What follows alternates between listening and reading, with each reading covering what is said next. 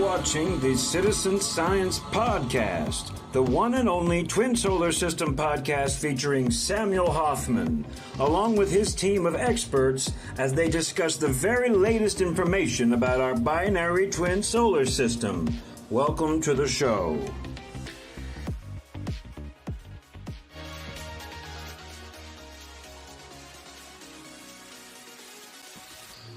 Okay, so hello everybody, and welcome to the Citizen Science Podcast. It's a really beautiful day here over Tulsa, Oklahoma, and I am one of your hosts, Rebecca Benningfield, and definitely happy you all are here, and we have so much to talk about today. I mean, I have a big, full list, more than usual, so we'll see. We may be setting a record, who knows, but anyway, I'm happy you all are here, and you can see I'm enjoying the weather outside. It's gorgeous, but let's go ahead and get our next host in here in the waiting room added to the show, and you know who it's going to be. I already know the one and only Sam Hofman. Hey Sam, how are you? Good to see you. I am fine, and may the 4th be with you, you Star Wars fans out there, up here in Montana, and yes, enjoying our nice 60 degree weather, and it's an awesome day.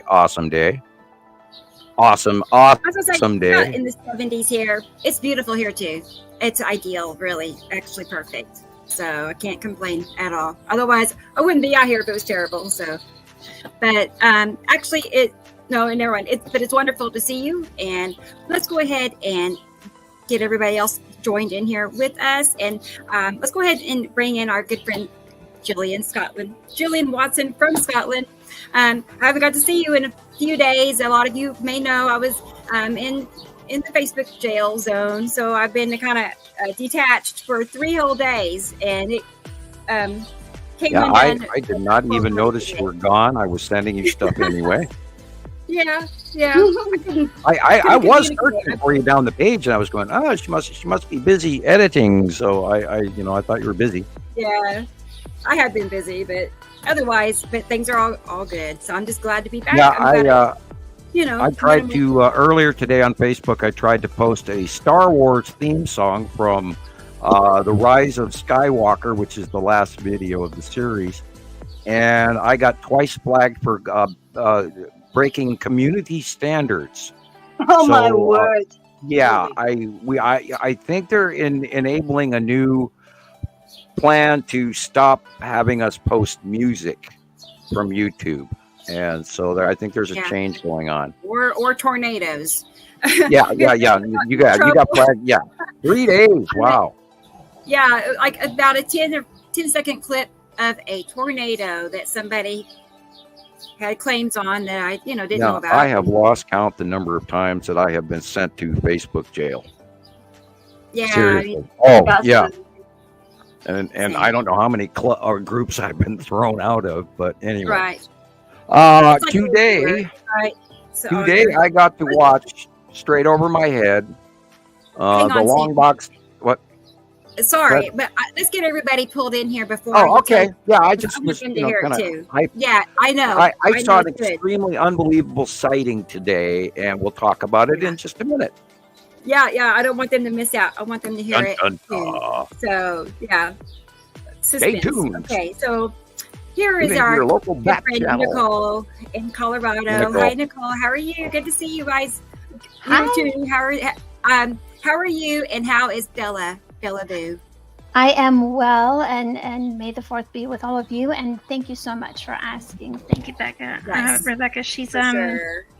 I'm still waiting. I did hear from the vet, and everything looks okay, but there's a few values that don't look so good. So we're doing some more testing, and I would absolutely recommend get that pet insurance if you can at all afford it, because wow, those things get up there really quickly. It's crazy. Yeah, we had to have a huge fundraiser. So.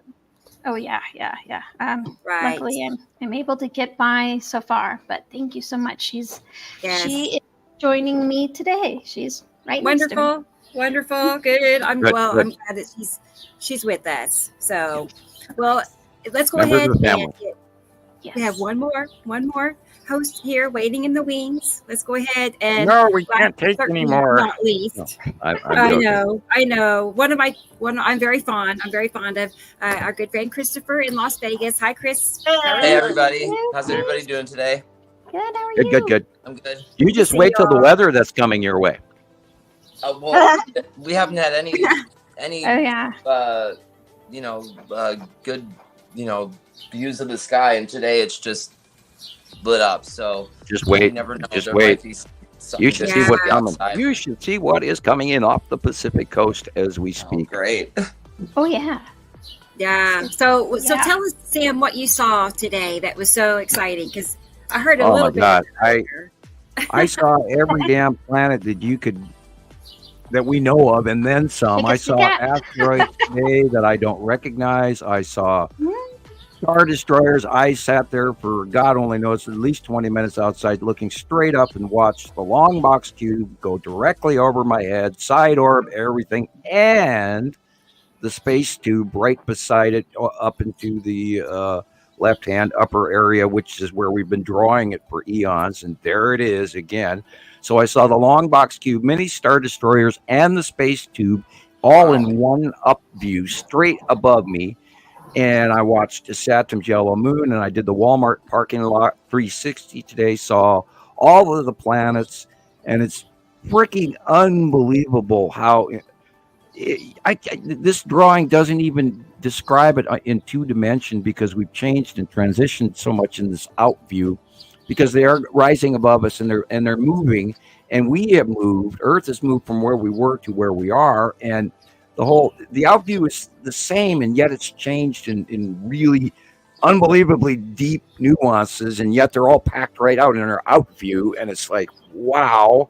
And I just sat there for the longest time. I walked back in the house, and I couldn't see anything, and everything was green for about 20 minutes because I'd been staring up at the very illuminated sky and the bright extra sun and all of that. And oh my God, the thing is I am in absolute awe that people are not aware that the long box cube and the star destroyers and the fleets of star destroyers and support craft and the Texas cube and the Empire orb are all above us, and we've been watching it for years, and I'm in absolute awe. I mean, unbelievable absolute awe. I'm going to have to reiterate it twice. That other people don't know about this, because it's like they're freaking there. And we all watched them come in. Everybody out there had the same chance to see. Oh, I love that. The same chance to see. Look at the asteroids underneath. That's that 3-patch, Rebecca. Which part, Sam? Oh, right, that center, that node, that lobe. The bottom is the little 3-pack of asteroids that nice. Orbits underneath Nepacity. 1, 2, 3 rings, green planet Nepacity. Argue with me, I dare you. Yeah, green and orange is a definite Nepacity situation. We are watching an unprecedented Midwestern storm pattern from absolute never seen before dog shit hell. And people, and we, welcome to the 180-day cycle. Exactly what I've been screaming about that was coming, and it's going to continue. And part of this next storm that's about to come in on shore right now, it's literally probably over Washington State and Oregon by now, and then Northern California, etc., and part of Canada, and it's heading our way, and it's going to go downslope all the way to the middle of the country, and it's going to create an unbelievable storm event. Wow. And no one is ready for what's happening right in front of our faces. And I've been screaming this, and welcome to the 180-day cycle. And, if you're not out there listening to me, well, I think that's foolish. Well, and then we're going to go back to accuracy rate. Let's go back to accuracy rate. Sorry, I have to throw that on the table. It's my ace card. It really is, guys. I've been talking about events that are coming, and I draw them ahead of time, and I'm very good at what I do. And I'm not trying to brag; I'm trying to inform. Right. Okay. Let's look at my accuracy rate. We talked about the beginning of the 180-day cycle, and look what the hell has happened in the middle of the United States right now in unprecedented form, and we've got pictures that match what the meteorologists are going, oh my God, this is the biggest storm I've ever seen. I've never seen anything like this, and I'm seeing an anticyclonic rotation that doesn't exist normally with tornadoes, and it's literally almost like a hurricane, and oh my God, all these people are flooding out, and we're having massive floods in Texas, and okay, that's happening.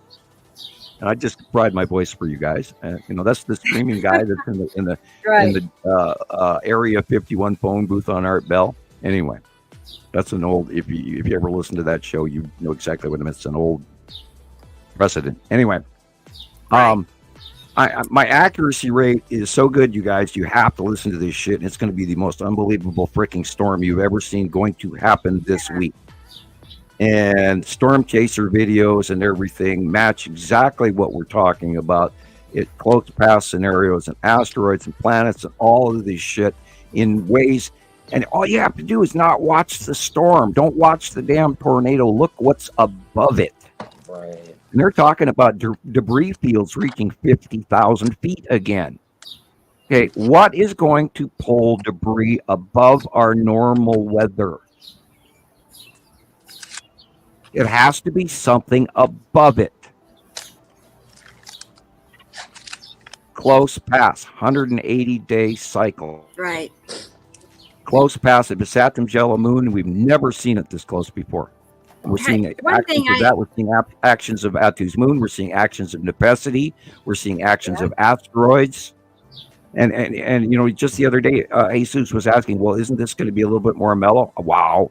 This is the year of the dragon, you guys. This is where the damn legend came from.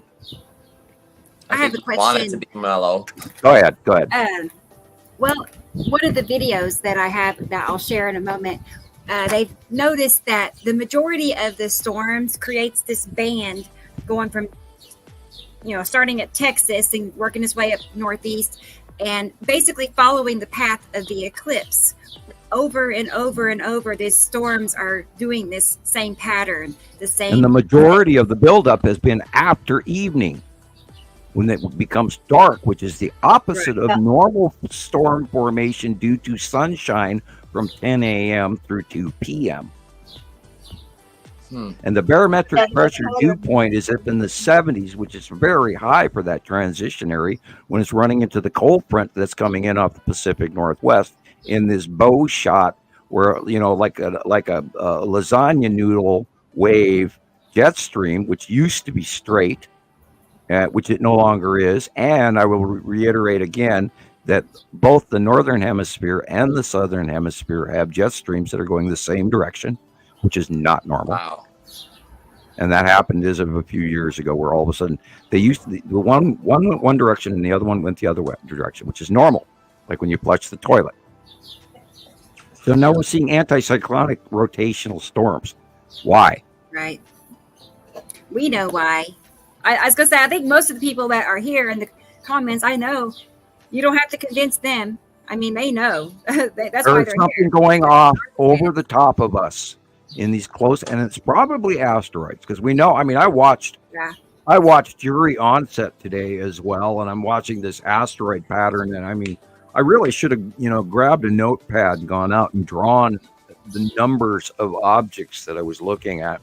Wow. because it's far beyond anything we've documented, because it is close and now it's above us. Whereas before it was always in front of us, either in the east sky or in the south sky or in the west southwest sky. Evening. But now that Uri is rising above us again and going over the top of us, that debris field and that massive Oort cloud, or whatever you want to call it, the volume of the shit at the bottom of this gas giant that's in the southern hemisphere. We've watched it for many years, and we watched it get bigger and bigger and bigger. We watched it pass by and run in front of us and then over us and away from us. But now, as the planets are going beyond Earth, now as they're becoming facially illuminated, as they go beyond Earth into the light where we can actually see their faces, whereas before we've been staring at them in the dark sides, which is why they're harder to see unless you're a pro. And we try to teach you guys how to do that. I couldn't believe what I was seeing yesterday as well. Sorry, Sam, but I was also kind of like you were, like, oh my, I have to tell somebody, and there's nobody. I'm walking up the street, and I'm like, oh, I can't believe what I just saw. It's like 2 light sources, but it must have been the yellow moon, because it was on that side, the right side, and it was low to the underneath the sun. Right. Speaking of which, Rebecca, do you have that Terry video ready? I have that video. Well, I don't have it ready. No, I have it. It's in a group of videos. So if I can get, yes. Okay, we can put that on deck for Act 2 if you would like. Yeah, I'll get it. Yeah, current event. Yeah, we'll get. What's going on? Go ahead. I was gonna say, how about we check in with who all's here, our listeners. Oh, good. Yep. What's going on in the comment section real quick. That's okay. Well, I don't want to. Yeah, I don't want to get too far ahead of ourselves. Hey, I'm glad that there's at least one adult in the room. I really am. Thank you, Maria. The earrings are gorgeous. They're absolutely gorgeous. Wonderful. Oh, I did not realize those were the ones that she sent you. Okay, we are Twinkies. They are just like mine. Just about. Wow. Yeah, I have to admit, I've been watching Star Wars all morning, so I'm a little out there in the movie zone. I want to see Ahsoka. Yeah, we haven't had a chance to visit, have we? But let me just, we can see how beautiful they are. Beautiful beadwork. So now you went and pulled it out again. Now you're not going to give it back. It's like they're made with love. Like, I can feel it. You can feel it. They're magical or something. I love them too. So, yes. Special thanks to our friend Maria in Alaska. So, hopefully she's here. Let's check and see. She is here. She's there. That's why I said thank you, Maria. Perfect. She's right there. Perfect. I will shut up and you go right ahead. Say hi to everybody. Okay. Well, all right. Hi, everybody. We're all just wired. It is one of those days. It is May the 4th, after all. Yep.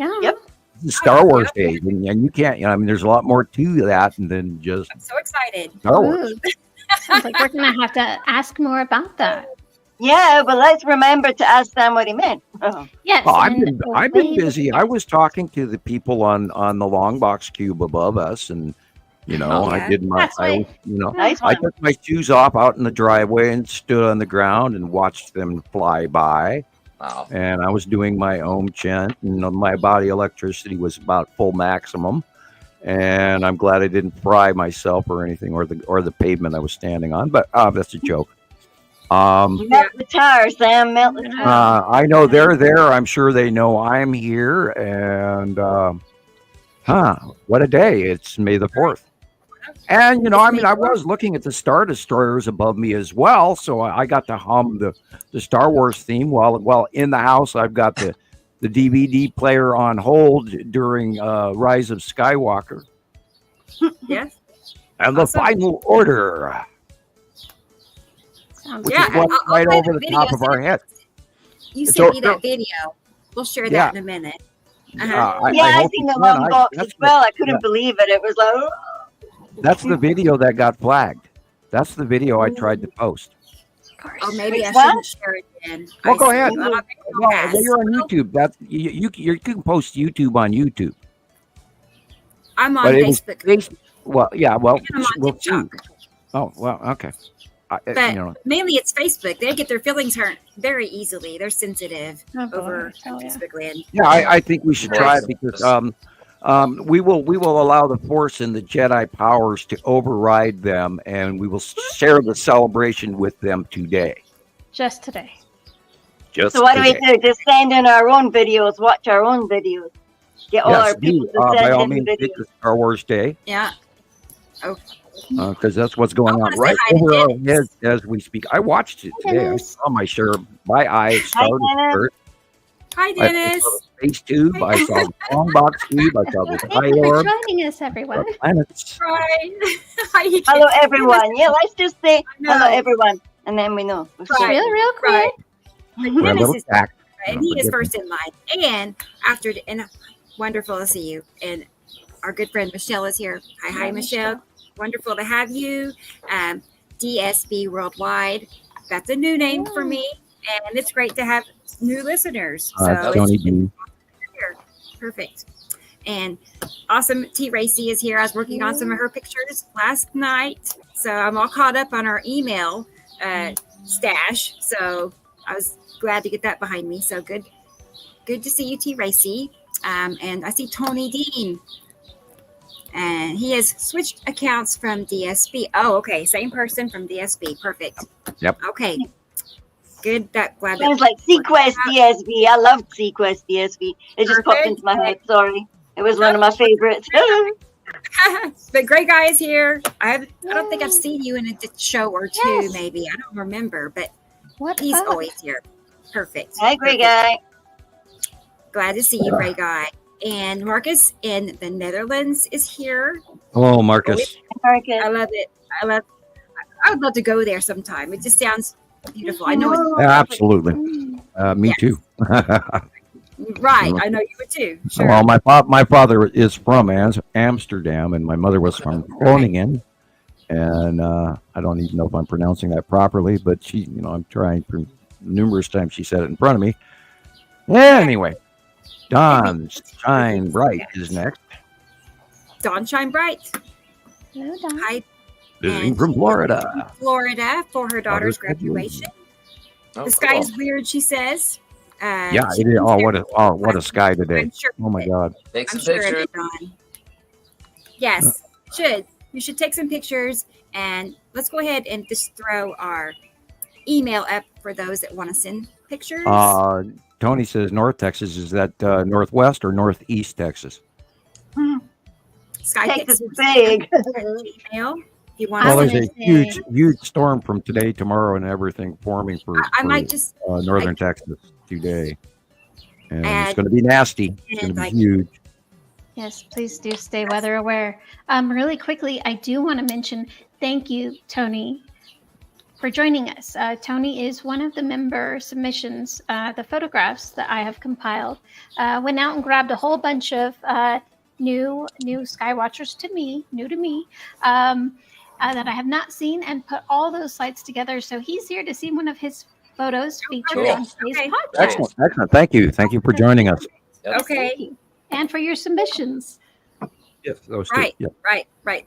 That's how it all works. Absolutely. Really, it's because of all of us. It's not just one of us, making it happen. That's impossible, basically. So that's why it works. And for the record, we do have to reiterate that all of this information that we have compiled over the last 14 years has been documented and gathered through the worldwide submission of a few 100,000 Skywatcher members around the world and sister sites. And we are not guessing. This is absolutely time-proven information. Brought to you for entertainment and educational purposes. And you'll find some very similar photos from all across the world in this week's slides. They're very similar. Same thing. Okay. Yeah, I'll get those up here too.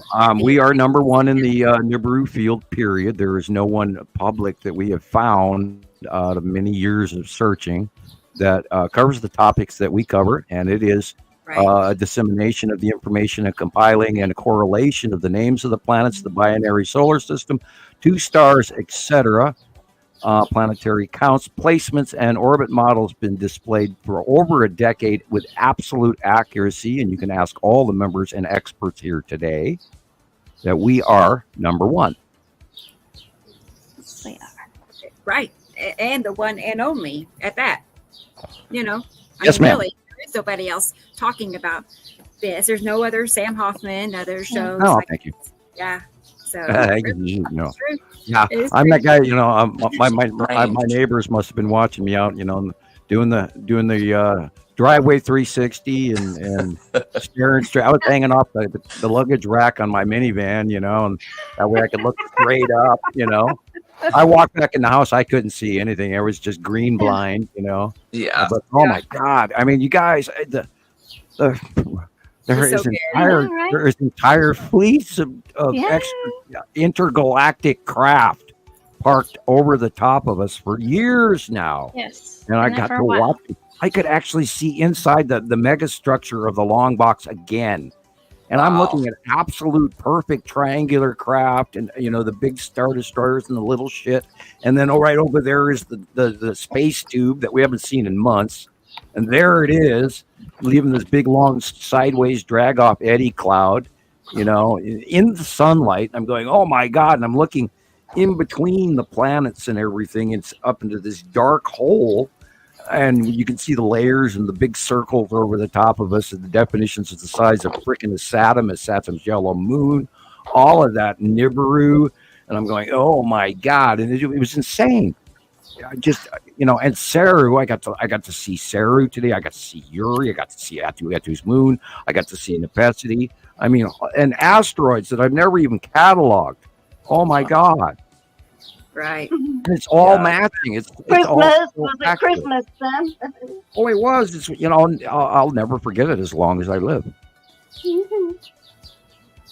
Hi, Frizzy Peach. Hi, Brendan. You know what? I have a day like that. And if I can find the video, I would love to. It's somewhere buried in my Google Photos. Experimental. But it was, I had like a fleet, as the only way I could describe it, passing directly above my head. It was going from the south to the north. And it went on for a couple of hours. It wasn't a short trip. Yeah, I mean, and one of the cubes was probably nearby, but you didn't recognize it. Because they literally park next to the Texas Cube, and then there's more of them next to the Texas Cube up in behind the asteroids.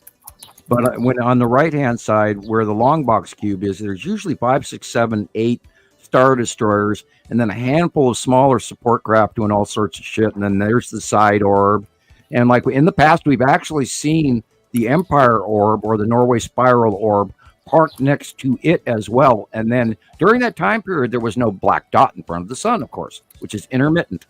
And so the you know, which is in the part of the startup at the beginning of the show. You can see the extraterrestrial Empire orb, Norway Spiral orb.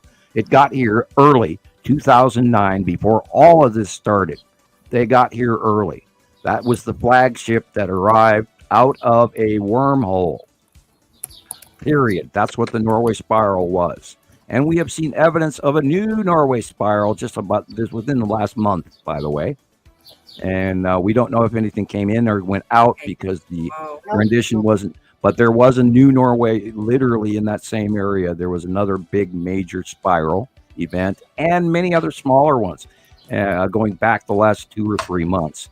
And we've had numerous craft sightings where they're actually, some are coming in and some are going out. Etc. Anyway, I'll let you go ahead, Rebecca. Oh, you're good. You're doing great. Okay.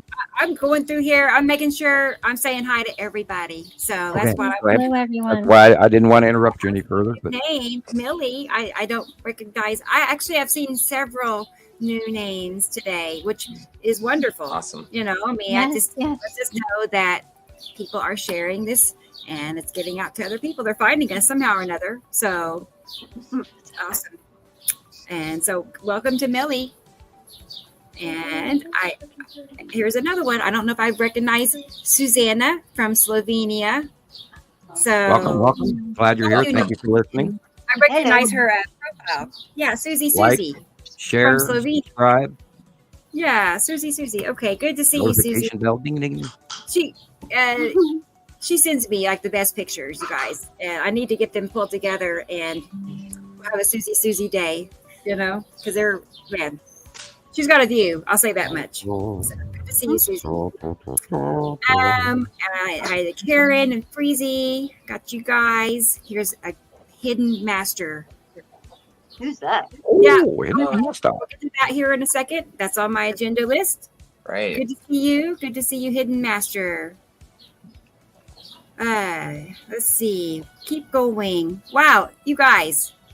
Oh, there's Maria. Finally caught up to Maria. Good to see you, Maria. I got some scrolling to do. I mean it. You guys are busy in here. Yeah. And the Blue Girl is here. Wow. Yeah, isn't that funny? Blue Girl, she says, I only see 2 people in here, but the phone says over 30. I've seen some discrepancies like that. So Thank you for your comments, Blue Girl, on the YouTube videos. yes, that too. That's That right. too. It helps. Okay. And is it Brigitte? I thinking that's right. What do you think? Hello there, Brigitte. I'm going to comment. QHHC, nice. There's another new name. See what I mean? This is wonderful. Quantum Good healer. to see you, Brigitte. And here is Rodney. I knew Rodney would be here. You can count on Rodney being here. So Cool. it's good to see you, Rodney. Let's keep going. Anissa Arabians is here.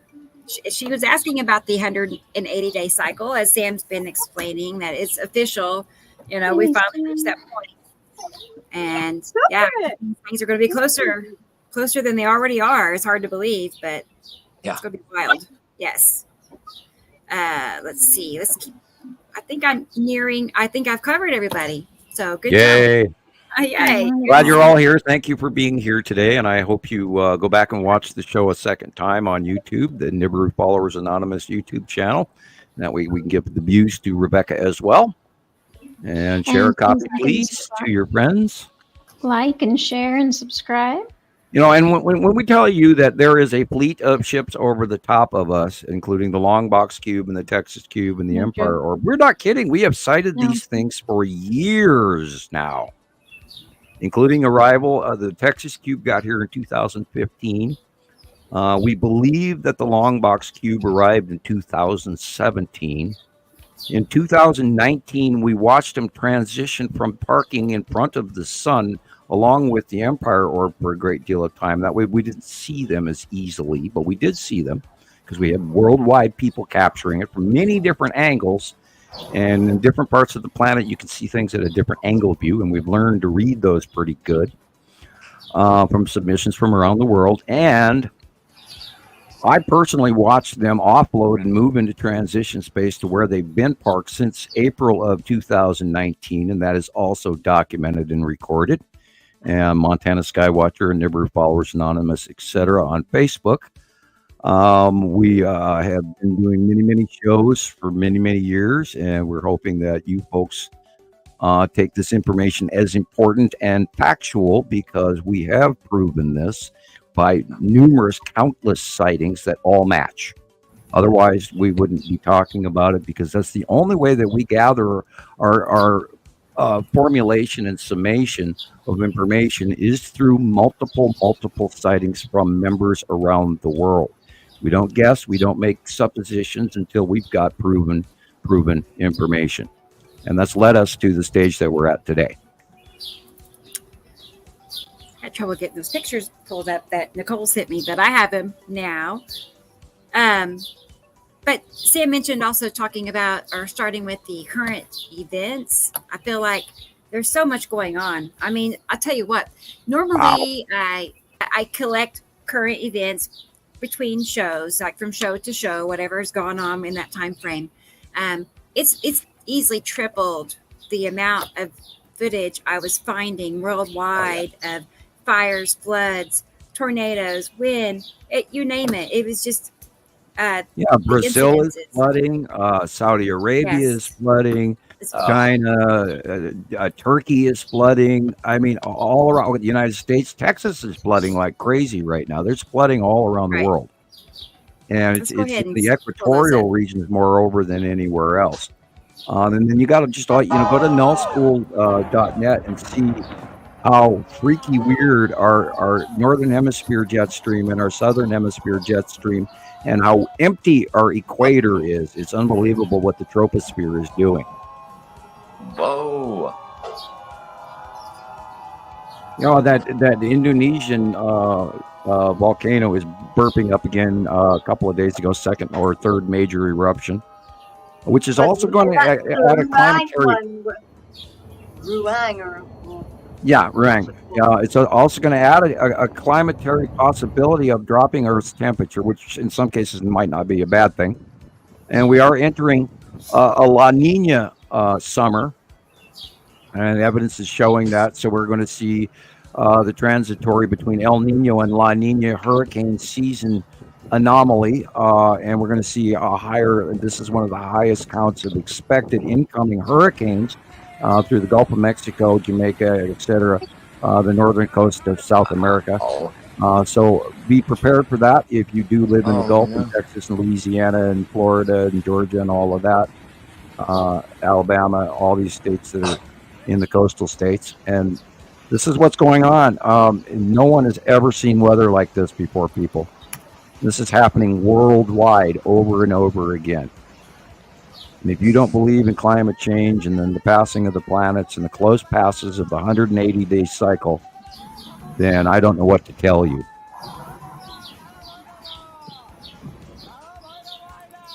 Right. The thing I noticed the very, very, very most when it comes to this, these weather situations is the only explanation people know is weather modification and geoengineering. That's the, that's the petitions they do to sign. The government's doing it to us. No, this is all natural, you guys. There's a planetary event going on very, very close to Earth every day.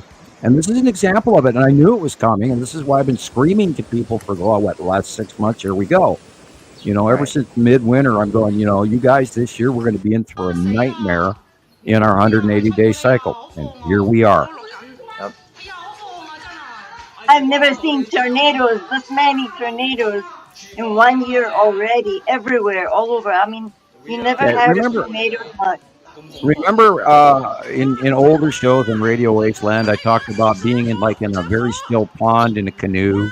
And each time you put the oar in the water and then you pull yourself forward and you lift the oar up out of the water, all around that stroke, there are hundreds of little tiny micro eddies going off around it. And when these close pass asteroids or planets go past Earth, it leaves a wake through the trail through the sky, but then all of those little micro eddies boil down into our atmosphere, which is where we're having these straight line derecho / bow effect storms.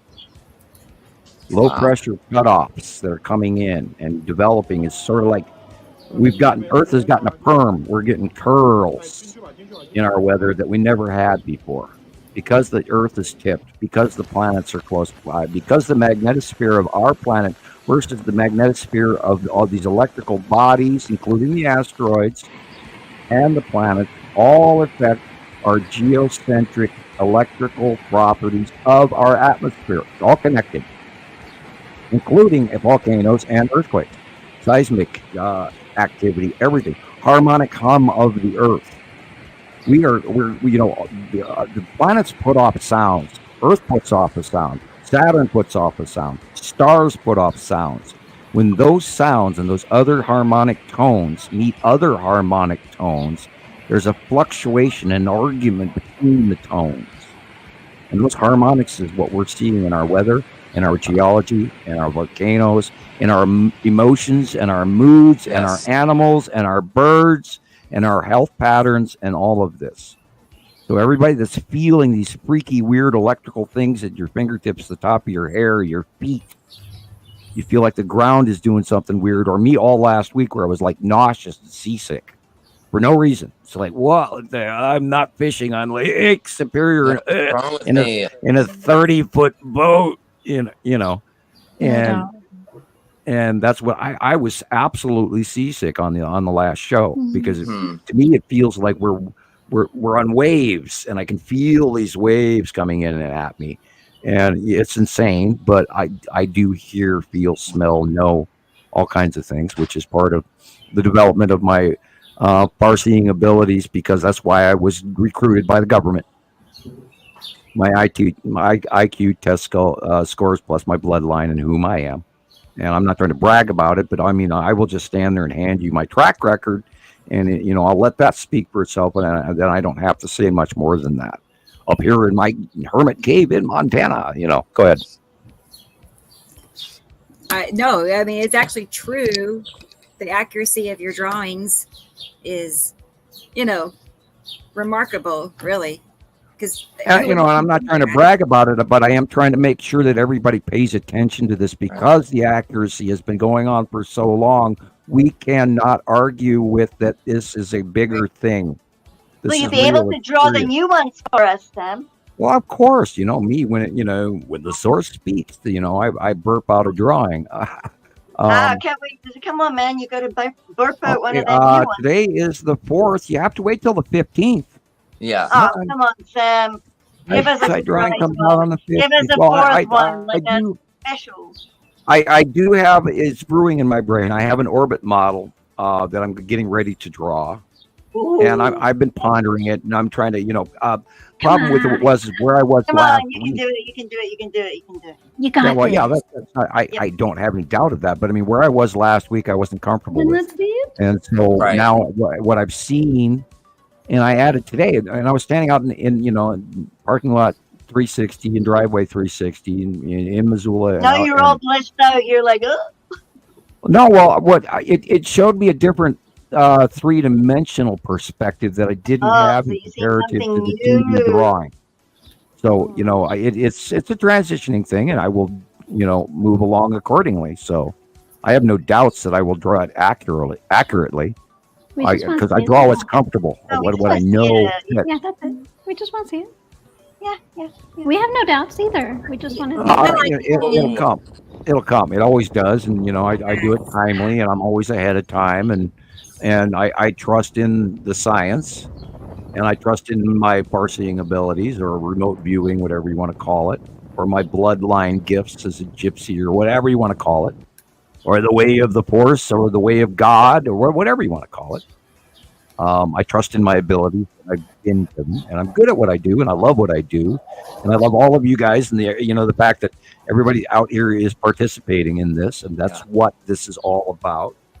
I'm here to disseminate the information and pass on the binary solar system to everybody, so it'll give you a new lifestyle and a new frequency, and intentionally, eventually alter the planet and how we see things and how we believe and what we know. And that's all coming. And that's been documented since 2010 and the opening of the new ascension. And anyone out there that has these knowledge of the mythos or the mystic and feel it. And that's why most of you are here today, is because you're connected to it. That's why you found your way here. And that is not bragging. That is sharing the information. Look at that. Look at the people. The signs in the sky are happening right now, people. Absolutely. The moon, the sun. I mean, what I seen when I was walking up the street yesterday was just... Oh, my God. If you really want to go, I mean, if you're new, get up before sunrise and look to the northeast sky.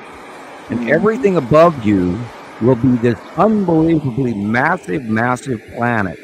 And you'll see the sunrise literally in the north by northeast sky. And our sun normally rises in the east in the normal real world. But no, the stars are changing. Everything's changing. Earth is tipped. All this shit is happening. And if you really want to see this, and that's the problem, you're not looking for a dot. You're not looking for a small basketball round circle. Some of these planets fill the entire sky. Right. Get up before dawn, look to the northeast, and you will see a very massive planet completely over the top of you, and everything to the west will be dark, and everything in the north by northeast by east sky will be illuminated, and you will see the entire bottom of a major planet, and many others if you look all around you. because we're in the middle of many planets right now. Look at sunset. Look in the middle of the day. Look straight up. You can't miss them. They're all around us now. Look for the dark areas. Search the dark above you. Get gray-black sunglasses. Don't try to film things through welding glass or any of that stuff. Block the sun with your hand and look around. Yeah, and if you can't wake up before dawn, I posted a video like at the beginning of April. You can just go on the Facebook group and look at it. It says pre-dawn effects of the binary solar system, and it's like 10 minutes long though, so you can watch it and see exactly what Sam's talking about.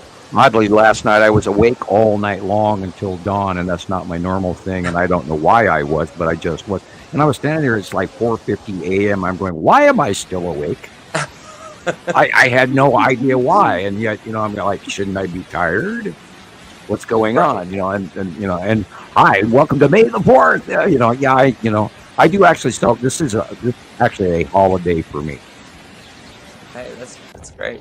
Oh, you know, I mean, you know, I am working on 115 views of Star Wars today, and I will be watching Star Wars until then, and I'll be at 115 as of today, and I'm going to go all the way back to number 1 and then start all over. You know, while you're mentioning that, Sam, I would like to make sure that everyone out there, if you have Xfinity and you're able to or want to purchase or rent those movies, they're actually normally $19.99 per movie. Wow. And there's quite a few, except for, like, I think A New Hope is not at all on sale, but they're $6.99 a piece. But for, like, I don't know, however many there are, it's like $130. And you wonder why I bought the DVDs. But yeah, so just so you know, and they are a lot of the cable networks are playing those movies on. Actually, started Disney, last night. Disney purchased them, and of course, you know, Disney, they never give up a copyright on anything, and they charge you again and again and again. Right. Yeah. And they want to get that $20 bill out of your pocket. And that's why I bought the DVDs early, and I will watch all of them today. I really will. If it kills me. No. Oh, you have time. I will be up until I finish because I am on holiday. This is, you know, it's like lighting the menorah for. I'm joking then, and no bad letters and phone calls. I'm joking. Just kidding. No joke. Yeah, just kidding. It's not that serious, but the menorah. I mean, for you Jewish folks, and the menorah is serious, and with merit. So anyway. I have studied all my religions. Thank you. Hi, and welcome to my. I only had 2 cups of coffee today. Can you tell? May the 4th be with you always. Run, Luke, run! Yeah.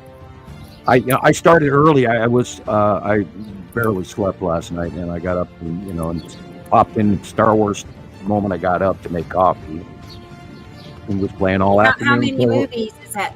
How many? I got through 2 so far. I'm in the middle of my second one right now. This is about 3.5 hours, 4 hours of viewing. And I went to the store and came back and paid bills and all of that. So. And how are the girls? All peachy. They're happy and enjoying their day, and they got their pizzas for podcast night, so they're in teenager heaven. Gonna use Maria's pizza cutter again, and that thing's a war weapon. You could do unbelievable things with that. Put a better handle on it. But, yeah, it's an unbelievable piece of steel, Alaskan steel. Thank you. I hope it was made in Alaska. I don't know, but I don't know where the steel's from. But anyway, yes, we are George. That looked like it went up. Generically, lightning does, but you have to look at the color of the lightning. Right. Yeah. Oh my God. Look at that. Why? What the heck? Hey, it's mythical. The gods are speaking here. Yeah. Mom and Dad are home, and they're pissed. This is part of the transition that every time the Nibiru cycle happens, every 3,654 to 4,000 years, we go through this excruciating climate change, and you're seeing it right now. The boil off of water, we have more water in our air because the jet stream's all screwed up, and they're both going the same direction, so there's a climate change event going on right before us. And we're no longer geographically located where we used to be. So the deserts are flooding because they're getting more moisture because they're not where they used to be. And the jet streams and the trade winds and all of that have all changed.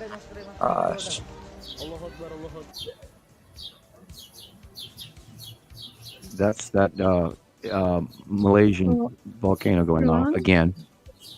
Yep. Wow. And they actually they said it rose so high that it may actually affect planetary temperature. And it'll also affect atmospheric conditions, including particulate in the air. And I could take a real quick look at that area to see what it's putting off, because I have my readily used nullschool. Let's see, what is it? Nullschool.net. And it has the dialing and setting that you can set it to observe particulates, etc. We'll start with particulates. Then it shows industrialized chemicals coming from factories. And then if you go to the chemical, there is a small microcloud that is being suppressed in that area, and it's going south. So it is not, it's going into the southern troposphere.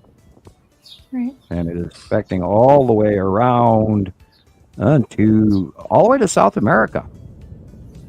Which is also having, the Amazon is seemingly is like burning. There's a lot of chemical dispersion coming out of the Amazon. How interesting. I've never seen that before. That's unusual. I wonder if the Amazon's on fire and they're not telling people. Anyway. Well, the Amazon's drier than the ever used to be. They've been warning for years that the Amazon was drying out, the Mississippi River was drying out. Now this year, with all the rain that's coming in now to the Midwest, that will be helped. Although most of the watershed is going on the opposite direction, Oklahoma, Texas, etc. But Oklahoma and Texas are going to have a greener next few years than they've ever experienced, and the water is going to continue this year. Now all you have to do is go back to that the map of what was that guy's name? Gordon Michael Scallion's future map, or the Navy, United States Navy future map, and see that whole area is going to be transitionally changed moisture-wise in the future. And I don't often talk about that, but I just thought I'd throw that out as an Uno card. To me, it seems like the Tornado Alley part of Oklahoma has shifted more to, Arkansas, Louisiana, Carolina. Actually, it's risen. Tornado Alley has gone north. It's gone from Nebraska, Iowa. That's true. That recently, Illinois, Indiana, Ohio, and Pennsylvania. Now, later on this week, Ohio and northern Pennsylvania are going to be in for an event. They are not sure how bad it's going to be, but there will be a structural low pressure system, there's one right now that's also gone up into Canada. Of course, they're not going to tell you about that. But Saskatchewan and east is going to suffer excruciating weather. And for those Canadians who are listening, you need to check into that because it's going to be a very severe weather event. And that is this week as well. So, doing my homework, thank you. So, Rebecca, you live wonder in this area, right? Excuse me. Sorry. I'm sorry, I talked over you. Go ahead. I was just asking, you live in this area where all these, tornadoes come through. What do you have, like a plan set up? Like, what do you guys do when these weather events happen? Not a major plan. No, Chris. I mean, I'm not that. I mean, you guys don't have like a basement or somewhere to go, or like. Right. I mean, if I can get to the basement next door, I'm going to check with my landlord because he has an apartment building next door and there's a basement. So, that's I would arrange that ahead of time for what's coming. This summer is going to be unbelievable. And talk about hot, and I mean, you might have blackouts power wise. Who knows where this is going to go? Right. And there's electrical event discharging of the asteroids as they close past and planets and all sorts of. I mean, we're going to see events this year we've never seen before. Right. At a level, I don't know the level. I don't know how extreme it's going to be, but I know we're already seeing events from this planetary placement we've never, ever seen before. And it's way more powerful this year. And I was thinking it would be less, and it's not. Yeah, like look at the hail that's dropping. They're talking today for Texas. They're talking 4.5-inch hail. Wow. We're going beyond gorilla hail all the way up into Godzilla hail. Right. And I've never heard of anything like that. I've heard of hail that's very large, but not consecutively, week after week now. This has been, over a month we've been seeing hail. The size of grapefruits or softball. This is crazy. And it's going to be repetitive. You should see what's coming in on the West Coast right now. And when that hits central United States after it goes over the top of you're going to get a rain event in Las Vegas like you've never seen. And then it's going to hit Colorado, and then it's going to drop down into the plains, and then it's going to develop into something insane. Wow. Because the shape of it is unusual and suspect, and I'm going to be watching it over the next week with what I see and from the captures I can mine. Hello, soap bubbles. What's that? I don't know what that is. I'm just curious. It's soap bubbles that comes from phosphates in laundry soap in the water system. Okay. Well, now I know. Oh, borax and phosphate and all of that. Sure. Bubbles. It's a magic bubble party. I thought it was a special cloud. Bear stare. Okay. Oh. The harmonic of Earth is drastically different this week than it was even a week ago. I'm like, it's changed, it's new, it's better, it's more comfortable. But, oh my God, look at that. Oh my God. When have you ever seen weather like that? Within the last couple of years, that's all. This is it. This is new. This is extreme. This is volcanic ash everywhere. Wow. Volcanic ash. Look at it. Yeah, and it's burned all the leaves off, and it's actually melted and gone through the roof because of the weight and the heat. Where's that? We went through this. This is what Missoula looked like after Mount St. Helens. Oh, I bet. Wow. And at that time, I was working for the Parks Department. I was driving dump trucks and front-end loaders to scoop all of that stuff up from the parks. And I probably, we didn't even barely have any decent masks back then. And that was in the 80s. But anyway. Yeah, ours wasn't that thick, but we had a good anywhere from 4 to 6 inches around in ash. And it didn't go through our roofs like that, but it did cover everything.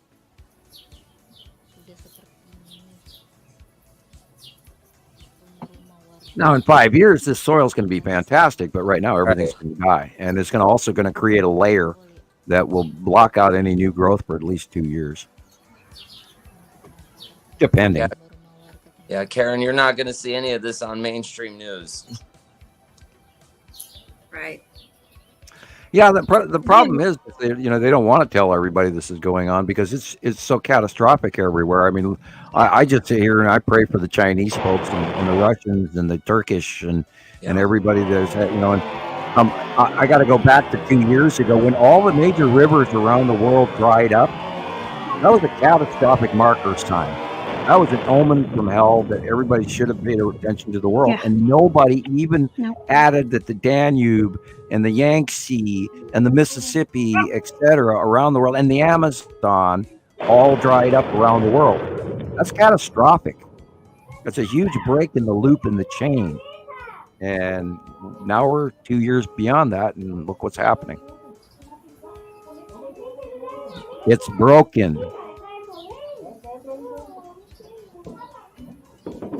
And if you have family, you have to look ahead and you have to plan ahead. This storm is coming, and we're in the middle of it right now. Yeah, I talked to people at the grocery store, and I said, well, yeah, at least we're not in Oklahoma. And they go, well, what happened in Oklahoma? There are people out there that don't know what happened this week in Texas and Oklahoma, or Lincoln, Nebraska, Omaha, Nebraska, or what happened in Ohio, and what will happen in Ohio and Missouri and Indiana and Illinois and Nebraska and Kansas. Oh, and Minnesota. Yeah, Minnesota is even being affected. And that whole low thing that came up from the Gulf of Mexico that created that storm from hell actually went up through Michigan and Wisconsin and Minnesota, and it's now in Canada. And it's this big rotational cutoff low that has somehow managed to keep its millibars together and actually remain this divergent low thing that meteorologists are barely discussing because they don't even know what the hell it is. And anywhere you look on Fox News, you name it, on YouTube, etc., you're going to tell you that they have never seen anything like this before. And it's time to pay attention. Yeah. I agree. Karen McCardle was asking if anybody had ever seen the movie Geostorm, and also about cloud seeding, because obviously Dubai had a whole bunch of them. Yeah, well, they used to do that, and they're not doing it currently because there's no need for it, because they already have. And that's an easy way to blame somebody in the government and then not connect the reality. Don't fall for the bullshit. There is no geoengineering going on locally by any government, because except for them trying to protect you from the extra sun and block you from seeing the close transitioning passing planets and asteroids and spaceships that are here galore. Right. So they basically, put sea trails in front of the cubes and the long box, and they spray in front of. And I hope I don't get flagged for just saying that. But we've been documenting, we've been watching it. We see, I see them. That's why I draw them. I know they're there. And you have to listen. Yeah. I get in trouble on TikTok a lot when I go against those ideas of cloud seeding. If I go in the comments and say it's not cloud seeding, it's a planet, they'll take the video down. They don't like me going against. Yeah, well, and we are embarking on that doorstep, that threshold where we might be removed. Misinformation. We could get cut off at the knees any day now, and I do think about that regularly. Yeah. Look at this. Love it, Nicolle. Yeah, I seen Nicolle send it, and I thought, how many people can I send it to quickly? But I can't. Yeah, it's perfect. And the metaphor in the background is the Vitruvian Man by Leonardo da Vinci. And there is so much to that pictogram that you wouldn't believe. And that is literally, you're being described the secrets of life right there. Because believe it or not, that same structure pattern of the star behind him, the Vitruvian Man is standing in, is the same structure as our binary solar system. Wow. Isn't that cool? A star within a star. Yes, I saw this.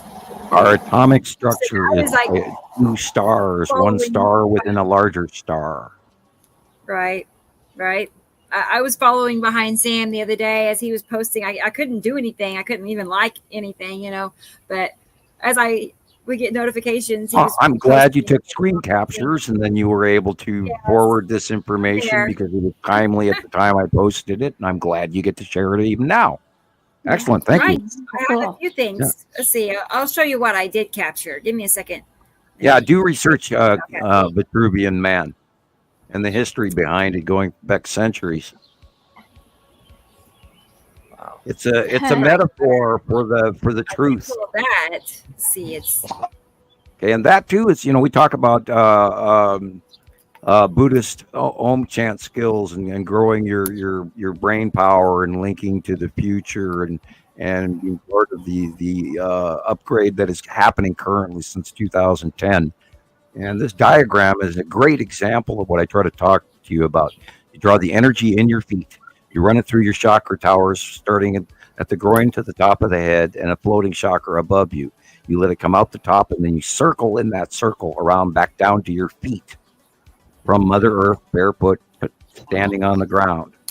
And if you put that concept in your mind, and then learn Om chant, and then learn how to feel with your hands that this man is showing you, to touch that circle, you will connect in the way to cosmos, the source, and the links and all the truths that are already inside each and every one of you through your genetic memory.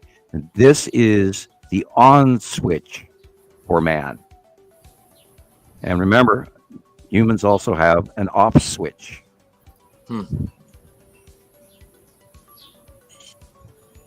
What would the off switch be? Depends on point of view. We are living in a clipped genome, and we are turned off until we grow and create a phantom continuation of that 24th chromosome to self-heal and grow and develop and connect with our cosmic self, and which is the separation. And that is what the changing upgrade is all about, is how to relink with your genetics tower, including your chakra tower, and getting to your cosmic energy. And once you listen to Source will tap you on the shoulder, deals with truth, and it's blocked by lies. And once you let go of the lies, the truth will tap you on the shoulder, and you'll feel it. And then you'll see past the illusion, followed by reaching and connecting to cosmic source information and beyond. And there's even floating chakra towers above that. And over time, you will learn that. And this is the connection of the evolution into the sixth stage of man.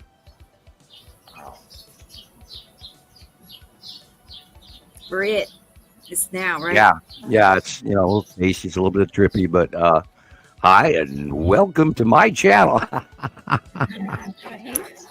Let's or go my back to idiom, these pictures. I can't wait to see what we're controlled by sociological manipulation. A lot of people don't dare believe the information that we share here, and it's limited people's growth. I mean, look dead center in the middle of this picture. What does your eye tell you? First thing that you stare at this picture, please hold it here for a second, Rebecca. Yeah. What does your eye say? That's not normal. What am I looking at?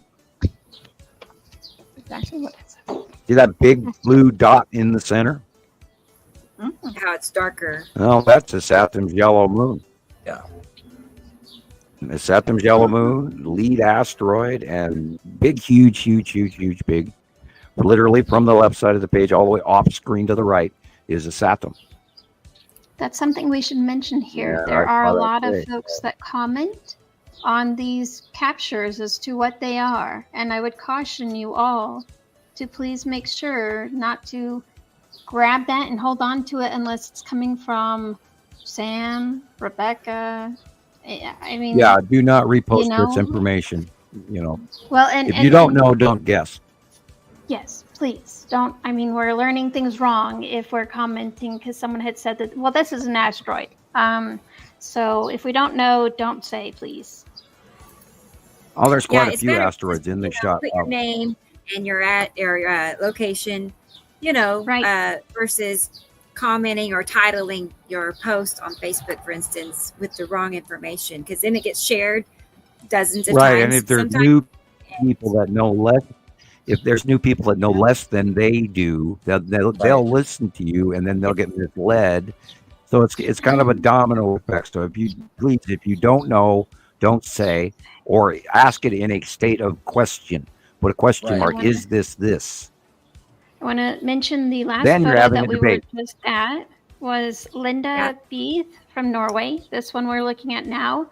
So yes, this is from Linda in Norway. Wow. And the next photo is Tara. Tara's able to, she's put her own watermark on there. That's super helpful and saves me time. Thank you so much. This is Nepacity. And this is Fort Worth, Texas from Tara Nicolle. Wow. Yeah, I love the watermark idea. I did it on my phone too, and I love it. It's like so professional looking. You'll see it in a second. I'm like, wow. It goes way better for cataloging for us when we look at stuff, and if you could add the direction and the time and all of that, and that helps us come to an actual science point of view instead of having to remember a picture I got in 2018. Oh my God, what month was it, and what time of day was it, and who did it come from? And I had a lot of people over the years go, well, why did you thank me for use of my picture? And it's like, do you have any idea how many pictures I go through every day? And I said, I can't remember everybody, but I do try. So if we do use your material, we absolutely appreciate it. We use it for scientific purposes only. We don't sell your material. Yes, absolutely. So, we take donations. I just want to tell Karen, thank you for sharing our show. So I appreciate that. And yes, it's more than okay. We would appreciate you to share it. So yeah, that's the idea. Everybody has to get together and work because we're only a small group of people, and only through our members and our citizen scientists out there can we share this information, and then it becomes commonplace, and then it becomes accepted. And this is Chris. A lot of argument. Texas, Look USA. And this was right after one of the, I want to say her commentary said that this was right after one of the tornado storms had flown through their area. Dead center is lead asteroid. The middle upper right is Isatum's yellow moon, and behind it is Isatum. I know Chris, she knows what she's seeing. She may not know exactly what planet it is, but I know she knows. Yes, I mean, there were just a few that I threw in that didn't. And the green asteroid is above the word Flanders. Yeah. Just at the tree line. Okay. Oh, my goodness. See, I would not have seen that. But I know what you're talking about because it's there. It hangs out with either Isatum or I see it with Nipicity. Okay. One or the other. Somewhere between lead asteroid, which is the dead center it's got two middle stripes on it, just slightly right of center. There's a lead asteroid, and right behind it should be the long box cube. We know it's there, and it sits in between and hides, and that's why they parked where they parked, and they've been in the same place since 2019, within varying degrees of altitude. Sometimes they're really close to Earth, depending on the pass as well. And other times they're quite distant. And today they were kind of higher up but in the same placement that I've been seeing for 4 years now. So 5 years, literally placement. Okay, here. Wow. This is we missed one from Helmi Nell. She's from Africa. Sorry if we didn't already mention that. And this one was actually one of mine. And we're looking south. The last, you said I missed a picture because the last one in this is Chris's. I must have, I apologize. I must have. That's okay. And then the next one I have is this one. Oh, you know what? I've probably moved them around since I wrote down my list. Okay. Okay. Sorry about that. Not you. It's me. It's me. That's standard line. It's not you. It's me. Right. Works in everything. Works for everything. I'm gonna say Nipicity. I'm gonna say Nipicity. Yeah, there was quite a few different things. Yeah, this is a hard call. I was wondering, through three different options in my brain, but yeah. I'm looking at the center illumination, which tells me open core. What about? Did you see Atu's moon anywhere? I mean, no, that would be straight over the head. Well, it could be in the upper view here, but it was Atu is straight over the top of us. Wow. Okay, I see. And there's so much going on. It's insane what's going on. I mean, I watched it today, and I just I'll be grinding my head. My ears will be smoking until tomorrow. I promise you. Maybe like that. Atu's moon in front of. I got to try and cram all of this in 3D in my head, how it's actually working. And it's not difficult, but it's going to be some serious pondering. Because I did see a change in the dance between the out view of Nipicity and Atu's moon again. So, and they do dance back and forth in out view placement. And today I saw, I saw Nepesity in a very strange northerly sky. And I was like, what? Because I expected it differently. Okay, this is in Cape Town, South Africa. The light is coming from the left. Wow. That's big. Yeah, well, it's either a Saturn or it's Nibiru, and I'm more tempted to say Nibiru. Really, I am. Yeah.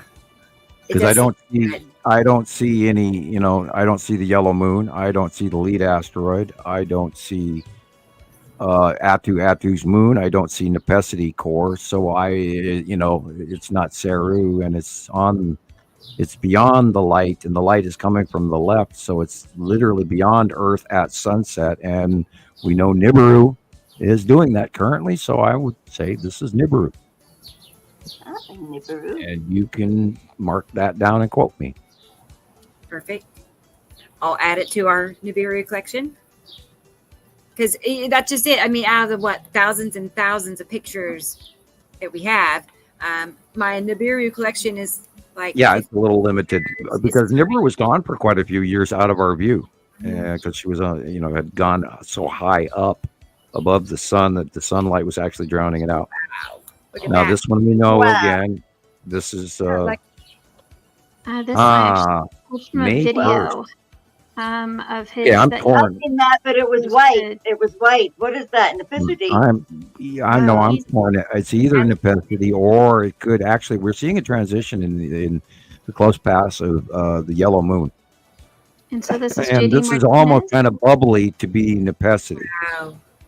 I was even Andy Pohl pointed out this week in pictures that he sent me that it was looking very much flame-like rather than Nepesity-like formations over the top of him. And this is what brings me to say that we've never seen the close pass of Isatum and Isatum's yellow moon. And if you it just scrolled out on me there. It looks very it looks very likely like that, but bigger. And that could very easily be the bottom of Isatum's yellow moon in the first 2/3 middle, and with the outside being Isatum on the outside. And there is that straight flat line at the bottom. And so it does. And look at the angle of light. It is also semi on the right-hand side. And today, even I was watching, and Isatum's yellow moon were farther back away from the center of just off to the side of the sun than we have seen even last month. And it is actually moving farther over the top of us and closer in this 180-day cycle. And we have never seen Isatum and her moon this close ever. The entire time, the entire cycle since arrival. This is the first. So this is unbelievable. And I mean, look at the storms that are going on in the middle of the country and on the other side of Asia and Russia and Turkey. So we've never seen storms like this. And that could all be close pass influence of asteroids or the planets. And we're seeing evidence of it. Now, this very much reminds me of Atu and Atu's moon because of the bubble, and I can see the asteroids. And behind it is Nepesity as well. And here is Tony Dean's photo, Texas, USA. Right, and the middle is Atu's moon, and on the right-hand side or the left-hand side is that white bank of clouds, and that is the red asteroid. And the spiral asteroid is just slightly skewed higher middle left. You can see the straight line. That's the spiral asteroid, and the middle-faced gray area, upper top middle, down to where the asteroids are crossing in is Atu's moon. And slight to the right, you can see the edge of Atu, and then behind it on the right, that lower horizontal level, just above the tree, you see that line, and that is Nepesity. Wow, that's cool. Very cool. Yes. So it's kind of like that one with Atu in between. With Atu in between, correct. Wow, perfect. Rebecca, you're good at this. I've had a little bit of practice. I've studied your drawing. Just a little bit. Yep. Just a little bit. Time, and I have on my phone, I have like dozens at all times of your drawings. I was thinking of that song for the longest. I can't even sing. I'm hoarse already. Hey, it must be cough drop time, huh? So this capture is from B. Varas Timia out of Hungary. And I do hope I pronounced that. Oh, that's an easy one. That is the site of Uri and Peru behind it. I did not. And base cloud of Ceru, and the orange spatial glow in the dead center middle to left is the face of Uri, including if you look slightly higher up to the right, you'll see the stripes of Uri. And dead center middle upper, that blue area with clouds, is the red asteroid.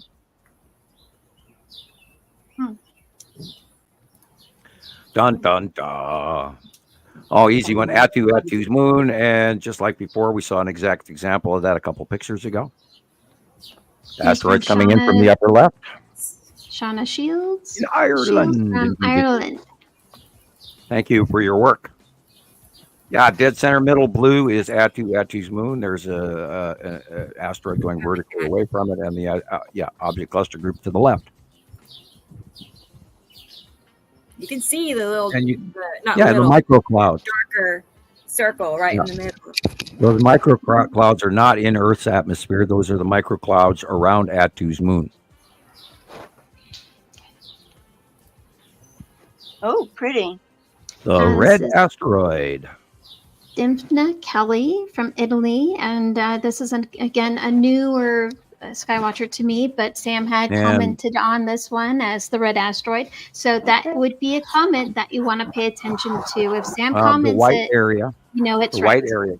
The white area is the red asteroid, and the light blue cloudy area is the little sister, and a smaller couple of little asteroids up front, which do actually make up the facial. And we're going to have to name those. Now they're getting bigger, and there's 2 or 3 of them there. And that is what makes up the facial of the red asteroid that sometimes we've seen for many years. And it always sort of looks like some sort of a sea creature with a weird jaw. And it does have a flatter edge. But yeah, that's the red asteroid and little sister and some micro asteroids along with it. Thank you. Excellent capture. That's almost look at the surface level of it. And we're almost seeing now. If we study the shadowing on that, that will give us proportional shape and facial shadowing that we can match years later with other examples. And we've learned to do that with the lead asteroid. We've learned that to do with the red asteroid. We learned to do it with the spiral asteroid and the green asteroid and the blue asteroid and the big 3 and all of that over the years. And that's just the big stuff. There's millions of other things behind it. Do you still have that old space cloud that they published from the space station, Rebecca? Do you still have that old footage? Space cloud. Remember that? Yeah, that we used in the show. We used in asteroids, right? Show 10 or something. Yuri, yes, let me get it. I have it. From the space station. Yeah, we might as well discuss it. We are in the middle of the 180-day cycle, and this shit is going past us every day. And now this is part of what's going on. I mean, there's an electrical discharging going on as this material goes very, very close to Earth. And it can have drastic effects of the weather, stir it up like the canoe oar through the water. Yeah. That's normal space out there. There's little microparticles flying around. You see stars way off in the distance. That's normal.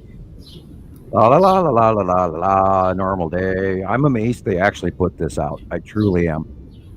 Every time I see this, I'm just in awe. Yeah. And then in sets Uri. The planet Uri starts to come in, and it's got a whole bunch of debris underneath it, flying around, doing all kinds of things.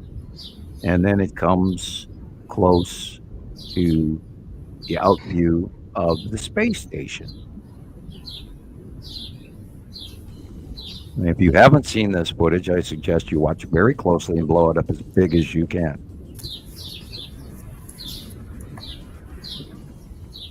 It's craziness. It's totally that crazy. Is debris and gases underneath Oh, did you just see that? You see all those? Yeah. Look at the size of some of this stuff. Yeah. Look at the size of that. Incredible. You can see the shadow. You can see the dimensions like a puzzle piece or a cog. And this is other debris, and it's the cloud drifting to each other because they're actually moving in space, and they're dragging up. When the sun shines on them, they leave a gaseous exchange behind them, which is space clouds. In the gaseous, it's like kind of like a nebula. But this is multiple. Look at the size of that one right there. Massive.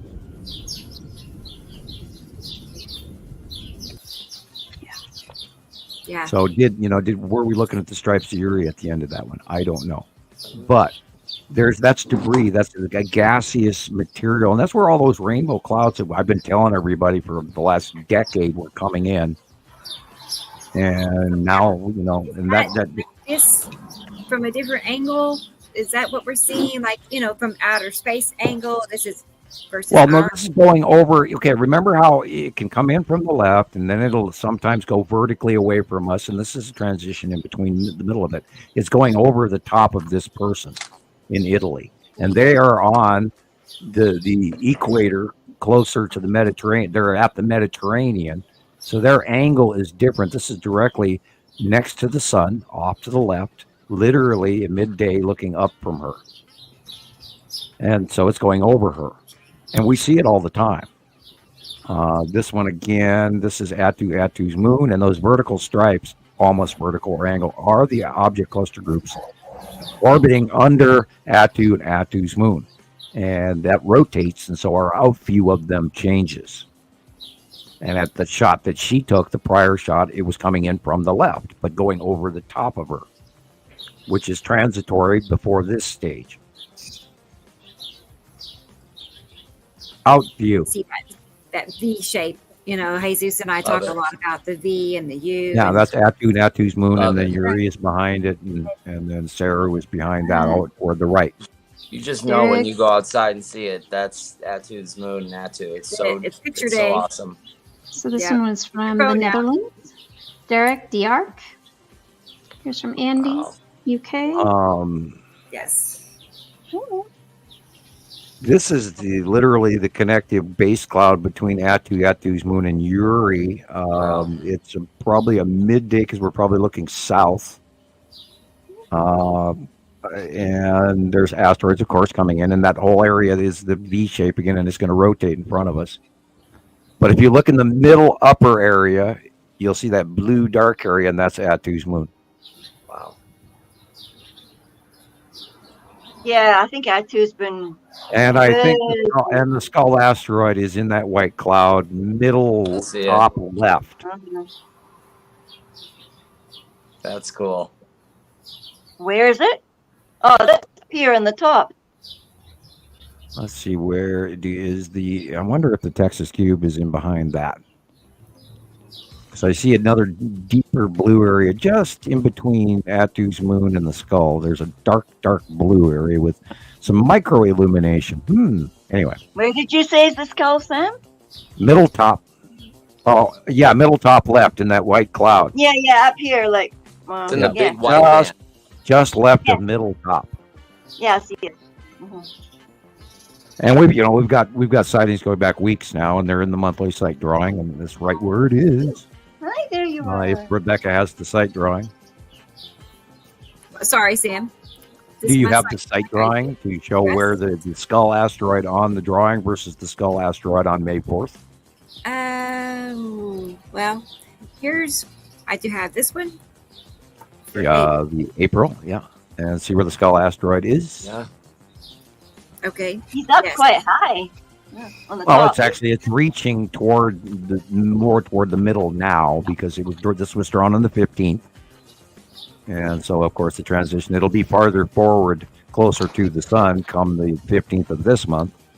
Wow. Okay, so are you saying the skull is visible here? Because I have trouble recognizing. Okay, go to the top middle of the page. See the blue dark. Start with the dark blue area first. Move over 1 inch to the left, and you can see the two eyeballs in the white cloud.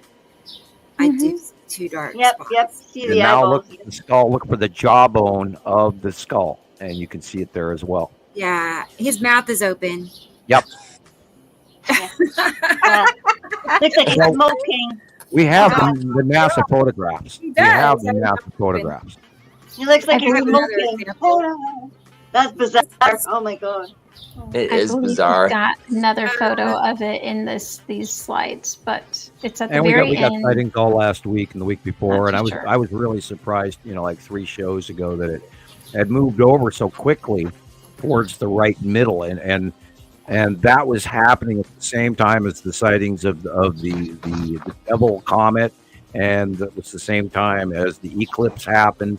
And I was sitting there going, whoa, and then this is the 180-day cycle all at the same time, which is the approach of the dragon and all of that shit.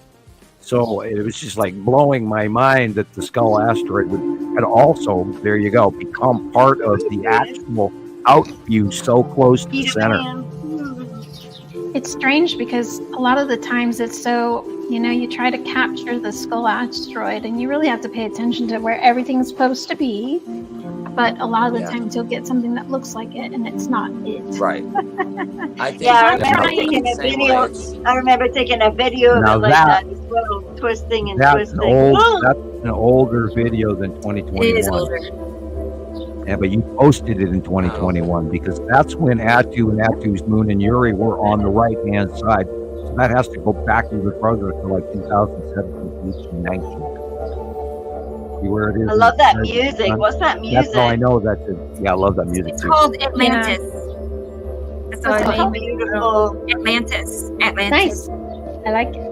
Now, remember, we at Montana Skywatcher Very 1 and 2, we had called the Skull asteroid like 4 years before NASA ever announced that it existed. There you go. There's a drawing of it. That's cool. There he is. Oh. And then they turn and you can see them on the side. That one's like way 215. This is like 217. There again is 2017, 2018 when it's on the left-hand side. Right-hand side. And that's when Attu and Uri were on the right, and then they crossed over. And then Uri has been in our left-hand side for many years now. And the Skull asteroid sits between Uri and Attu, and only now that Attu is over the top of us do we see an out view, because we're looking in between Uri and Attu, whereas before Attu was blocking the view with Uri behind it. So now we're looking underneath them, so we see the rotating object is on the left-hand side of Attu per se. But now Attu's moon is out of the way. It's raised up higher. Attu is raised up higher, so we're seeing it more predominantly. And it's just all out view. And oh my God, the crap I saw today. Whoa. What is this? Well, this is Attu's moon as well, because the light is on the right-hand side. It was immense. It was everywhere. Yeah. It was and the asteroids are going literally vertical and yet coming in from the left-hand side. And you have middle left above your name is the spiral asteroid, and dead center, slightly left of the tree, is the red asteroid. And the dark blue area. There. You can see them. The dark blue area is very large Attu's moon. Wow. I just love all the birds chirping in the background. I love it. I love it. Yeah, love me it. Love too. it. I do. It's like, I get to hear it. Speaking of birds, you know that we've just gone through another bird flu kill off that never really made the news. Yeah, look at that. This is Attu and Attu's moon at one awesome shot. This is Felipe Machado from the Azores. And you can see the darker area upper left of the page is the one side of Attu's moon, and in the middle, just slightly right of middle, you can see the other edge of Attu's moon. Come all the way down towards the sun to the middle of that, you can see the dark line. And then behind that, in the overall upper right, all the way down to where it says Philippe, is the rounding of Attu. And the cut in behind that is where Saru is at the horizon. Cut over to the left-hand side of the sun. etc., etc. So what did you say is this blue on the right? You would have, excuse me, dry throat. Of course, it's Saturn and Nibiru would be on the right. Yeah, because that's the edge of someone there. And partially open sky is the light blue center horizon level normal sky background just to the right of the sun. There's light blue, and that's normal sky. Everywhere that's dark blue is planet. Incredible. That's beautiful. And we'll start with the right picture. The right picture, that big open area with the flame-like little clouds. So that's the Saturn's yellow moon. Plain and simple. And then there's something else smirking, hiding there. Probably some craft, and the long box cube is there. We know it's there, and that could be in there, mixed in the ion tail. And looking at the left picture, we have a rather weather encased, pretty much mostly normal picture that we can't really do any call, but look at how large that sun is, for one. Yeah. Where's that? Trying to see. I got a sun like that as well, but it was really small. The sun. And everybody, Melanie and Margarita, thank you for your submissions from around the world. It's people like you that make this work. We wouldn't be here without you. Thank you. I love it when they're like on the right, that picture on the right, when it's so obvious, the curves. Yeah.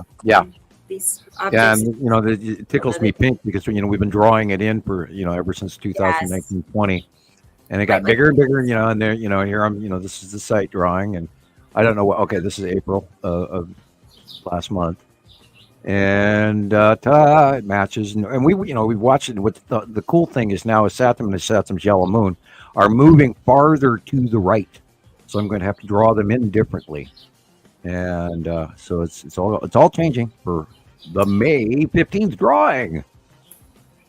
Hey, Carolyn. Still in a silly mood. Welcome. Back to my cough drop. Thank you.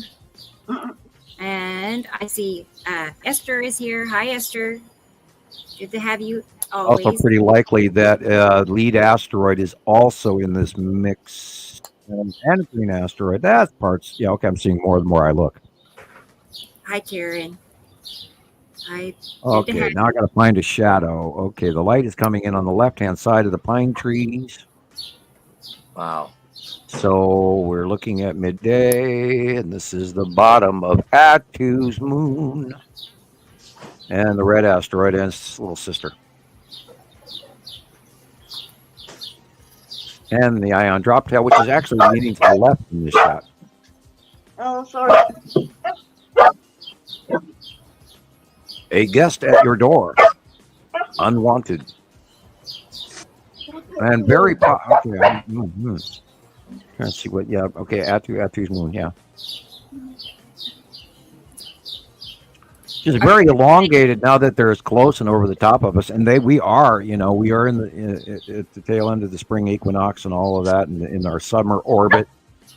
And oh my God, look how close they are! And you can actually see the craters on Attu's moon in this shot. So is that the top center that looks top, a little dark bit like blue, right middle top. There's look at all them craters. Those are the craters on Attu's moon. Wow. From one Almost end looks of like the picture to crystal. the other. Yep. That whole top part is full of craters. Everything dark blue in the middle is Attu behind it. Everything light blue and patchy above it is Attu's moon. And the normal sky color is at the horizon line and kind of misty and foggy looking. Wow. Yeah. I didn't see Overhead it at first. passing planets. Number one most photographed planet of all time is Attu and Attu's moon. Kind of like that. Yeah, it's got those bubbly. Mm-hmm. Yeah, it's bubbly, and you can actually on going back 219, 220, we had the closest this passes, and that goes back to a lot of Jesus' films and a lot of my sky scene captures over the years where we literally saw so much of Attu's moon directly over the top of us, and for years it was just ghastly, unbelievably cool. Because it's like literally, if you were tall enough, you could should be able to touch that damn thing. It was that close. Yeah. Well, everyone, in your brain, I'll be back. okay, your brain argues with you, and you just go, "Oh my God, I can't be seeing what I'm seeing," because everything we've been taught says gravity. Oh, we're going to crash together. Blah blah blah. Right. And we are so unbelievably conditioned mentally, thinking that, I saw a movie published 6 years ago, and they say, and the planet, these, scientists are talking about the planet Nibiru, how it's going to crash into Earth. And it's just at the base core of what everybody believes. And yet it's not catastrophic. It's not paradoxical. This happens cycle after cycle after cycle. And we'd be rubble if that happened. What happens is we go through climate change, we go through tectonic plate change, we go through volcanic, oceanic weather conditions tipping the axis of the planet. Not full roll, not a pole shift, but a partial migratory pole passing. We don't know what's going to happen when they leave and if they let us go. And all the planets go back to their normal axis tip, including our normal planets, Saturn, Jupiter, all of them. They're all tipped. So when that second star leaves, then we'll see where we sit. I mean, we might roll, we might shuck, but the magnetosphere of planet Earth, it's like the positive pole, the negative pole, will, when displacement and pole shift is occurring, it'll put out these fingers, sort of like a drunk would put his arms and his legs wider to catch himself from falling. And that creates a magnetosphere, like the Vitruvian man, for instance, also has his hands out and could stop himself from falling at that middle angle, and that has to do with a magnetosphere, and you need to look that up and study the shape and the description of a magnetosphere. Now, we have one, Earth has one, our solar system has one, our universe has one, and all the planets have their own personal electrical magnetospheres as well. And when the larger planets come in affect our smaller planet electromagnetosphere, there can be a give and take thing, and we'll get debris from them, electrical, and it'll also take ionic debris from us, electrical connection transfer, etc., discharge to ion illumination, which is why the asteroids self-illuminate in between the planets and us. There are these little diodes and all of that electrons inside the dust and debris within the larger collection of the object cluster groups. All of that gaseous stuff that we saw earlier on the film, all of that becomes accelerated electron particles of dust, etc., static charge, and it illuminates. And that was literally what we first saw coming in all the way back to 2010, where we were seeing this illumination of this rainbow thing, and this was a dot, and it was a star in the sky, and then it got bigger and bigger and bigger and bigger, and here we are today talking about them being sky fillers and directly in between all of them. What about Thunder's question about the poles flipping? I'm sorry. Yeah, I had it blown up. I was not reading and I apologize. Okay. No, I don't believe in what they understand with the polarity of the rock and geologic records in planetary history, as known in current science. They believe we've only completely magnetically pole shifted 14 to 15 times, and I do not see Earth changing electrical polarity, because then the other solar system would have to be also doing that. And that's the only way that could happen, is because we don't steal their planets, they don't steal us, because we are outside them and they're an inside pattern and we're the outside pattern, and our polarity is opposing, which is why the discharging occurs and the repulsion. Why we don't crash into each other, because we electrically repel at a natural barrier that exists in the compounding of the stable chemistry equation of our binary solar system. Because you have to think electrical universe, subatomic chemistry, astroatomic chemistry. We're a structure. We're not gravity. This is a short and it happens clip from cycle Gillian. after cycle. Yeah, do you see the asteroid coming in from the left? That is the red asteroid and the smaller stuff, and behind that is all sorts of other asteroids. The object cluster group and the salamander asteroid group, which is all underneath Uri. I just saw a question here from Nibiru Watch Alternative Astrophysics. Hi and welcome. And they were asking about the skull asteroid, and I'll pull that picture back up in a second. I just want to make sure if it's there that I see it too. I think it was this picture they were looking at that time. Sam, do you see it here? I'm looking. No. Yeah. I see dead center. I see the red asteroid in front of Atu's moon. Good to know. And the little sister as well. Yeah, no, I do not see the skull in this shot. Like I said, I struggle because I see faces. It's up higher. Yeah. It's up higher. So I see. Could there be multiple skull asteroids? No, we have not. There was talk of it years ago, but and that's because it had moved from one side to the other. Then everybody thought it was two different ones. And no, we've not really seen that for sure that we could ever prove. And of course, we'd have captures way before, like 2014 and 15, even going back. And then NASA finally admitted that it was that. And then they gave the wrong orbit and the wrong reoccurring bypass frequency as if it was in Earth's orbit, which is not. And they completely lied, and then they dropped it completely. They get credit for it, but then they lie to you where it is and how often it comes back. So never, we caught NASA in so many lies over the years. I pretty much barely listen to them anymore. I do. I'm sorry. That's unfortunate too. Yeah, well, they missed out by not, sending me there, and that's where I wanted to go, but they wanted to send me someplace else. Nicolle, is Nicolle still here? She had to step away for a little bit to take her daughter somewhere, so she'll be back. Yeah. Oh, can I send you a picture then? Who can I send a picture to? Probably me. Do you have a short on deck? You have a short. I did actually. Why don't you play that short, and then I'll go get a Coke at the same time. Perfect.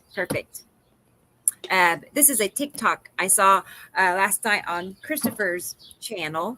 So let me first show you one thing real quick. I need to find somewhere to send this picture. The nice man's asking what this is. So, who's the nice man? Wall. Whoops. Oh, well, I have something from him. But here, this is for Christoper, and this is his TikTok channel. Who did that? Yeah, I love it. I did. Did you do this? I did it. Yeah, That's here cool. he is. That's Christoper. Where's mine? Mine. Christoper, I told her to send you a copy of that so you can use that. You and Catherine.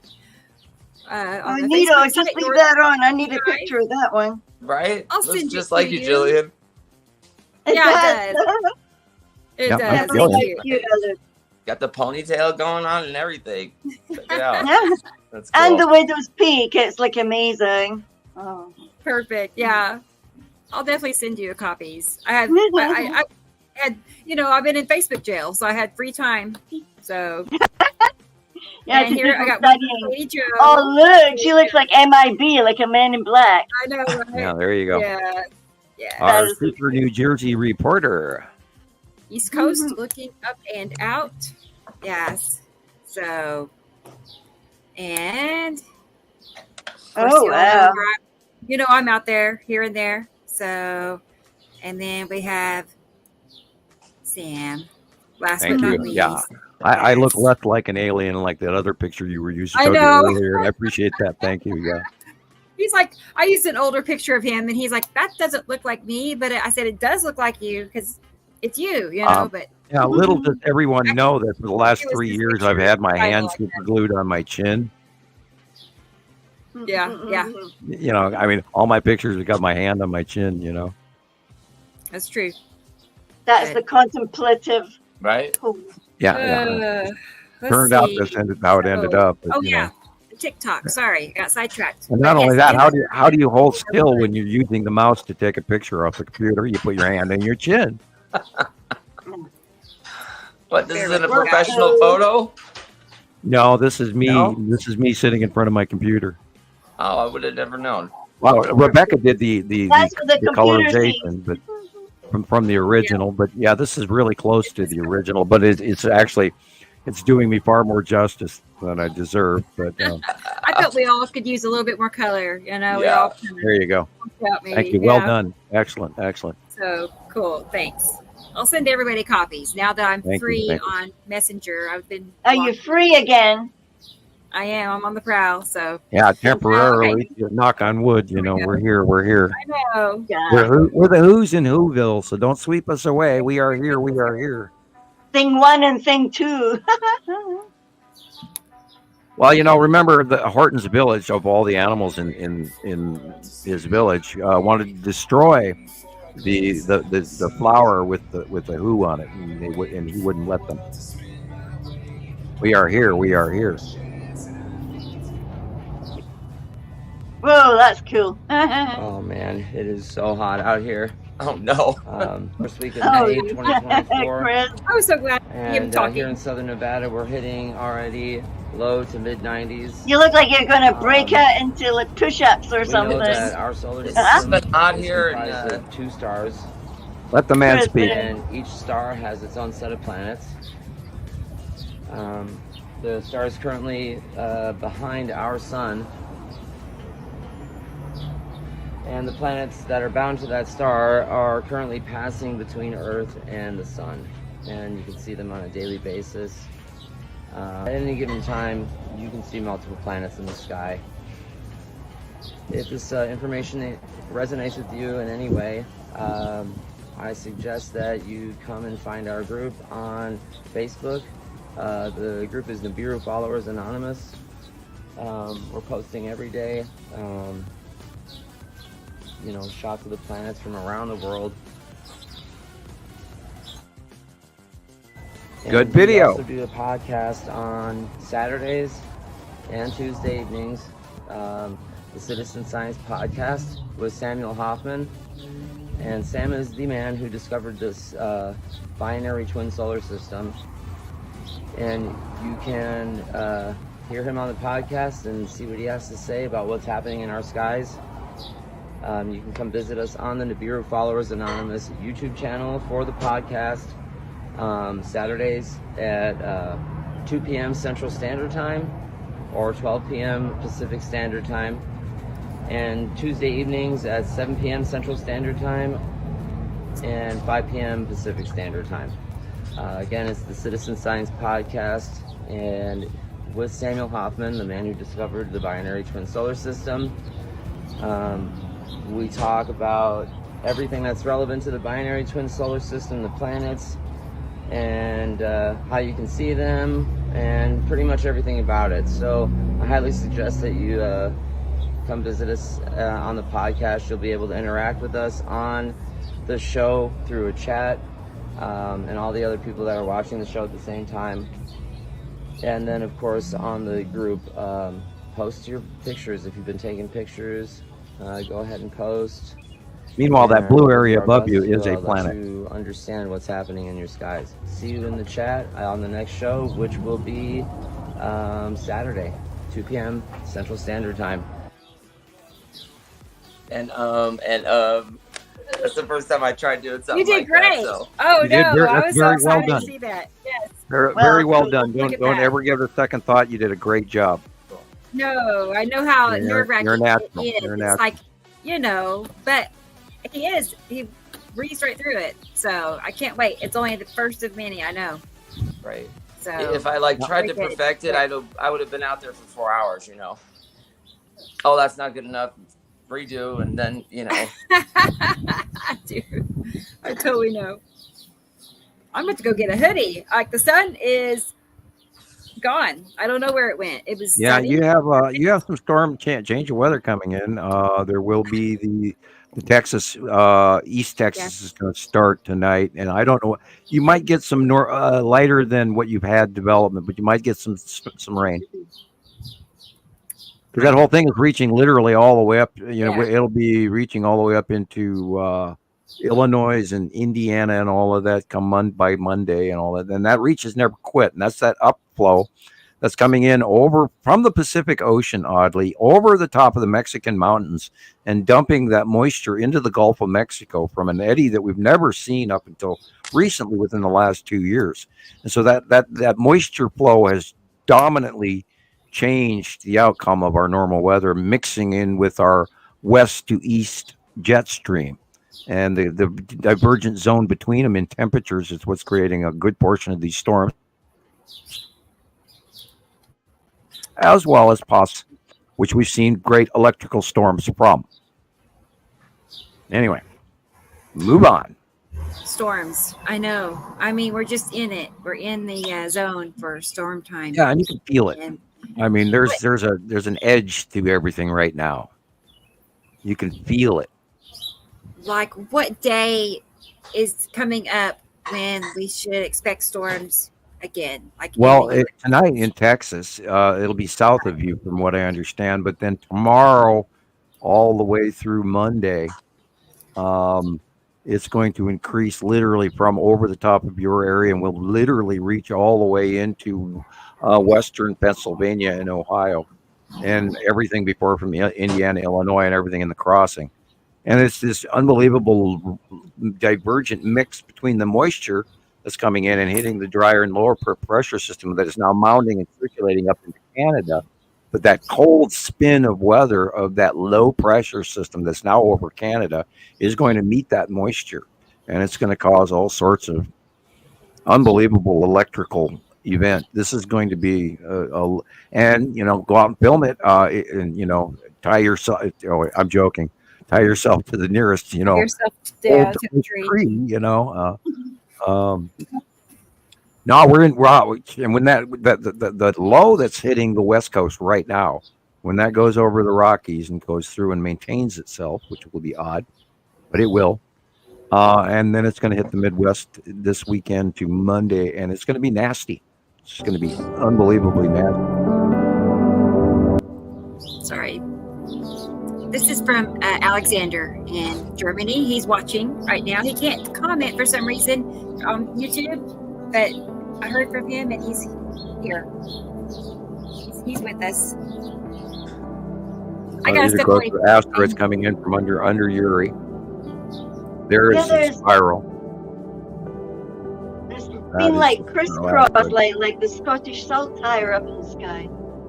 See the spiral, and then you can actually see the actual asteroid. There should be two of them on the right-hand side. Big one and a little one, and that's why it's spirals, because they concentrically spin. They're amazing. And some of this might be sea trails.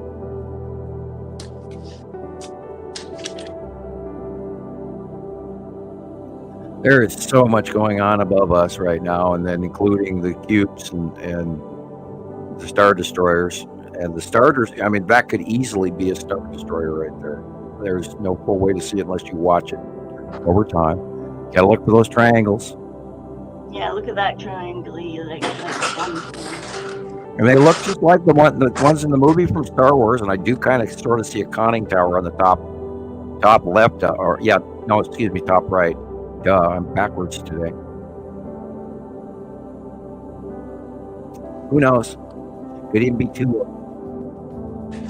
Right? And we have when you see them by eye and you see perfect triangles in the sky, and then you see them that they're wedge triangles as they move and turn, and then you see different light array as the faces and the angles change as they travel. Yourself, when you watch them, that's the spiral asteroid again. When you watch them for yourself and you see them, and there's no denying what you're watching. And we know that the cubes are up there. We've watched them for years. Ever since 2019 when they parked, It must be kind of weird if people are just starting to look at this and they don't know what we know about Star Wars and that and the shapes of crafts. I mean, what must people think that are actually looking at that?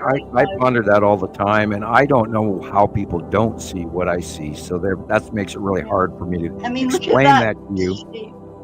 But people, they just think it's normal clouds, and these are not.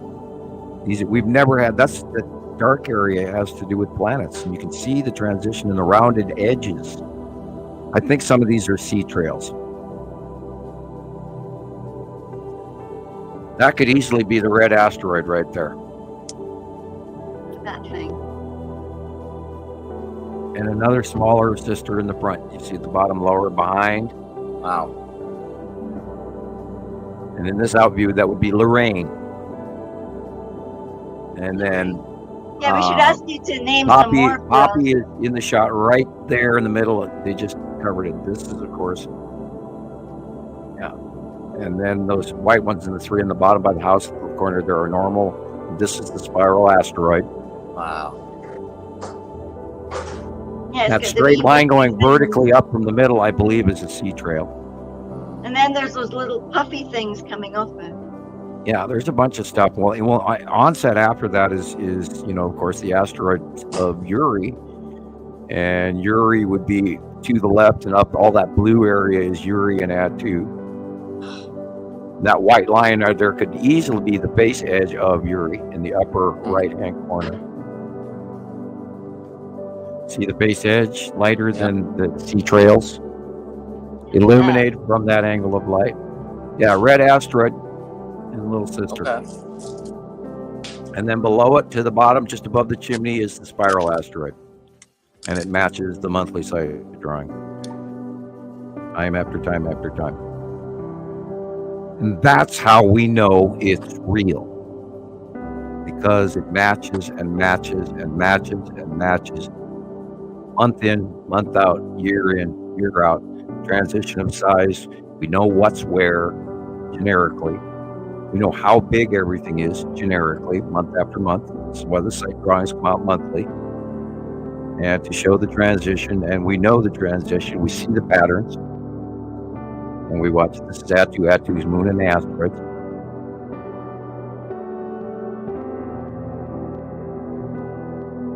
And again, thank you for your work. He always brings in such nice, the Attu's.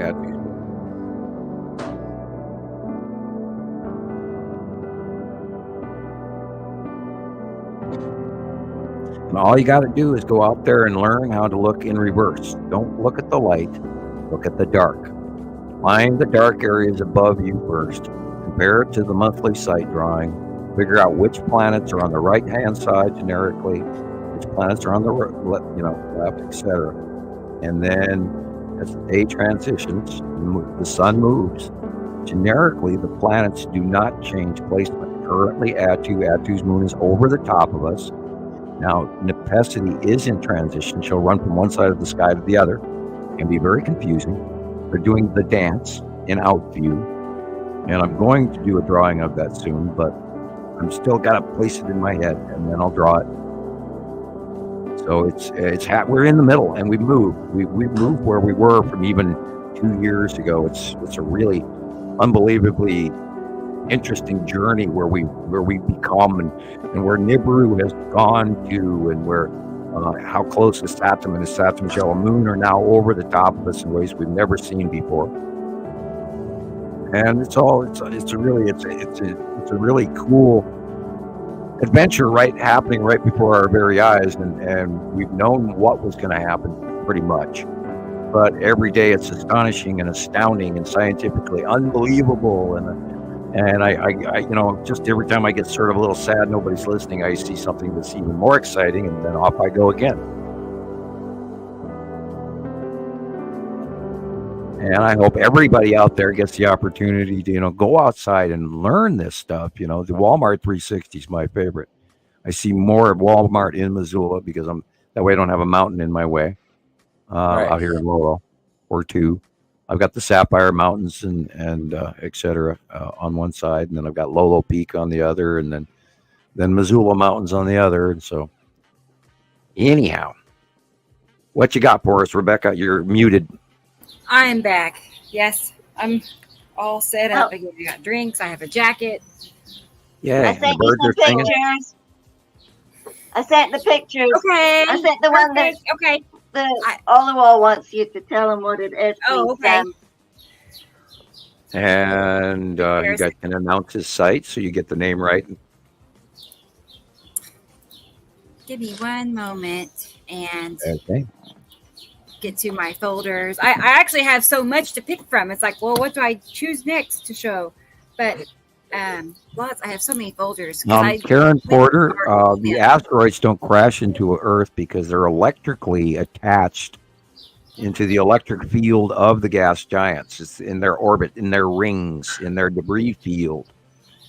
We've noticed that the moons and such are on their normal planets here in our solar system exist in somewhat middle to northern hemisphere orbiting the planet. But the planets in the opposite larger solar system, their orbitoids and debris and dust and all that seem to orbit in the southerly position. Even at least that's what we've seen.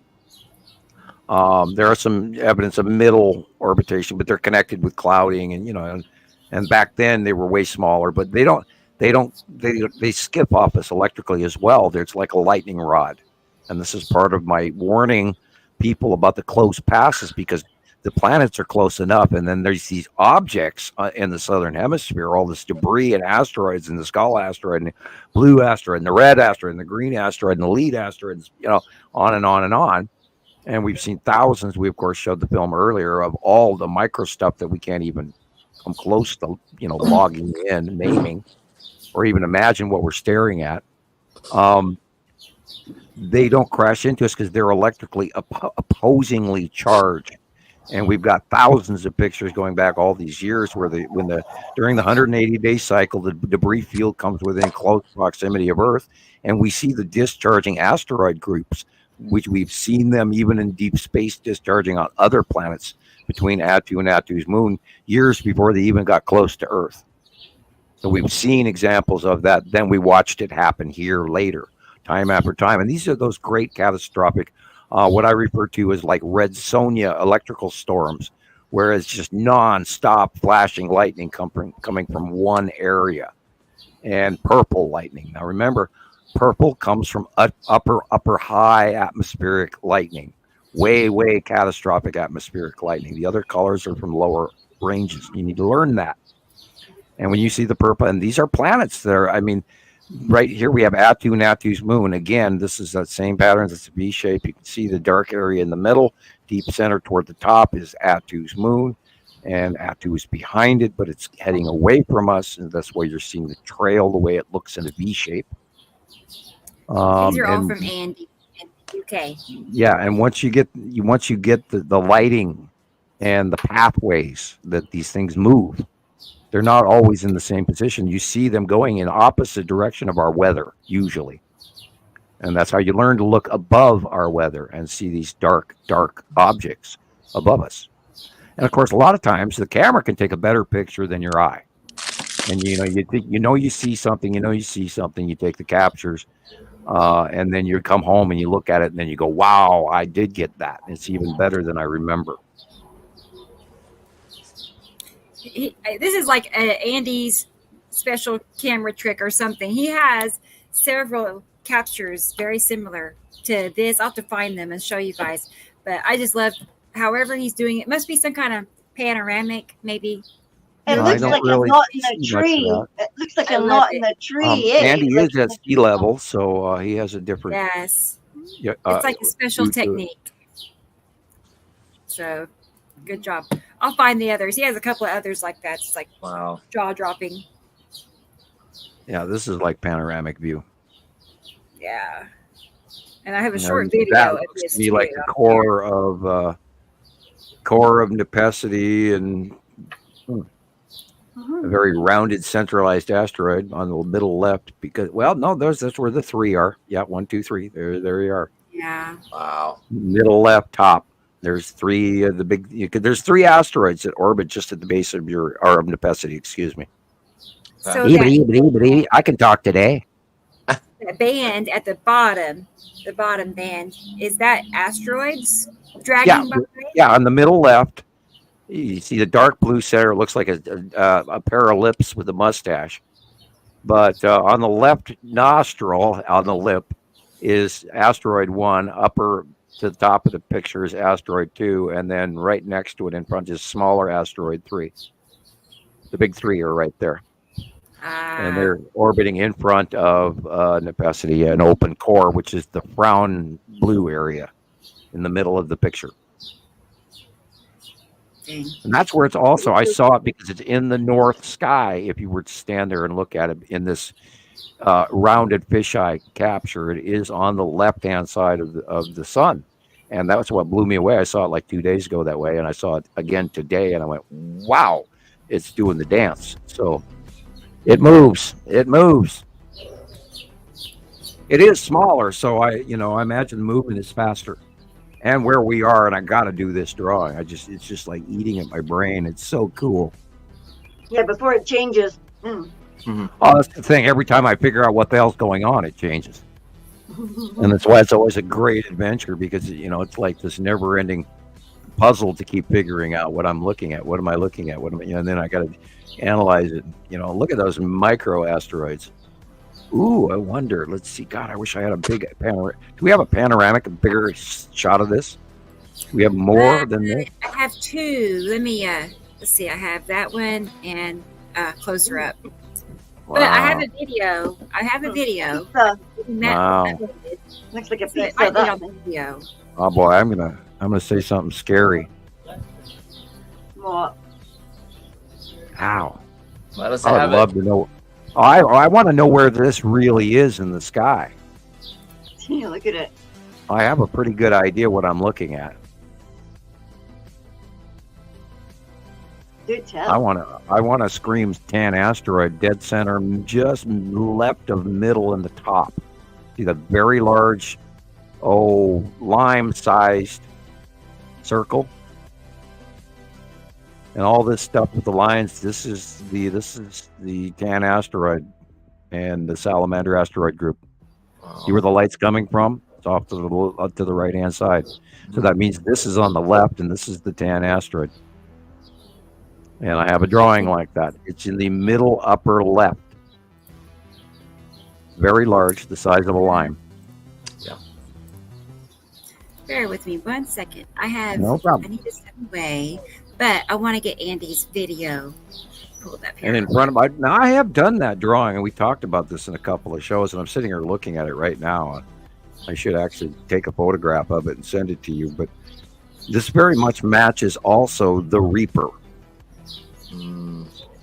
We talked about it because the Reaper formation, cloud formation, is in front of the tan asteroid.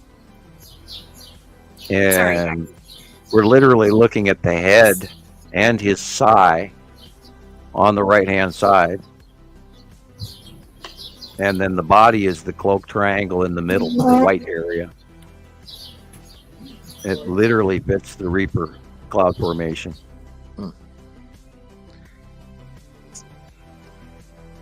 Yep.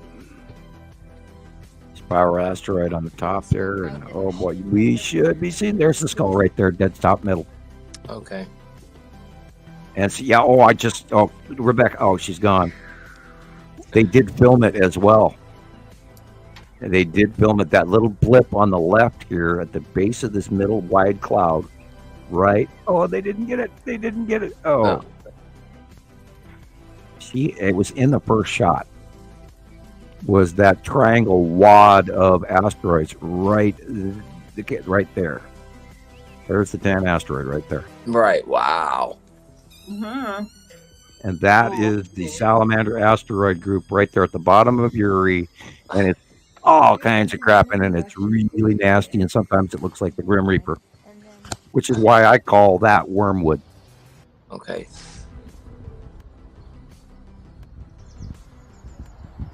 And this right there, that is the red asteroid cutting in front of the sun. And then the little sister, followed by the spiral asteroid in front, closer to us. And that's all this asteroid stuff that is underneath Uri, which is why I'm screaming 180-day close pass. These are asteroids immediately underneath massive gas giant planet Uri. And there is not another cloud in the sky anywhere, and none of what you're staring at, except for the horizon, way down at the bottom. None of those clouds belong to Earth. Zero. Except at the horizon. That is asteroid, and that's the tail between. That's the low cloud base between Attu and Uri as well. And there's this big connecting right there. That Right there. that if you look to just a little bit to the left of that blob right there with the 3 dots in it, kind of looks like a triangular ship, but to the left of that, just slightly middle above, is the actual tan asteroid. You can see this dark blue circle. That's again, that's the lime-sized circle. And those blobs on the right that are illuminated, the 1, 2, 3 dots in the center, is literally the skull and the head of again, the Reaper asteroid shape thing. And behind that, if you look at the upper middle right, and you see the smaller skulls and the little spirits and skeletons in there. That is what Jesus and I have been talking about for many years, that we keep seeing way more up in that formation of asteroids that looks like things that we don't even want to talk about. Yeah. And we've seen it, and we've seen it, and we've seen it, and it's right behind the Reaper formation, which is also part of the Tan asteroid object cluster group, Salamander asteroid group, etc., which is farther up to the left, where the salamander shape is. But this is just a smaller area on that hole of holes, of that cluster of whatever the hell is underneath Uri there. And it literally leads like you're almost looking into Apophis, Wormwood, where it's collected souls up, and then they're housed into this passing cluster of asteroids and debris and under the gas giant. And we've talked about it for years, and it's like just no way we can really go, oh yeah, it's real, but yet we see it over and over and over and over. I mean, God, going back 8-9 years now.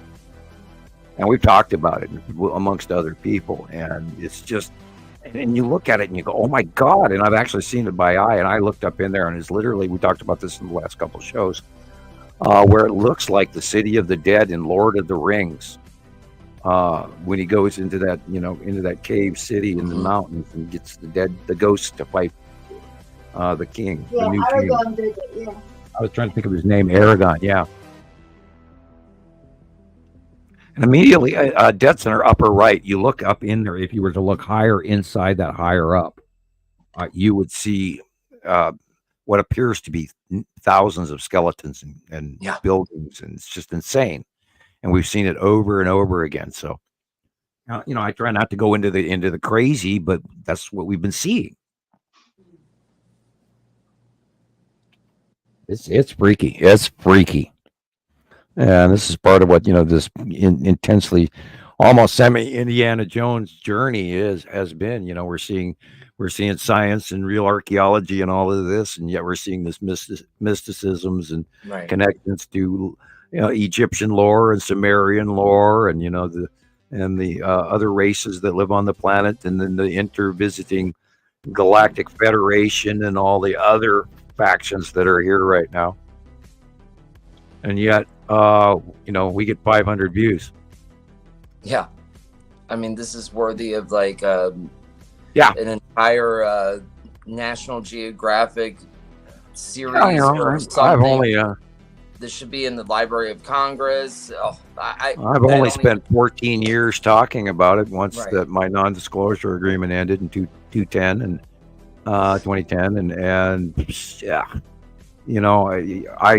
had, on one hand, not really wanted to go fully public, but yet at the other hand, I can't believe that people don't see this.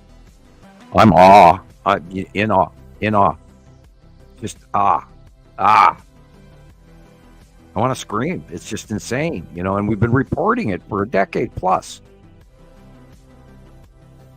And we didn't just pop this stuff out of the thin air and say, well, this is this and this is that. No, we've had sightings going back for years on all of this stuff, over and over and over and over again, and it is reoccurring. And that's why we're sharing it with people, is because it is proven. This isn't theory anymore. We've done a doctorate level thesis on this, and I am not kidding you. Yeah, and these pictures from Andy right here, they are it's completely what we're talking about. These are asteroids coming into the atmosphere, leaving their trails right in the sky. It's undeniable. In a recognizable pattern that we have talked about over and over again, and included in the monthly drawings year after year. You know, I can look at a picture. If somebody puts the date on that picture, 2015, I can go back through the site drawings. If they go back, I can't remember exactly how far. I used to do cutouts anyway. There are a few years I can't go too far back, but 2020, for example, somebody pull a 2020 picture they took in May. I can go to May 2020 and give you an exact picture of it, and it matches. Period. And I love that part, because we've dated the drawings and everything. It has become an archive, and almost priceless archive. It really is, and that's why I try to keep the drawings as simple as possible. And so anyone and everyone can hopefully set that in their head. And now the angles of view may vary depending on what country you live in, because this is all done by my up here in Montana point of view. So, sorry, it's me. I can't get to my folder. I'm trying to get Gillian's pictures pulled up. So bear with me. I keep clicking on it. Maybe this is it. I'm like lagging a little bit. I don't know if you noticed. Yeah, I know. It's horrible, isn't it? It's been irritating today. I hadn't really noticed. You do a little bit here, but I hadn't noticed much. Yeah. All right. Let's see. Bear with me. Oh, here she is. Here she is. Here she is. Thank you, Esther Lee. Teaching people about the system is important. Operating though. Yeah, this information actually changes how we live in the future.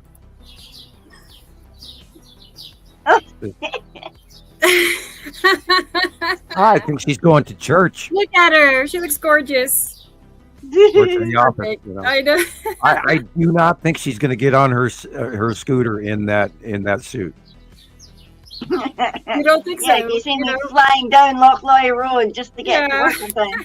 Well, we'd have to get her a really nice English raincoat to go with that, A cape. Well, that too. Even better, right? A little cape like Red Riding Hood. Good to see you, Joyce. Mm-hmm. Okay, here we go. Here's Gillian's pictures. And the funny thing is, everybody's always wanting to know that there's someone else out there, and here we're, It looks like it's going to land on top of the light. Well, these other races, they're here. The spits throw away, stones throw away. And they're here, and they're and then even more factions parked about some other races. And you'd think people would want to know about this. You'd think people would share that information. But then it's like, if I went to my neighbors and banged on the door, I thought about it actually today while I was watching the Long Box Cube and the Star Destroyers and the Space Tube. Like, I wonder if I should go bang on the door and point that out to him. And I went, You might as well get it over with. Why? I've done it before. Oh, okay. I have gone over and bothered, but he's usually working. He works out of home on his own computer, and that's why he's a computer tech. He's good, nice people. Why is there a ridge there? Because that is probably the open core of Nepesity.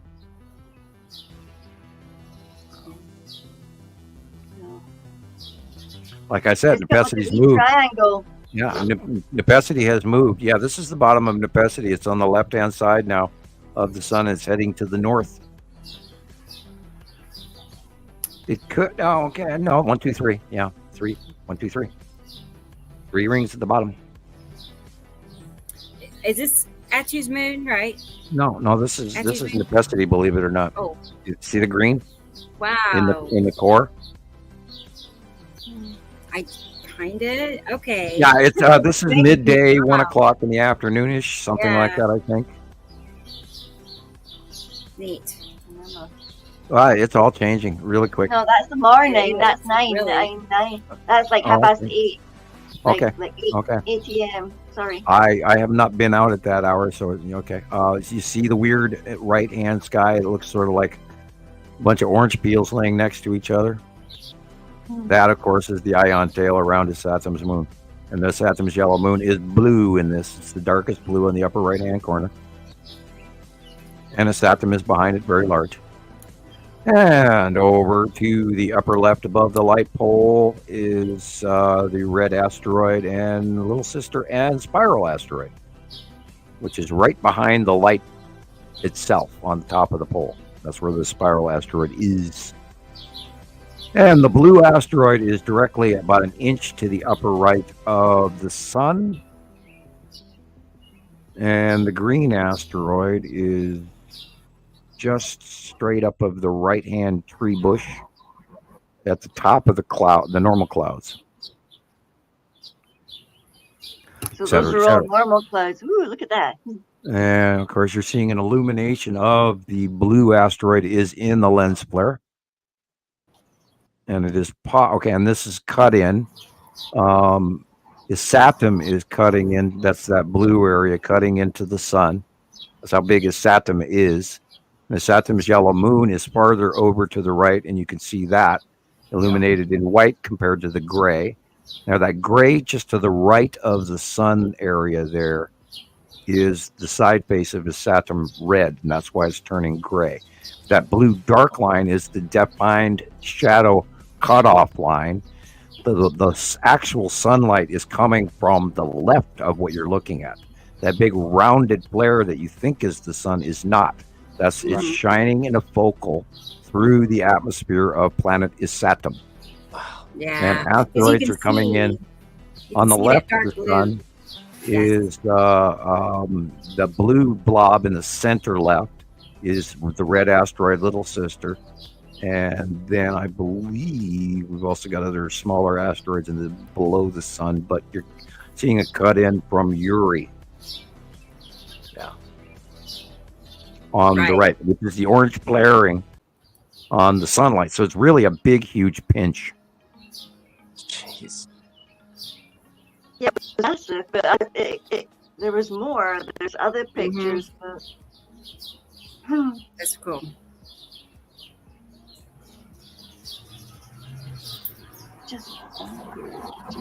Maybe Atu's moon is in the upper left corner. You can see see the craters just above the birds to the left. You can see the craters of Atu's moon. Is it like that? Yeah, that's what I just think. To the upper left of the birds. That cube. Look at that cube. To me, it looks like a cube. Yeah, it's back there. And the red asteroid is the blue cloud center left. Dun, dun, dun. Over and over around the world, we see the same thing. Red asteroid, spiral asteroid on the left. It's heading vertical underneath Atu's moon. The light is coming from the far left, beyond Earth, and facially illuminated on the left-hand side. Those look like European houses to me. And again, asteroids under the planets. Major streaking, dragging. That's what Hi, it and like welcome to me. the 180-day cycles. Yes, most of those are asteroids, and they're damn close. Wow. And they are going to affect our weather, including lightning, freak storms, etc. High winds, you name it. Yeah, you could see them all over like that. That's mine. Yeah, watch the insane wind speeds we're about to see this week. And then I get out the little girl picture that says, "You were warned." Look at that. Looks like a cross in the sky. Bagpipes. Now that rounding in the blue colorization is there for a reason, because there's a round object there. Kind of set, the primary clouds in front. You got to learn to look beyond the clouds. Learn to look more into the picture. Don't look at the light. Look at the dark. So is this like what's on the left side? What's the left side? And left side, I'm looking at an asteroid in the upper left corner, and then probably. Because it looks like it's like a dark blue line from. Yeah, and I'm trying to figure out what I'm looking at. I'm literally. It's literally like almost a lead asteroid, but I don't know how old this capture is, but I mean, the middle one looks like the red asteroid, and the bottom one on the left, in the middle, looks like what the spiral asteroid just looked like in the earlier, because you can see it's separate but moved over. It's the dot is spiral asteroid. Okay, I get it. There's Sam. 2 different colors of blue side by the upper side. glob in the upper left corner is the Texas cube. And then the red asteroid is in the middle, and then the spiral asteroid is at the bottom. And this is in front of Attu and Attu's moon. Okay. So that Attu behind. Attu is moon and Attu, yeah. Attu is big and large, and it goes from the rooftop of the house corner on the left all the way to the middle of the right. But Attu's moon is in front of it and more in the right corner. Thing. That's tricky. Yeah, because it looked like a whole bunch of. I was seeing that upper right thing, or the upper left blob looked kind of rounded to me, but then I was going, what else? There's nothing there of that size other than the tan asteroid. But that wouldn't jog with that being that close to the red asteroid, so it literally has to be the Texas cube. Anyway. Oh, there it is again. Okay, wow. Yeah, that's way too colorized to actually use. Hi, Amy. Good to see you. Stop up there. Yes. So look at the bottom. Okay, the left side. It's like these 2 sides, but look how round that is. Is that the lead object, or what is that? You see how? Not on the left there. No, lead object would be part. Lead object is currently over just under the right hand side of the sun. Almost in front of a Saturn now, because it's way far out and it's big. And what would still like the central cameo role of all the asteroid group currently is the red asteroid and little sister, and then the adjacent backup asteroids behind her, and a couple of smaller ones in front, and then way over farther and higher up to the left is where you got the tan asteroid and the salamander asteroid group, which is also on the bottom of planet Uri. And that whole field of the incoming multiple layered, numerous counted body, all of that stuff behind there is all in this tight base cloud of Uri, which is going to go over the top of us and is currently occupying the northeast sky, and then literally goes in the north sky during the day because she's higher up, which is thankful. So part of the close pass isn't going to be as effectual as it was in the past, but we don't know what the additional transition of a Saturn and all of that going by is going to do weather-wise, and we're still having these close passes of necessity, which is just unusual. And I'm trying to fathom all of this, and yet it still continues on. So, and we've seen plenty of evidence of that. So it's freaky that how we're interacting so damn close, and yet and yet so far. And here again is a really nice example of the tan asteroid group on one hand, and then on the upper right there sits the Saturn's yellow moon. Wow. And how those two in our out view are so diametrically coming together and folding in the middle, and that's that scrolling that even the Bible and Nostradamus and everybody talks about, the scrolling in the sky, and it has to do with our out view and all of that. It's just insane. We always seem to see the sun. We never seem to not see it, but then we do not see it because we feel cutoffs. Yeah, there are brief cloud cutoffs, and we how many years did we watch necessity cutting off the top half of the sun for like 21, 22, 23, etc. And now, like, this is a really great example. Perfect. Like that blob blue area on the right is Saturn and Saturn's yellow moon cutting into the sun. Wow. The dark areas first. And it was amazing. It was quite shocking to actually take that picture and look at it. On the left is where Uri is, and it's partially cutting into the sun, and that's where you see that orange, half orange on the left-hand side of the sun. That's showing the gas giant illumination. And then to the middle left bottom is where the asteroids are. So that this is our out view, and it's just one's right there and one's right there. We're barely looking at a light between them, and this is why our light's all screwed up. And there again is the diagram of the monthly drawing to show you that is occurring. like the sun, how it's pinched, between planet here and planet there. It's just and you can see the lights cut off, and it's a flaring or a bell shaped, or kind of like that one top too. half flares, And this, of course, this is one of my favorite. Is Saturn's yellow moon. One. It's so good. Yeah, and the video transition of it is just dynamic. And this is real, guys. Here's your light. You can't freaking argue with the light. That is a Saturn and a Saturn's yellow moon. And then Nibiru is behind that to the right. But, this is quite real. It's quite happening. We've, 14 years now, guys. And we've been watching them get bigger and bigger and bigger and documenting all of it. And here's another example of, is Saturn's yellow moon on the blue. And there's another example of a Saturn's yellow moon on the right-hand side. Big as day, big, huge circle the size of, small or a very large grapefruit. People love to see that. It's a big circle. Well, you just all you got to do is learn to look at the dark blue first. If you look at the sun the moment the picture comes up, you've already ruined your eye.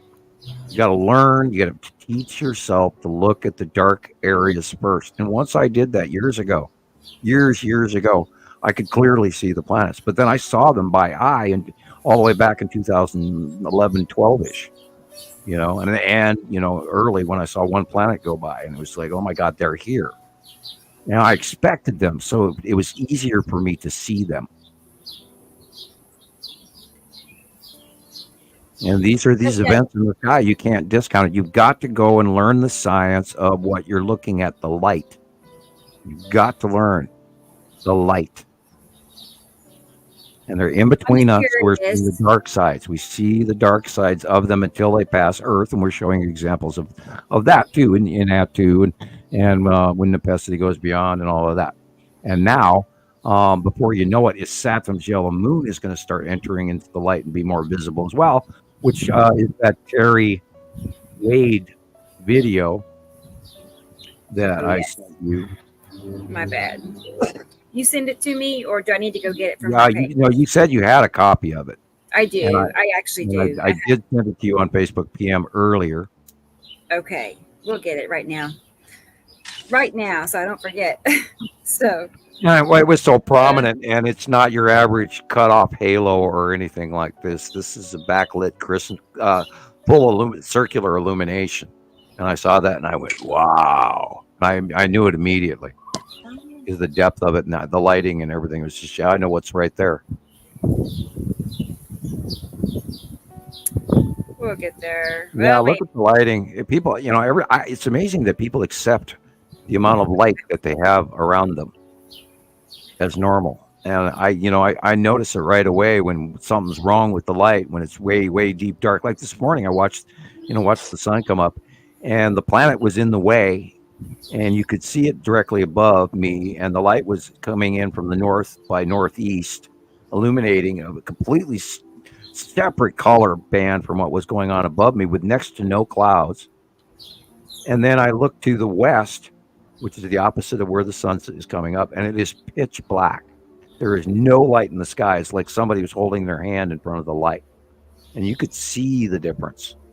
And go look before the sun. Watch that happen before the sun comes up. You'll never. And then you realize that the entire sky above you is filled with a massive, massive gas giant planet over the top of us.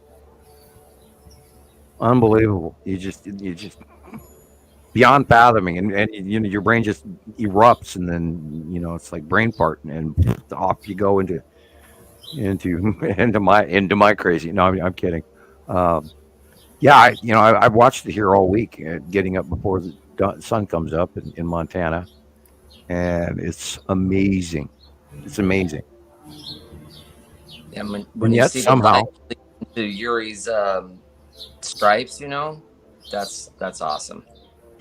When you see the roundness of the planet as the sun starts to come up, and the shadowing changes, and the light just creeps around the rounded surface of the planet, and then you go, oh my God. And it's awesome.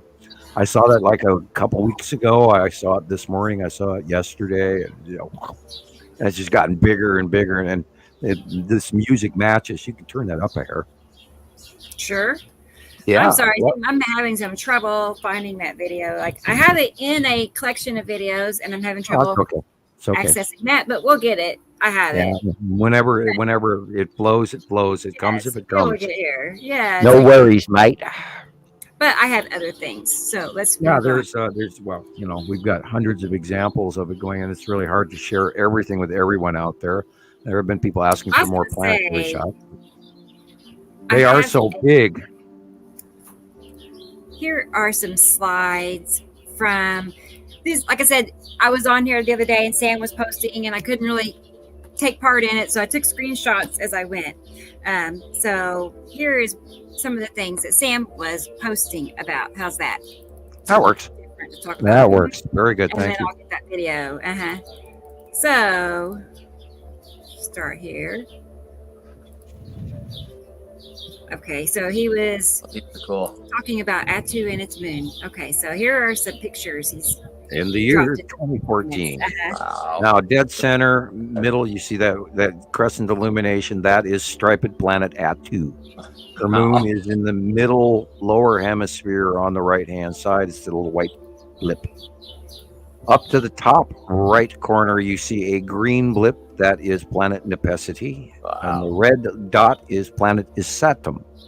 Behind the circle in the dead center, next to, on the right-hand side of the picture, is hiding in the background, striped planet Uri. And the green-blue planet in the upper left corner is Nibiru, rising up with its orangish base cloud just above the sun, cutting it off. Hey, Tara. And that is way. This is when we first started watching Atu come in. We were blown away by Uri alone, and then we started watching purple Atu coming in. And then, like a year later, we learned it had a moon. We kept seeing the pictures, but we couldn't, create a supposition until we had confirmation from some Japanese footage, fully, literally, like a year and a half into trying to describe what we were seeing with Atu's moon. And once Atu, the purple planet, matched, we also knew that the names matched, according to the planetary diagram from the Pleiadian message that I gathered in 2008, way off the early internet. And it had matched some off-world information that I had received, and so that's where we ran with the names, but we did not run with them until the purple planet got here, and then it matched, and we went, holy cow. So this too was, looked up information, and that we spent time correlating and holding in reserve, and then we only advanced it once we discovered we were accurate. A lot of people, there's early Sharon. We haven't seen Sharon in a long time. Sharon was a really early contributor in Montana Skywatcher 1. She captured a lot of good stuff. She got sidetracked, but we wish her well and all of that. Yeah, this is an early Atu. Just want to say hi to Andrea, too. Early. Now, remember, the lead asteroid is also in this shot as well, but it's gray and it's small. Aw. Thank you, Thunder. That's a nice compliment. Very, very nice, really. The practice is, paying off. I can tell you that. 58 shows now. 58. Yeah, it is 58. So, so things are coming along. May the Force be with you. Yeah. 2024. We should mention the date more often.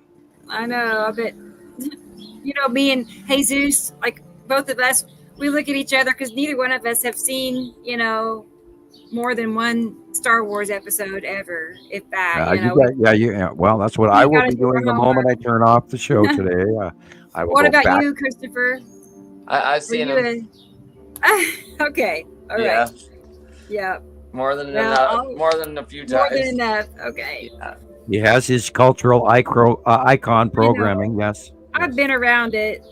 I just haven't watched it enough. Recently, like over the last 2 years, I just can't watch TV at all. It's really. Yes. I can't watch it. I just can't watch a movie. I can't sit down and That's me too. pay attention for more than 5 minutes and then it's over. Either I'm asleep or I'm doing something else. I can't watch TV. Wouldn't it? It's like I'd rather be doing something different. Yeah. I'd have something else I'd rather do usually. So it's strange, isn't it? I know. I'm the same way. Yep. Mm-hmm. Especially the news. I just don't like. I mean, what we're watching, that's one thing, but like anything else that's on regular news, I just don't. I hate to say I don't want to be bothered with it, but yeah, it's just been a lot. Right. I understand. I'm the same way. It's also got the Texas cube in it, by the way, and perhaps the long box as well. Yeah, that one is so tricky. It's Atu. We know it's Atu because it was much smaller back then. You can see the purple planet in the background in the upper horizon of the circle from middle right of the picture all the way to the upper left corner. Yeah. And I literally, looks to me and I still look, every time I look at this, I still see both the Texas cube and the long box cube here in this shot. And, Yeah. Now they didn't park to where they were until like 4 years after this shot, and which is 2 years after, so that even narrows it down even more. So this literally has to be at least 2017 photograph, because the long box didn't get here that we know of until somewhere approximately 2017. And I love this one.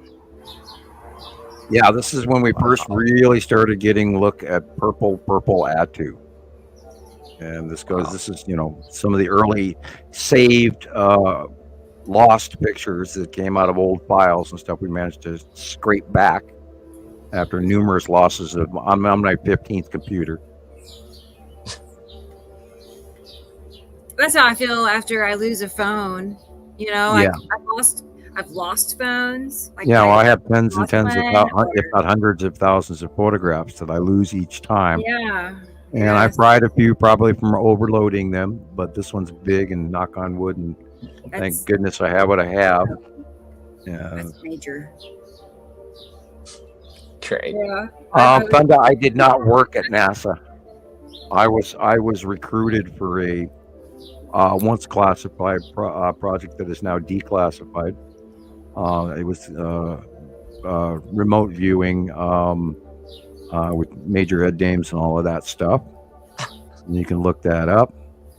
It was a project it started out so they could actually see what the Russians were up to put it bluntly. And then it turned out to be way more than that. And I saw things that I couldn't deal with, so I finished equations that other people couldn't finish. And they were highly interested in me, but they didn't want to give me the answers. That I knew that there were more answers than what I was being told. So I was uncomfortable, and I was brought back to Montana in handcuffs as a young adult. And then I went into multiple years, and I was slapped with a 30-year non-disclosure agreement. So I went into basically multiple years of hiding. And then when my non-disclosure agreement was pretty much up, I started talking about it, especially since I saw by eye the arrival of the expected planets. And once I knew that they were here, I started talking. And it's like not been very comfortable all this time, but I'm on my 14th year. And I wrote a paper that we had to have a binary solar system because of my understanding of how things work in space that was completely divergent of what Einstein believed. I was laughed at and scoffed over and called names. Of course. I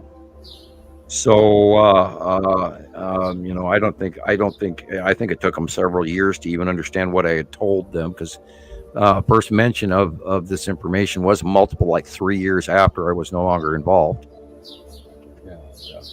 So it's been limitations, and then in 2010, 11, 12, 13, off we went.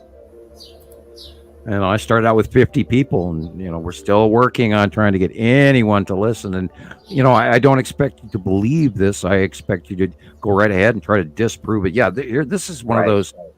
This is a close path storm over San Francisco. You'll hear me mention all the time the great storms from the asteroids. Well, this is Atu's moon and the asteroids discharging over San Francisco. I believe, I'm guessing it was 2022, I'm thinking. I could be wrong. It was a lightning storm from hell, and it also lit half the damn California forest on fire as well. Wow. And this is also what happened in Canada. There was a South Dakota storm that was recorded also, similar to the 180-day cycle. And these are asteroids and planets discharging against Earth and repelling. This they call is them the walking men or something, eh? Right. Correct. They look like men. And that is actually the shape of a bell of a magnetosphere, an electrical discharge pattern. And look at the color. And if you look in the upper left, you can see the lead asteroid on the left-hand middle of the bridge column. There's a big circle there. That's the lead asteroid. Wow. Cool. Look at it. And then on the right, you are watching Attu and Uri on the right in that man pattern. That is Attu and Uri discharging against Earth. And Attu's moon is behind the lead asteroid, directly above the central tower of the bridge. And you can still see craters on Attu's moon right there above it, beside the lightning. Amazing how they reach to each other like that. Yeah, because it's like if you watch the movie The Matrix, these craft are flying under in the tubes and the infrastructure, and they're putting out all the electrical. It's like a hovercraft where it's discharging. It's creating this electrical field of propulsion, and this is exactly what the planets do, and why. This again, this is an asteroid. This is back when lead asteroid, red asteroid, spiral asteroid, all were really close together in the out view. And this is many years old. This is like 2019, I think. And this is a 180-day close pass of the asteroids. And this is not a time-lapse shot. This is a one-click. Wow. And they did this on caves and stuff, because the whole thing have it drawn. This is I believe in Turkey or Afghanistan or something like that, or this is one of my favorite ones. It might even be Hungary. It's on the other side of the planet, but that is Attu's moon directly above, way back in about 2019. Almost reminds you of something Greek. Yeah, and that's that momentous cloud the size of Texas, close past Attu's moon. And it was unbelievable when it occurred, and we haven't seen anything like that since. Right. But that was, you could literally reach up and touch it.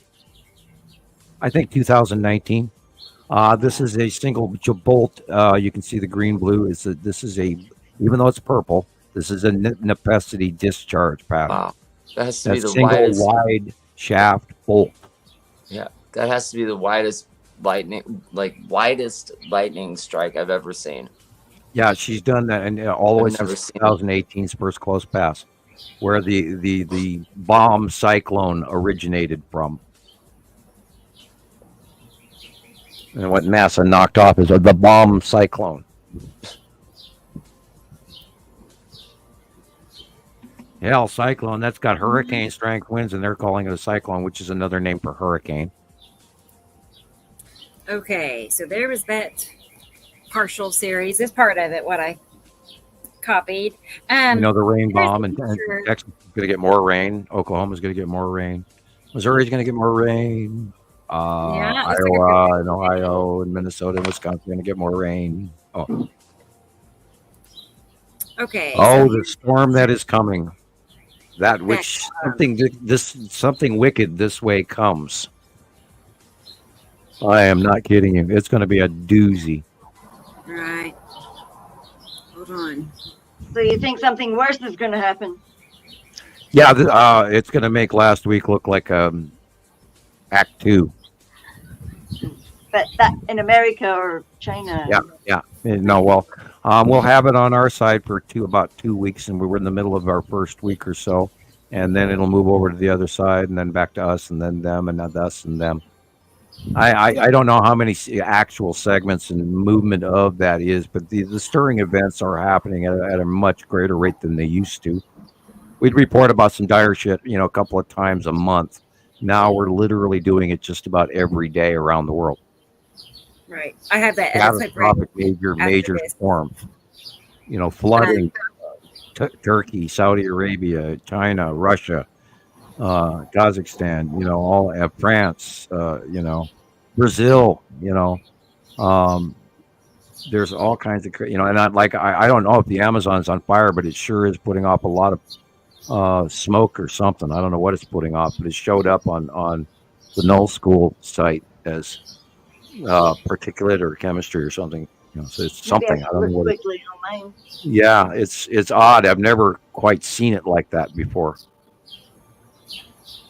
And we know that there's major weather changes around the planets, which is completely not normal. Both hemispheres. Australia got some beneficial flooding for their summer. They hated it, but they also loved it because they were in drought for so long on. I guess you would call that Eastern Australia. I don't know how they divide that, if it's Western Australia or Eastern. New South Wales, whatever. That whole area got flooded out big time. I haven't heard any reports about it since. So if you're out there and you are from Australia, please let us know with some of your local information, because we haven't heard from you guys in a while. Et cetera, et cetera. Oh, God, it's just unbelievable what's happening. And those extreme storms from hell that just blow up, and you see cars and people and furniture flying down the street, and sideways white winds you can't see across the street. Hey, I was going to ask you about this picture real quick, and then I'll move on to that video clip.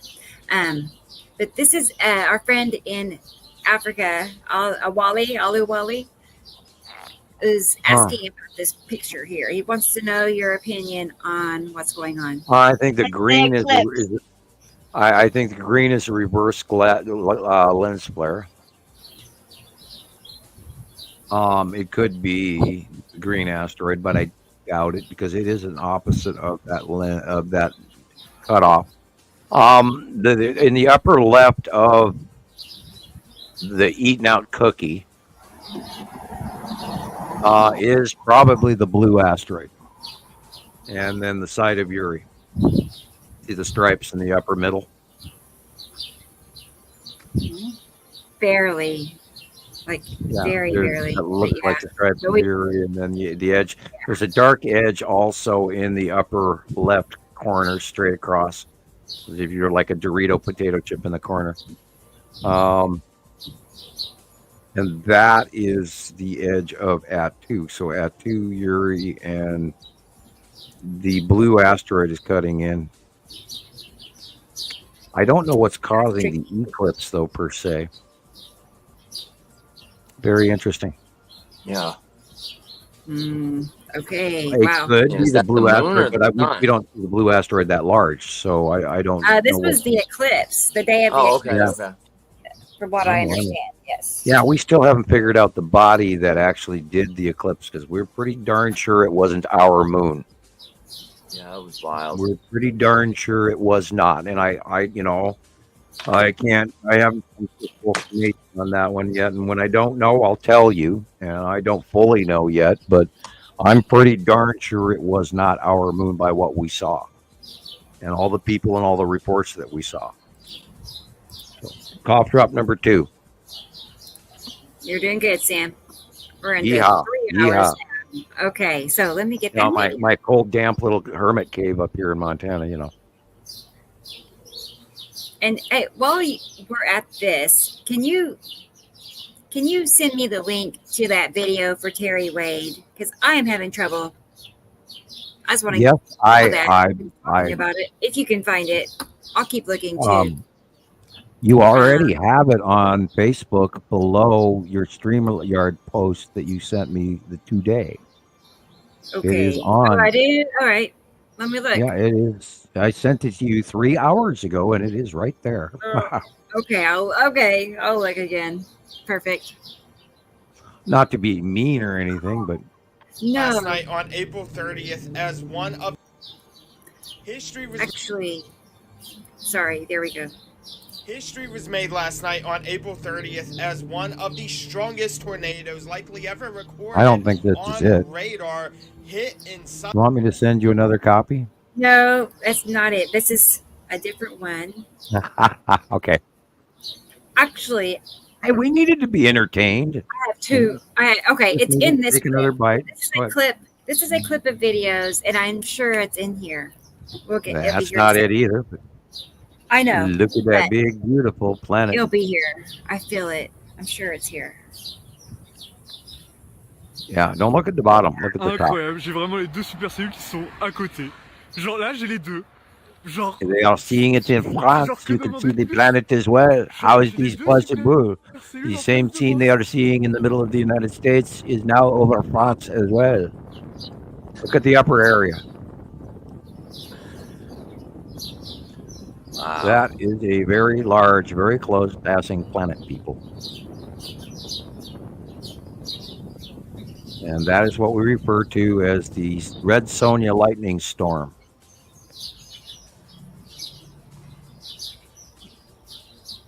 Ooh, background hum.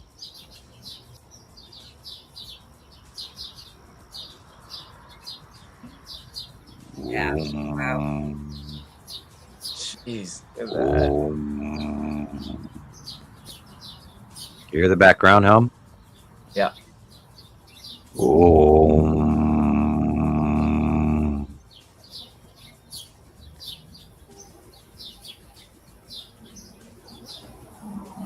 These are planets, people.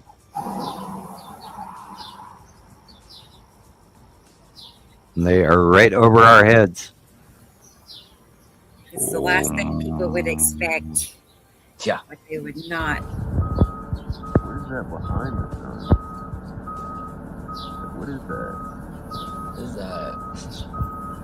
You tell me. Depending on where this could be taken, that could be our star behind the larger red star. We think it is happening. Or it could be the blue asteroid, which is crossing the top of the sun here in the last couple of weeks. What the heck? And it does have a blue flare in the lens flare. So I would say this is the blue asteroid crossing over the top of the sun. Because if you notice, there are two dots in the lens flare. And the blue asteroid is the bluey blue. And it's opposite. So you can see the white dot is the sun, and the blue is the opposite. Beautiful. Opposing mirror image of it. That's Attu's moon and the asteroids underneath. Very close, very large, very overhead. See the asteroids going vertical away. And how close they are. And this is the 180-day cycle. And all of those big nasties underneath the planets are coming to visit us. I saw this the other day. That's so weird, isn't it? That is a concentric orbit. Oh my God! What would we be amazed if that was actually Nana and Amal Saru? That's what they do. It's behind the I'm tree. not saying that that's what it is. No, actually, they're not concentric. Is it getting faster? Is it connected to anything? I don't know. I can't see in the dark. Those are orbs. They don't Those are orbs. go that fast, right? Yeah, no, they go slower. Yeah. But that's one concentrically orbiting the other. That's what they mean by concentric orbit. But the middle one is stable and larger. Amal Saru is bigger than Nana. There's a smoke coming off it almost. Yeah, ETs are letting you know they're there. Like a Ferris wheel. I'm going to the little scientist room. I'll be right back. All right, cool. I don't know what I'd do if I saw something like that. That's weird. That's like Subhanallah. Yeah, kind of. Yeah, you'd be at a loss for words. Looking. And that looks like a planet butt too. I mean, that's got to be something to do with the side of a planet. I mean, look at it. That is something there. Double rainbow or I something. mean, okay, is the planet the white thing inside there? Like inside it, that bottom bit. Right. And then the glowing. You see where it's yellowy red? That looks like it's on the atmosphere. Look. Yeah. See what I mean? Yes. And then that's like shadow, like emanating out from it. I don't know. Well, and the other thing too is the colors of the prism they're changed. So the bottom one, the red is at the top, but on the top part, the red is on the bottom. It's backwards. Yes. Okay, that's Good odd. catch. Mm-hmm. That's really weird. Yes. As if it's I don't like know. an echo, like a reflection, I don't think that's normal. like a shadow or something. That outer ring. We'll come back to this. That looks like that thing inside there. That is a planet. That is something. Look, see, Mm-hmm. because it's different on the left there. We'll What do you ask. think? I do think. I do. Wow. That's crazy too. But yes. I've seen it here once. One early morning, I got up because the kittens were really young, and I looked out towards Lindsay's house. So it was north. It was in the northeast, and it was red. It was like a red. You don't get a red rainbow, okay? Like you don't get a white one either. And we had seen on the opposite side the white, what they called the fog bow that day in Nairn. And everybody all went out to the beach, and everybody was standing there on the beach, and it was warmish, and they're all looking at the white sort of hazy thing. It's like on the. That looks kind of airporty. Like, what's that? You know. That looks almost like a rotating light at an airport. Yeah. Bouncing off the close ground clouds. Hey. Yeah, it looks like it's in Hawaii or something like that. Yeah. Okay, yeah, double rainbow. So 2 suns, 2 rainbows. I mean, but is that inner rainbow? Is that a planet? Isn't that like it glowing I on don't think so. No, I think No? this is the back. When we talked about the backlit crescent flare, we know that there's a central focal flare around the ball. It comes out the far side at the center, and that's what I believe these to be. It took me years to come to terms with that, but if you look backwards, directly behind us is where the sun is coming from. And this is the outside of our Earth atmosphere, and it is creating that lens central illumination, just like as if you were going to fry something with a magnifying glass. That's the away straight view of a backlit crescent flare. No, we're all just like, nah, we can't figure that one out. No, it's new science technology for stuff the other scientists have yet to come up with, so deal. I'm joking. Yes, master. It's basically the truth. That's it took me years to come with that. I finally feel if you can say it again, but slower, so that we can think about it. Okay, that's the spiral asteroid right there. That's a very close path to the spiral asteroid. Whoa, and that was a couple of months ago, and we've seen it repeatedly over the years. When the sun is shining directly at our back, and the light is going away from Earth. Yeah. Okay. And on the far side of our atmosphere, in our dark side of Earth, away from the sun, because the light goes through our atmosphere around our planet, it focals out the far side center into a sort of like a focal, isolated central beam. And that we've seen that in backlit crescent flares when the sun is on one side and we see a dark bodied planet, but we see the light going around it through the atmosphere. It creates that one little light at the end, right? That's a rainbow that we've seen time after time. I believe that's exactly what Earth is doing in that double rainbow as well. It's a focal flare from the center of our Earth out facing into the darkness. And so we're seeing a illuminated full halo on the outside of our atmosphere, but we see it as the rainbow because it goes beyond our horizon. So it's like an echo, Yeah, and this is just visiting star destroyers. Pay no attention to them. It could also be, I believe they're filming through glass there too. So it's okay. This is the video Rebecca was talking about. Yeah. I was looking for that now as well. It's the that looks like is Saturn's yellow moon in front of our sun.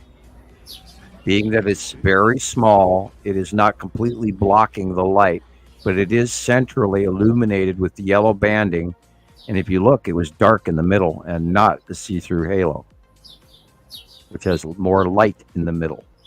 Yeah, and it had that blotchy cloud over it. Now, this picture is easy. This is the bottom of very, very blue and very dark nepacity over the sun. But yeah, that is Saturn's yellow. I'm sorry, Sam. That's right. So that Yeah, that's the Saturn's yellow moon going in front of the sun. So that's the yellow moon, like. Yeah, So because the core on the inside is dark. It is not a halo, because it would be light on the inside. But it's light behind that black cloud. Yeah, because Saturn's yellow moon is very small, and the light from the sun is going around it, and we are normally illuminated, except it looks like a cloudy day. That is not a cutoff halo because there's no blue shaft. Man, that is crazy. So that's not the sun? No, that's the Saturn's yellow moon gone in front of the sun. Uh-huh. And that means that look how close that yellow moon is. Oh my gosh, yes. I like and is that all her? That's all that moon's cloud. Sorry, I'm excited. Look at that. You know, it's going to last a few minutes and then it's going to be gone. But there's no cutoff shaft lighting to create the halo. So therefore, and it's not atmospheric because the halo does not come down below the horizon line to be called a sundog in any way. So therefore, we know it's atmospheric out in space. So basically, we're looking up at something completely round. And the only thing that's completely round and yellow of that size currently is Saturn's yellow moon. Which is this as well. You know, so it's as if this moves in front of our sun, basically, right?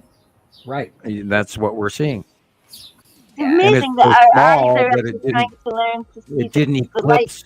It's so close to us and so small, it didn't eclipse the sun. The light went around it, and it just merely shadowed in front of it. The moment I saw that, and Terry, thank you for posting that, and thank you whomever originally captured it. But that it isn't. If it was a cutoff halo, it would have been bigger, and it wasn't. And it just immediately screamed. It went, look what this is, and look at the yellow banding, and look how dark it is in the middle of that halo. It's not a cutoff. No flaring, no this, no that. It has to be ta-da. It has to be a Saturn's yellow moon going in front of the sun. Cool. And that was also expected. It was expected.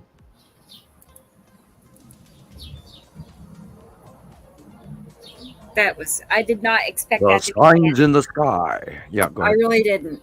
I did not. I saw that video, but I just thought, oh, cool, a halo. I did not think. Yeah, but it's too small for a cutoff halo, and there's no blue shafting, and you go this. We go through the criteria. Yeah, it was a whole thing. It was like a whole circle. Yeah. All right, so I have this clip now, and we can share this one. It's more. Last night on April TikTok. 30th as one of the strongest tornadoes likely ever recorded on radar hit in southern Oklahoma. This happened right outside of KFDR, which is Frederick, near Wichita Falls. This happened specifically between Hollister and Loveland, and this is when we started identifying that something major was happening. The tornado began to grow in intensity here. The hairs on the back of our neck stood up when we saw this image. This is a CC drop, known as a correlation coefficient. And what you can see here is a massive debris ball. And on radar, it looked like a hurricane. You can see a clear eye from the radar. We knew something major was happening. Uh-oh, you guys, we have literally reached the tipping point. So due to the oceans warming up, this has triggered a massive coral reef bleaching, which apparently is a sign of distress. And a major die-off of North Alaska crab. Check this out, because this literally means we're in trouble. The temperatures of the world's oceans are quite literally off the charts. That orange line, that is last year's reading. The red line at the very top, that's this year's temperature readings. One of the most severe consequences of these warming falls on the world's coral reefs, which nearly a quarter of all ocean species rely on. According to NOAA, the National Oceanic and Atmospheric Administration, scientists issued a warning due to record-breaking temperatures in 2023, which accelerated the speed of the second largest mass bleaching event across the Atlantic. Now we are going into the La Nina cooling cycle, which is a good thing.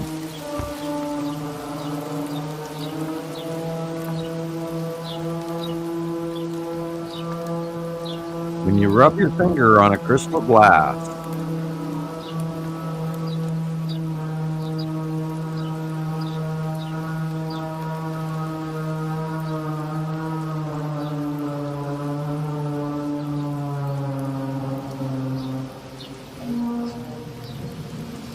I'm still torn between atmospheric or this is in 2011, 12. This is one of my favorites. This is in Canada.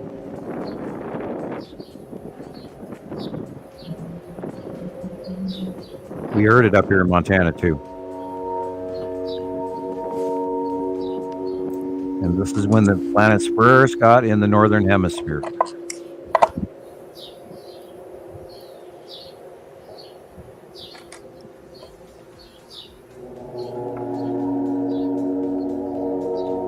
That is Saru right there.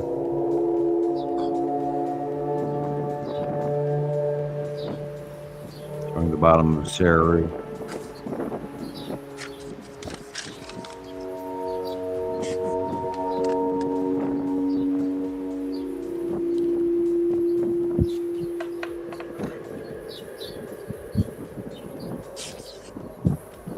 It could be tectonic plates moving. It could be atmospheres rubbing together from the other planets. And of course, there's been numerous cycles of that over the last 10 years. And it has come in cycles, not just random. It has happened in cycles. Hearing all my dogs barking. Yeah, if you guys hear your neighborhood dogs day or night start to bark in multitude, go outside and look up. Don't look just out, look up too. They hear this. The animals react. My cat has been meowing crazily about 4 o'clock in the morning lately. So pay attention to your animals.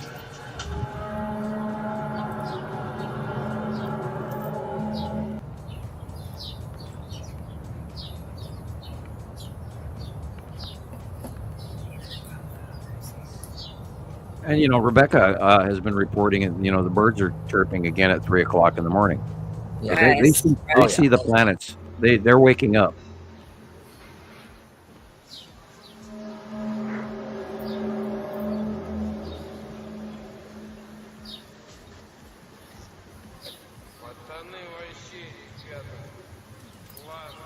And you will see signs in the sky around the world, and that's exactly what we're seeing. And the question is, do you learn how? Destroyer. Oh, bad internet name. But basically correct. But, we try to stick with the, Nibiru group, the passing planets, and the object cluster group, and all of that. And then, we bite the bad names like Nemesis. We bite the red planet Nibiru thing, because none of that is true. All time proven. Nibiru is quite blue, ocean-covered planet. People live on it.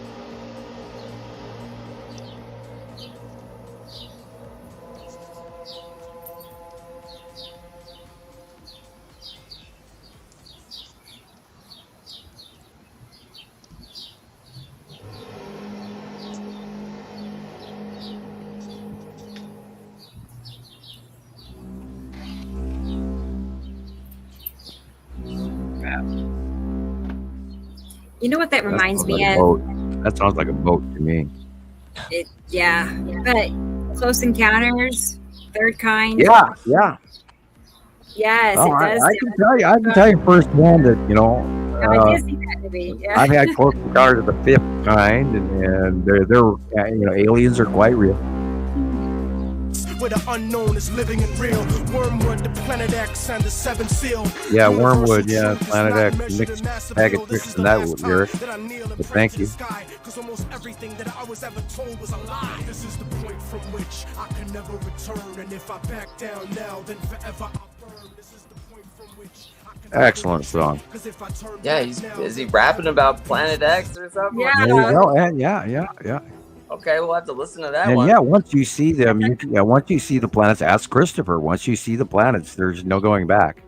No. Yeah. And then you put the asteroids, and then you put the cubes, and once you see the cubes, holy beefcakes.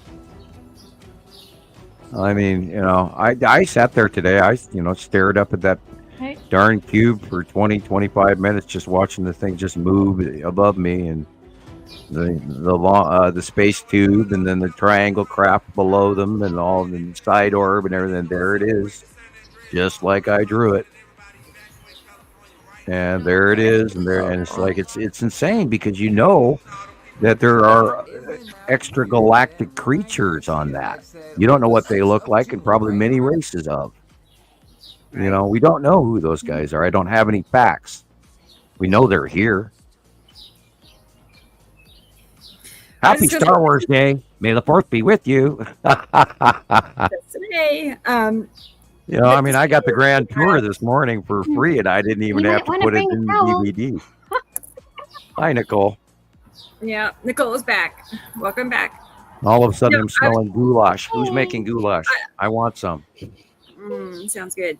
No, but this guy, he's just talking about how Airbnbs, like, you know, it's all the Airbnbs sent out a memo basically for emergency preparedness and in relation to a specific date of June 6th. Oh, we have a new rumor? Yay, a new rumor or something. And when you add 2 and 4 together, that equals 6. So it kind of okay, one of those. I'm just whatever, you know. We haven't had a date for a while, so let's see what happens. Well, yeah, you know, remember everything was going to go crazy at the eclipse, and you know, the whole world was going to fall apart, and mass earthquakes, and people dying, dogs and cats living together. I mean, you know, all of that was going to happen. I do. I totally know. So did you get a tour, Sam? Of what? You said you had a tour this morning. Oh, well, no, I got a first-hand tour staring straight up at Star Wars, you know, before I even, you know, I was watching the movie at the time, but I hit pause because I saw the sky outside and I had to go outside and look. And then, you know, I said, and I'm like identifying this, that, and the other thing, you know, waving my hands around, talking to myself, and I'm sure my neighbors think I'm absolutely batshit crazy, which would probably not be too far from the truth. But anyway, and then I see the, you know, the long box cube and the side orb, and then the triangle craft, and then the space tube, and all of that parked right there, and I watch it for as long as I did. And it's, you know, and then it crosses your mind that, you know, that that's an extragalactic, you know, a galactic craft, and that it's massive, and you see it, and it just screws with you. But yeah, you know, I've known it's in there. I wanted to ask you about that because, you know, you people listening right now, it's quite like, you look at it and you think no. You look at it and you think no, because, like, the shapes are there and your imagination could take you there, and then you just... Yeah, and this guy's got to be crazy. It couldn't possibly be real. But no, we've had so many sightings over the last decade. You know, since the arrival of the Texas Cube and the arrival of the Empire Orb and all of that, that we've documented all of this. And so many hundreds and hundreds and hundreds and hundreds of sightings. And we've talked about it in our videos and radio programs for years. You can go to Radio Wasteland and look up the Empire Orb, Norway Spiral. You can look up the Long Box Texas Cube on the show. We've talked about them. And the world is changing right before our very eyes. The rules are changing. This will come to your town. Everything we know is changing. It's happening right now. Including me suffering from drinking. You know how you see in the movies there's always a mothership above all the main cities? So there must be something up above everybody all the time. They don't have to mothership invade. They already own Earth. They just have to show a force and do their thing. The government and coalition doing their following the rules. Well, I'm sure there's a lot more going on than we do see. There's probably tons we don't know about. But there's not going to be those mothership landers or anything that we know of so far. Not like what the internet, you know, believes is occurring, because they are here. They already own the planet, and the governments know that. Look at this spiral. So I was telling all these tornadoes. There are something. And what did we decide about that anomaly down by South Africa? Is that it was a new company. It was a computer error. I mean, it's happened 3 times now. Just Yeah, we checked the shipping records on the coast of Africa, and there was no reports of it whatsoever on any of the coastal cities. Yeah, because I couldn't find anything like no evidence of like giant waves. Right. And an 85-foot wave would have been unbelievable all around the planet. That would have gone everywhere. Somebody would have got it, and one person putting it out there means there would have been somebody. Yeah, I'm going to re-warn people depending on if you've been listening to the show or not. This week, yeah, what we saw happen to the Midwest all the way through in that bow shock storms we've been talking about. Coming again. This one's bigger. So we have to account for that, buy a little extra groceries early.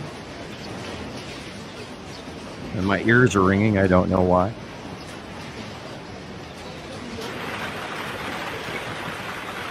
One of the things. This is happening around the world.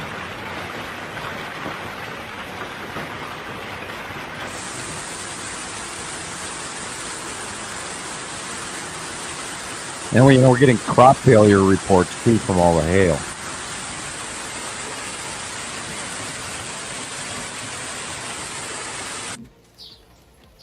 Yesterday afternoon, Thursday, Rebecca, July, here's a picture from Audrey. She wanted to show Sam. Okay, all right. Awesome. There you go. Yeah, like I said, flooding in Brazil in the state of Rio Grande. Generically, Rio Grande is tropical.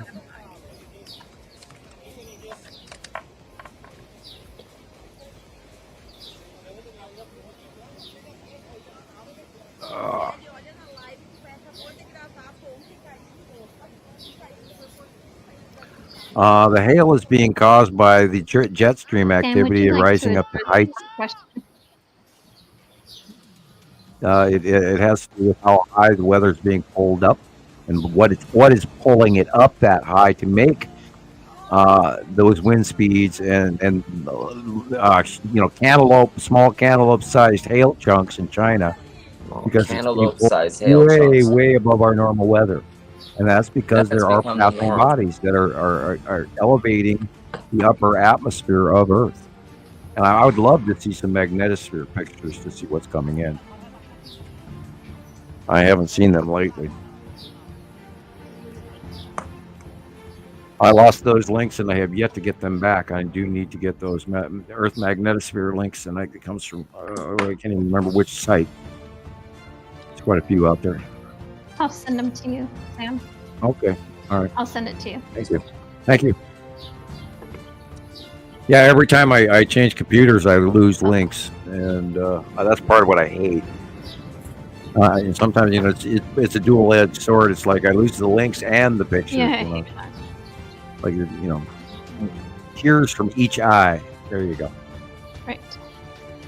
And people, this is happening worldwide, and our weather is catastrophic. And there's climate migration. People are going to lose lots of things, and I mean, you can't literally be living next to any normal waterways currently, depending on where you live. Up here in Montana, we experience spring flooding like this generically as usual, but then we have carved valleys because of that. And we have avalanches, so people, if they build in the wrong place, they don't last long. The avalanche will take it out before the flood. Come on. And people have forgotten the Colorado avalanches and flash flooding of just a few years ago in Colorado. Let's go. Holy cow, poor horsies. I think they woke up that way this morning. We had fires, and then the big toxin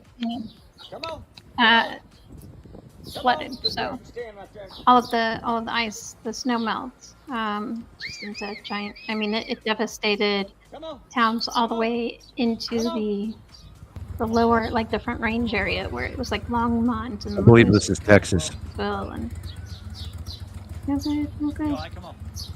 Seems like this.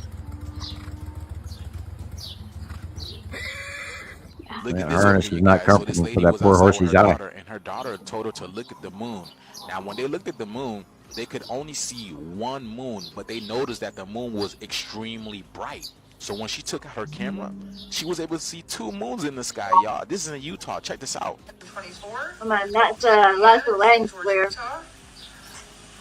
It's smaller though. Sam texted me and told me to go out and look at the moon. It's a full moon tonight. Oh, did I? Okay. We went and looked at it, and it looks totally normal, totally beautiful. I went to start taking pictures of it and noticed that there are 2 of them. 2 moons. Maybe we have a wider effect than we realized there, Rebecca. Looks normal. Didn't she say Sam told me to go out and take a picture of the moon? I did tell people that. Did she say that? Yeah. iPhone 14 Pro. We really are the background for all of this. Either, y'all. Yes. It looks like the Vitruvian Man. Look at that. And you Well, see how it come changes on. colors God, when wonder you where we zoom heard in? that We were last. just talking about It that. looks I like a know. I Vitruvian thought Man. that was crazy. I love it. Yes. Nothing like hitting topic before topic. Isn't that great when Source does that? Yeah. Yeah, and Source does that a lot. That's the moon. What is that? That's a sun, y'all. That All the thing time. is a sun. No, That is that's not a the sun. It moon. can't be. If you're on track Because all even the at time. nighttime, It the can be planet nighttime. is still warm.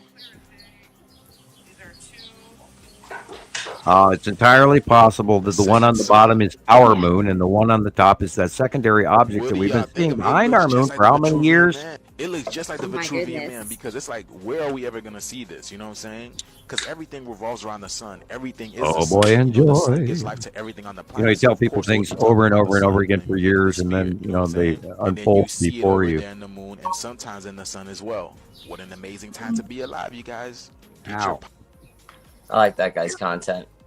I do too. He's all the time. He's got several a day he puts out. But Yeah. And he's not like Oh, pushing right. an agenda. He's just asking questions. I think that's cool. Right.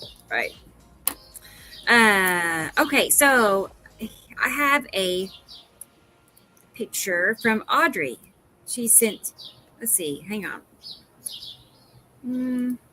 There it is. This is from a friend of hers in New Zealand, and she wanted us to see. Let me get the details again. But this is like what we just saw a few minutes ago, right, Yeah. Sam? The double Yeah, but rainbow this situation. goes down. This goes down below the horizon. So this is a normal. This is a normal rainbow.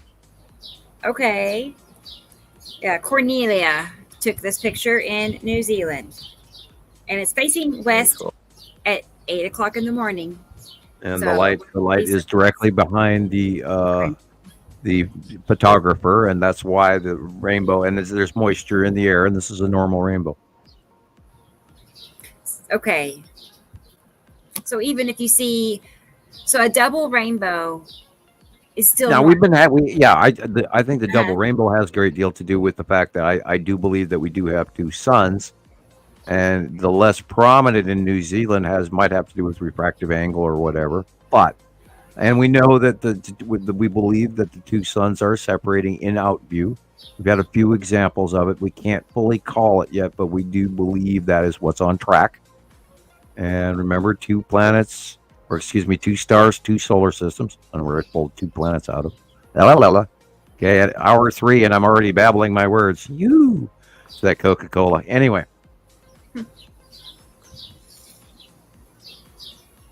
You're doing great, Sam. Yeah, well, normally I don't drink pop, and I started drinking pop for the show so I could keep talking because carbonation and all of that, and and it does have caffeine, and I'm not really a big caffeiner anymore. I've cut way down on the coffee intake. Anyway, let's go back to my cough drop that I set aside for a while, and I'll let you talk. I can't say I'd cut back on coffee, but I don't have that much. Maybe 2-3 cups a day. Is that a lot? I don't think so. Is it? No.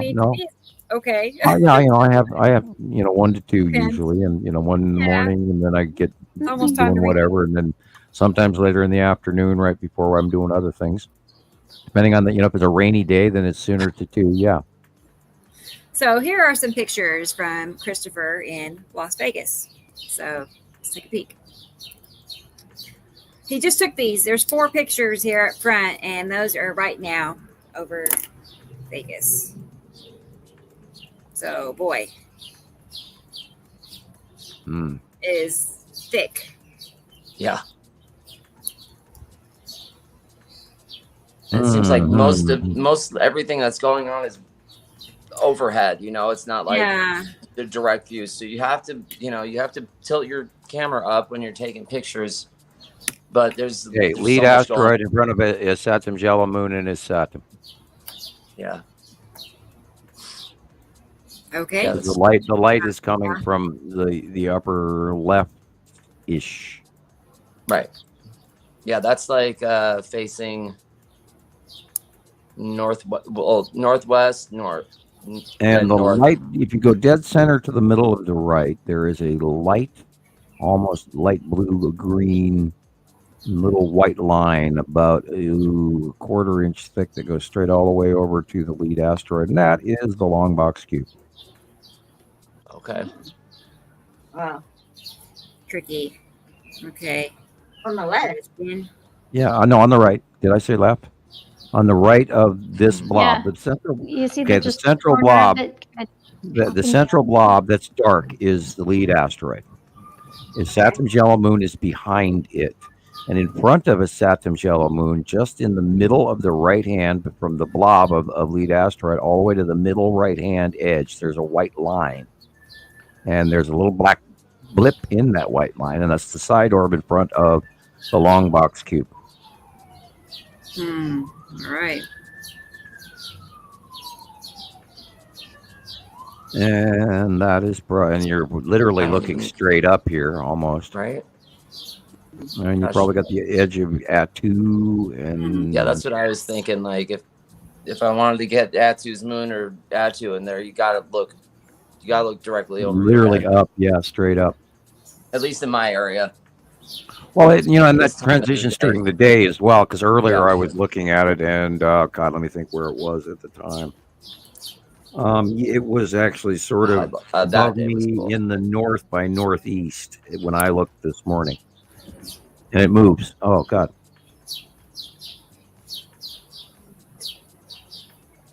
Yeah, see, it's past sunset, and this light illuminating on the bottom of Atu's moon and all of it. And the one in the center, upper middle, that might be a lens flare, but that white line to the right on the right-hand middle is really looks like a Star Destroyer. Yeah, there's a few more of these pictures, Sam, and I think we talked about behind this. that is right where in February. So we talked about it, and there's another picture where there's like several more of the perpendicular white lines, and they're goofy looking. If you blow those up,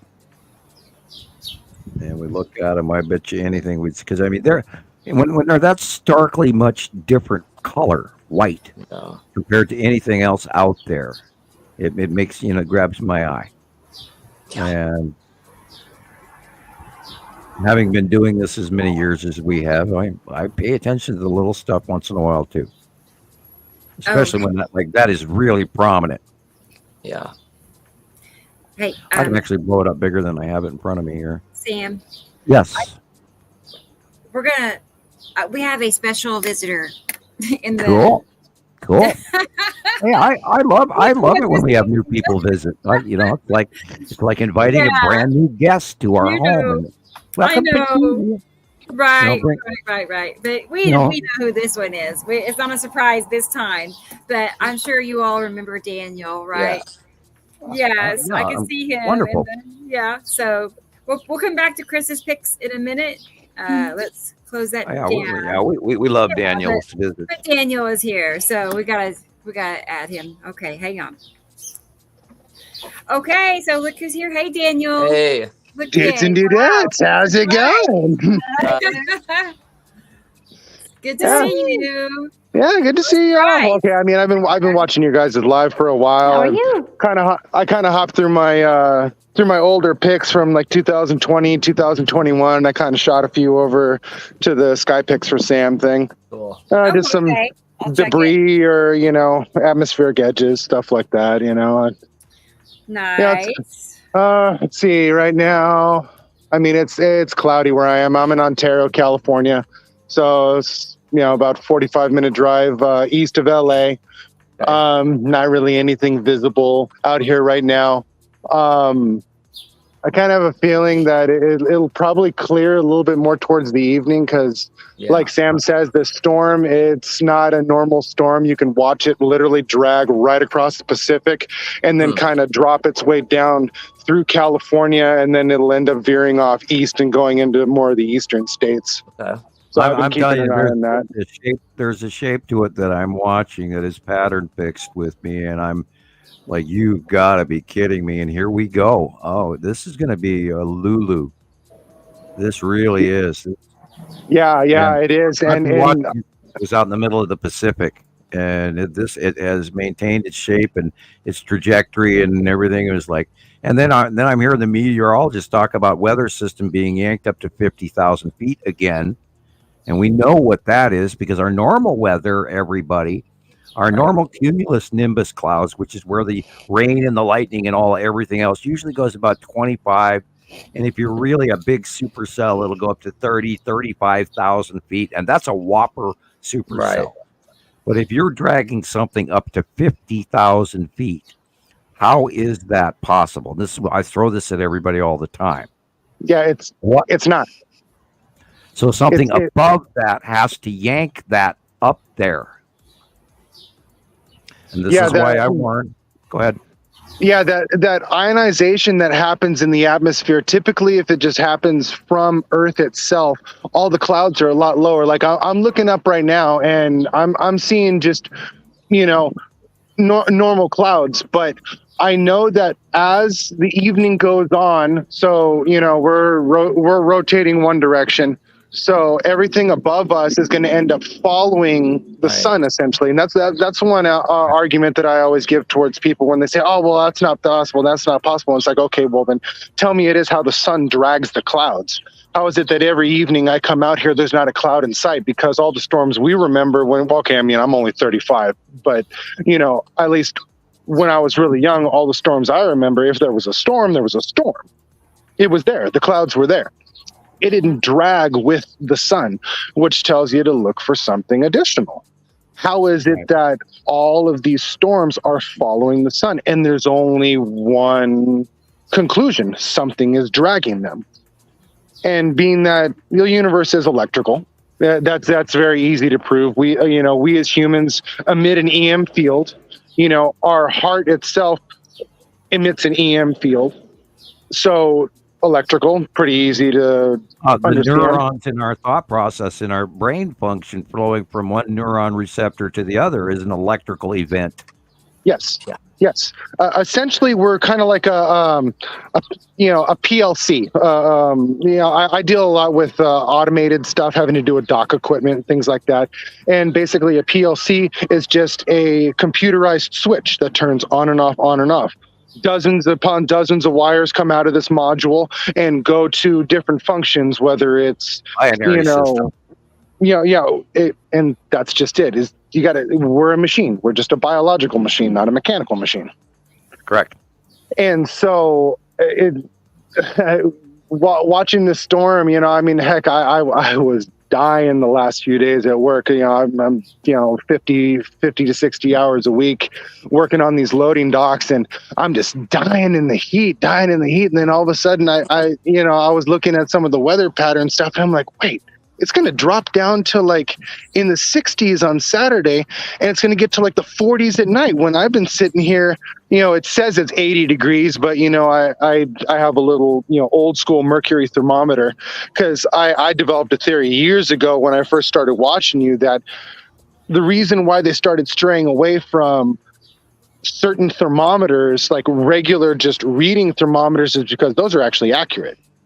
all these digital ones, they can fudge it 5 to 10 degrees in either direction. Everyone's just going to kind of look at the graph and go, oh, hey, it's this. It's this. Let me go back to football. Let me go back to whatever it is that I'm watching. Distraction, distraction, distraction. People are not saying, wow, it says 80 degrees, but man, it feels like 90, Yeah. It's a dry heat. Yeah. Yeah. Oh, it's a dry heat. Yeah. Yeah. Until you're in Arizona and then get hit by a monsoon. Hey, you should see Minnesota in the summer. And you're like, or of course, if you go to Tennessee or Kentucky or Alabama, it's like pouring off you while you're standing there. It's your water driplets are forming on your skin as you sit there. Thank you. No.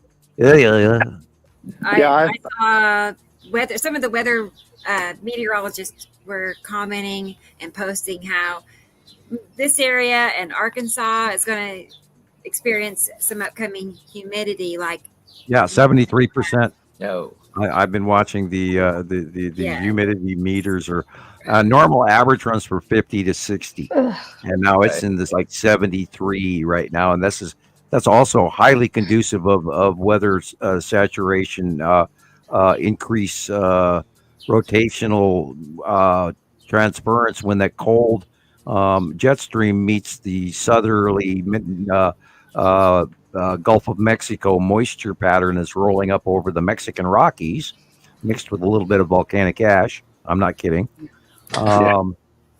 And you could call it Mother Nature's cloud seeding. We're looking at superstorms here in the planetary, and it fits right down into the 180-day cycle. And I'm going, oh my God, and the electrical discharging that's these are Red Sonja storms.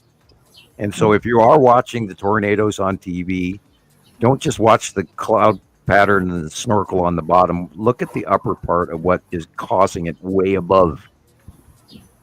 You'll get a brand new education. Yeah. Actually, one meteorologist that I listen to, I don't know if you guys have ever on TikTok. He's called Weather Daddy. He's here in Southern California, and he's really good. He's actually really good, pretty spot on with the way the storms are going to dump, lightning strikes, where we're going to get hail, where we're going to get snow, wind speed, stuff like that. And he goes on a global scale, pulls his map all the way out and shows these storms, and he predicts them weeks and weeks and weeks out. And I will take those and I'll compare them to pictures from those regions of the world in real time, and you start seeing the pattern in the clouds. Yeah.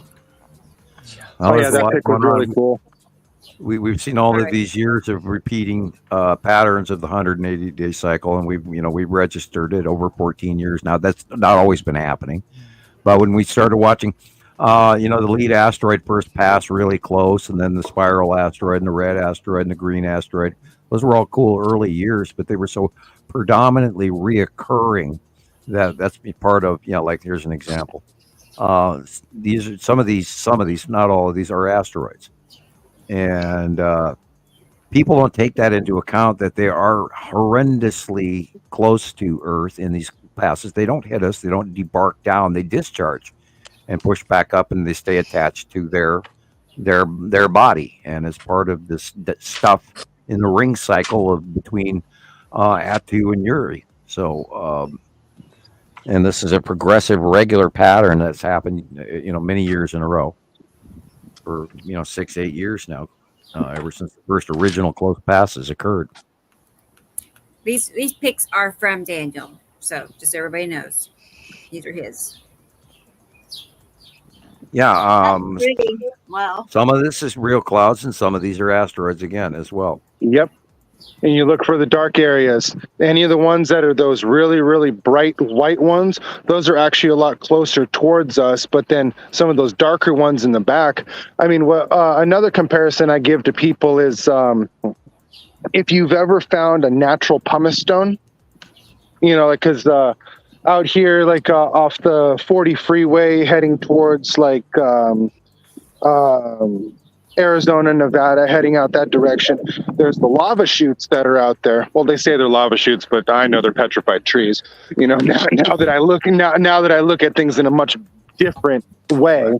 But when you take these pieces of pumice stone, you know, when that superheated rock hits the atmosphere and it sucks in all that oxygen, it puffs up. You know, like frying up a chicharron. You know, you drop it in the oil and it just puffs right up. And same thing happens in the welding process. You know, which I have a lot of experience with welding. Is that when you're welding, it has to drop a flux coating on there to keep that metal as it's cooling from sucking up that oxygen, which causes it to puff up. Now, all those porous marks, those are all the little dents. So on all those pictures of the asteroids, I say look at the darker areas and see the color change in the divots. And I said once you start seeing the divots and you start realizing that that's a rock, you know, sometimes they're jagged, sometimes they look a lot smoother or whatever, but they're very easy to spot once you know what to look for. And I always told people, like, look up a picture of a natural pumice stone, you know, Google or whatnot, and it's round, porous, has all these little divots and stuff like that, and that's what you're looking for. And you know, those little trails that go off behind them. Oh yeah, that night, man. Oh yeah, this picture right here. So that's that the salamander group or whatnot, and you guys have so many. Yeah, this one is, believe it or not, this is actually the bottom of Nepesity illuminating at night. The asteroids, the 1, 2, 3 asteroids are on the left-hand side, just past the center palm tree. And you're seeing the Ion approach trail is the red area on the bottom middle by the house roof. But the rest of that is the illuminated base core of planet Nepesity after dark. Okay. Not have guessed that. I did, because Sam once told me over my house in South Africa exactly that shape. And that's what I was going to say. And then Sam said, I thought, all right, I don't have to say. I'm getting tired now, so I'll probably have to leave in a little while. Oh, okay, Gillian. Yeah, no, Yes. Yeah, sorry, go ahead. No, you're good, Daniel. Go ahead. You're fine. Oh yeah, no, like that night, you guys were talking a little while ago about pay attention to your animals. That night, I was just chilling in my living room watching Supernatural, and all of a sudden, my cats, they just started really darting around. They started, and the moment they do that, it's like, you know what? I'm gonna walk outside real quick. And I walked outside, walked across the street, looked up, and I was like, oh well, looky there. I find that a lot of animals seem to hear Nepesity. Yeah, my cat has been howling for about a week at somewhere around 4:20 in the 4:40. 4 o'clock, 4 in the morning. Oh. And it's not normal howling. It's repetitive, and she's uncomfortable. And I don't know who she's talking to, but so there's something going on. And I was sort of feeling something thumping at the outside of my edges of my ears as well. So, yeah, this is part of where, you know, the Chinese dragon comes from. This is all part of that legend of the dragon. And this is an interaction, believe it or not, between Nepesity and Atu. Yeah, it looks like there's things in there, like the dark. It's a spiral illuminated trail of the asteroids that are under Nepesity. He's got the big 3, and I believe that's what it is on the right-hand side. And over on the left, the Ion Trail is also leading to the red asteroid and Lorraine, and then the edge of Uri and Atu's moon. And it's a pathway. It starts forward on the right and then works its way back in spiral going to the left. Rebecca, I sent you some pictures that Maria sent. It's a bleed off. It's an illumination. It's a pathway of ion accelerated gases in space that self-illuminate. Okay, Sam. At least I think The they're the electric same. universe. Ion Trail. I'm working on those now. All right. Well, I learned something then, because I would have guessed asteroids too. Yeah, well, it's asteroid based, but it's also created by the planet bodies themselves and having the positively charged magnetosphere that connects to those negatively charged bodies. And as they orbit and path and move, the exchange between it creates the accelerated ions within the gaseous, which is like the 4-foot office tube lighting. When you put a polarity on one end and a parallelity on the other end, the gases in between under pressure actually illuminate from the the ions bumping into each other, and they illuminate. And that's what's happening. It's showing you the pathway of the orbitation and rotation through space, and all of it illuminates, sort of like neon signs.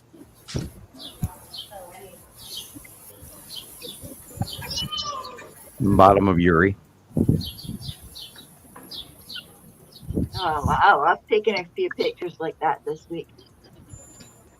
And that's pretty much what I saw at dawn as well this morning, except the horizontal sky was much lighter, and then what was above me was much darker. I seen it on Thursday evening. Oh, yeah, it was darker. I seen the dark blue. Oh, look, that's lovely. Look at it. Yeah, look at that. I love that.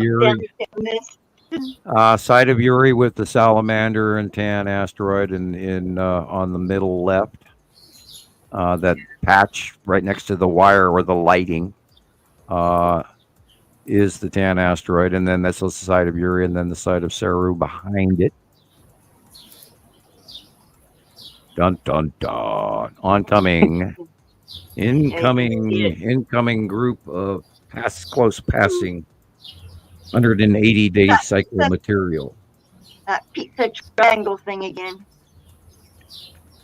Yeah, no, that day it was crazy. Literally just watching everything pass by the horizon. You're just watching. You said it was Uri, because all those the smaller like momentous clouds, and it just rotated across. It was insane. That was absolutely insane. People were just looking at me crazy because I kept looking up or whatever. And my son, he looks up now, and he knows what he's looking for. I've taught him what I can. And how old's your son? He's 12. Yeah, I had a little guy as well, a little cloud jockey guy. He was like, "Oh yeah, I can see that too." I was like, "Yeah, that was cool." So the young ones can see them as well. How old is this picture? Oh, this one is not that old. This was a few months ago. Okay. Saturn's yellow moon is directly above the sun, small, about the size of a lemon. And then from there straight over to the right, you're looking at Isat behind it. That's the ion trail going from where the sun is to the right hand side of the page. Yeah. I have an error that came up, so I have to back out. And when I do, the picture will go away. But when I come back, we'll go back to where we were. So okay. We can do that. I haven't scrolled down in a while and read everybody's comments anyway. It keeps stalling on me, and then once I move it up or down again, then it no longer stays current.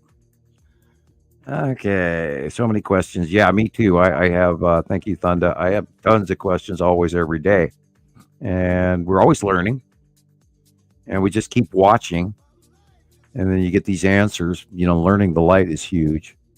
Got to look at the dark areas, boys. Gray black sunglasses. Never film through glass. Wow. Plan ahead. We got storms coming.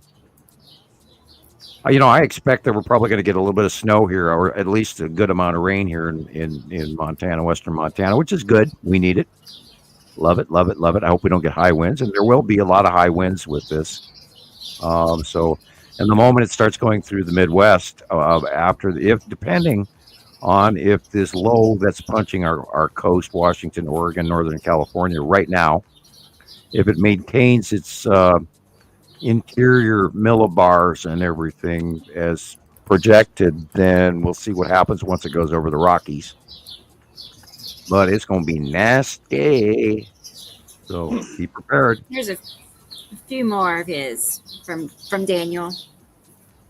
Wow. Yeah. Busy. What are they trying to hide? Yeah, our hashtag flyers. Yeah. Some of those guys are getting creative. It's like, man, I'm glad I'm not their liver. Right? G-forces and all of that. Wow. It's a special breed, man. Of course, we've got the ion tail, is everything on the right-hand side, and you can see the circle of his atom cutting. And this is like semi older, a few weeks ago, or whatever, a month or so, and then you can see the sort of red glowish area of a Saturn's yellow moon just to the upper right of the sun. We started watching it cut into the actual top of the sun for recently, within a month or so ago, and we documented that. So, and of course, this is still when Uri is on the left-hand side, and that rainbowing that you're seeing in the light, and that's also the, by the way, that's not the sun that you're seeing, is that light dot. That's actually the blue asteroid. And that rainbowing is the side of the edge of Uri.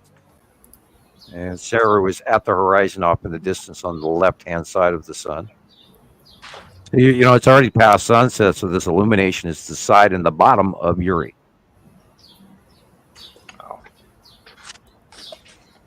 Oh, I think this one is a little bit older, if I remember right. But still, we've got a cut. It's a cutoff flare, and that is also Uri cutting into the left-hand side of the sun. Yes. And if you can see, if you look at the normal sky color at the horizon, it's light blue, but then you look in the upper left, and everything in the upper left beyond the side of the sun is dark blue, and that is the side of Uri. Yeah. And there again is an example of the rainbow. You're seeing a rainbow hewing around the sun on the left-hand side, and that is the debris field and the asteroid field of the side of Uri. And there's Uri onset of that asteroid. It's dust particles and small, marble-sized to gigantic, you name it. And there's millions of them up there in her base cloud. And when she onsets it, the sun shines through it. It breaks down into a refractive prism effect in the upper area. Ice crystals in the sky, like they would tell you. But because most of those cloudings are usually only over the Arctic poles, North Pole, South Pole, etc. But they generalized that opinion, going, yeah, they're locked and knocked loose in clouds, whatever. And no, those are actually that's Uri debris. That's why it's turning rainbow. And we've documented that for years. And that's a group of asteroids. It's pretty. And as well as what most of this is an onset group of in the bottom ring of Uri. And if you look to the upper left-hand side of the sun again, you see the cutoff blue flaring. And that's where Uri is cutting into the sun. Look at that white area. See that white line goes all the way up from the side of the sun, all the way up to the top middle of the right-hand page. That is the side edge of Uri. And you can see the stripes. Big. Very large. This is an excellent capture. And you can see the rounding edge going all the way to the parking lot and the two trees in the middle left, just right dead center middle. Those two big, huge pine trees. That's the edge, bottom edge of Uri, and it goes all the way up to the middle right top. And you can see the lighter blue. Right. This time it's the opposite of what I usually tell you. The lighter blue area is the illuminated side of Uri. Yeah. How beautiful is that? And then the dark one behind. Yeah. Now we're seeing a white shafting. So this is a cut in probably of normal clouds or perhaps the side of Saru. And of course, there is an object, a darkish object to the upper above the sun, and that is, we know, is Saturn's yellow moon is that large right there as well. And that could be adding to the top flare and why it splits apart compared to the bottom flare. Wow.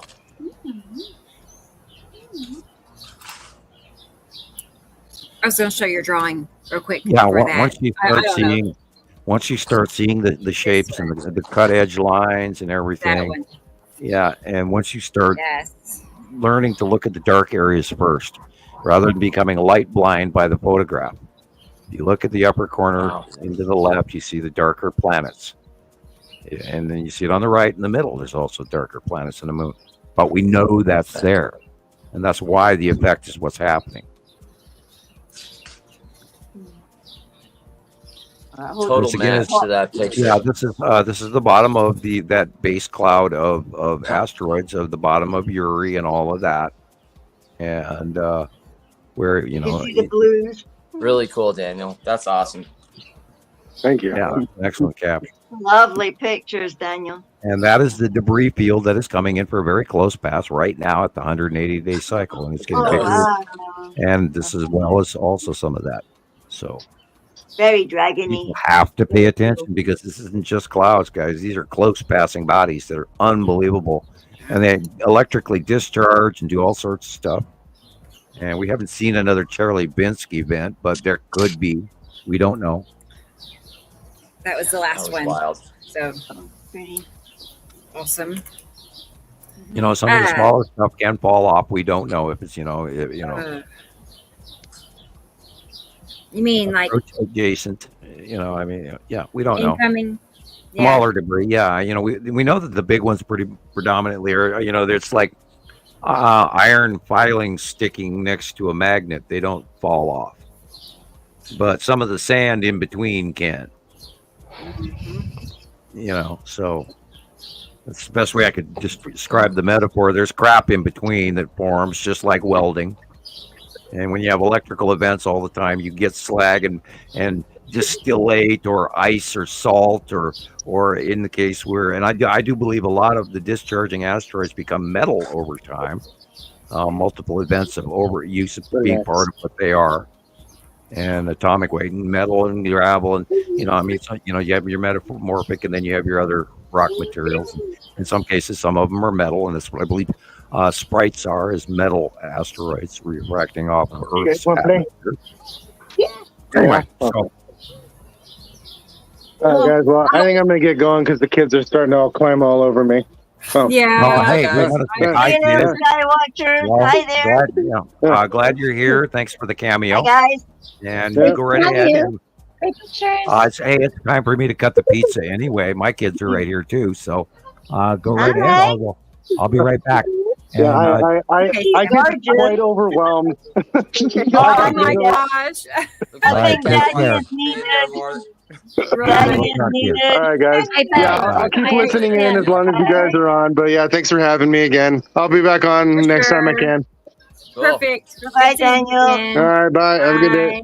Bye. You too. Bye. Bye-bye. Yeah, bye-bye. Oh, they're cute.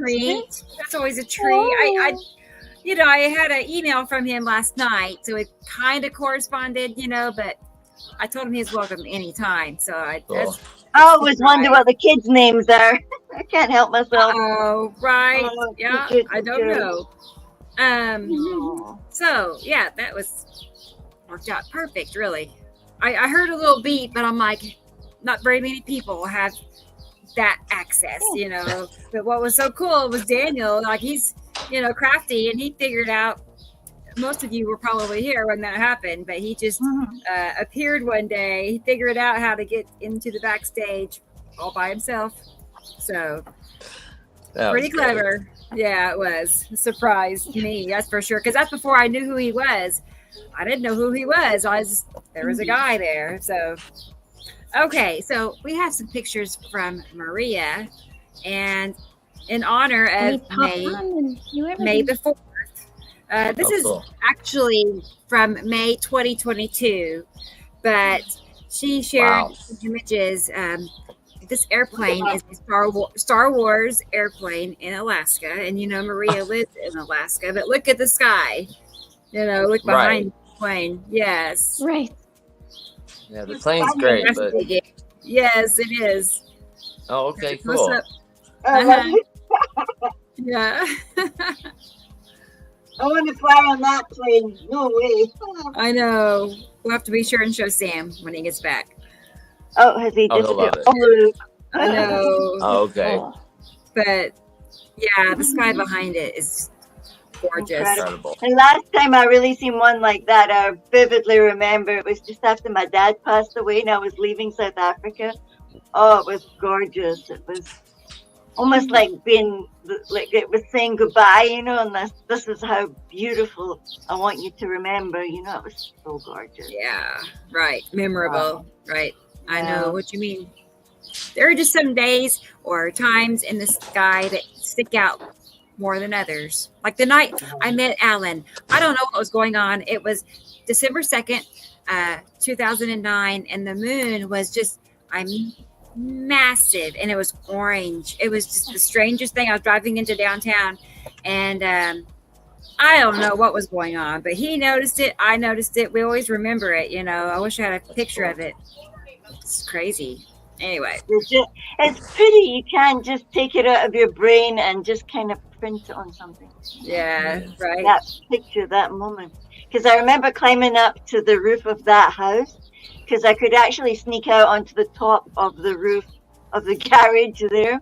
There was like a glass door. They must have, eventually I asked my friend, because it was a lady in South Africa called Elmina. She had this lovely house, like a Cape Dutch house. Yeah. And it had this roof, and they'd put like a glass door out onto it. It was so hot there, you see. Sometimes you go, I just want to go lie out in the evening and watch the stars, and you could see the whole bay and everything. And I just sat out there and watched planets. I mean, if the kids were sleeping and stuff, then, you know, I couldn't be away long, but they were downstairs from me. So if I left, then I made sure somebody big was watching them. So I would go up and have my break up there. And I would just sit there. It was awesome.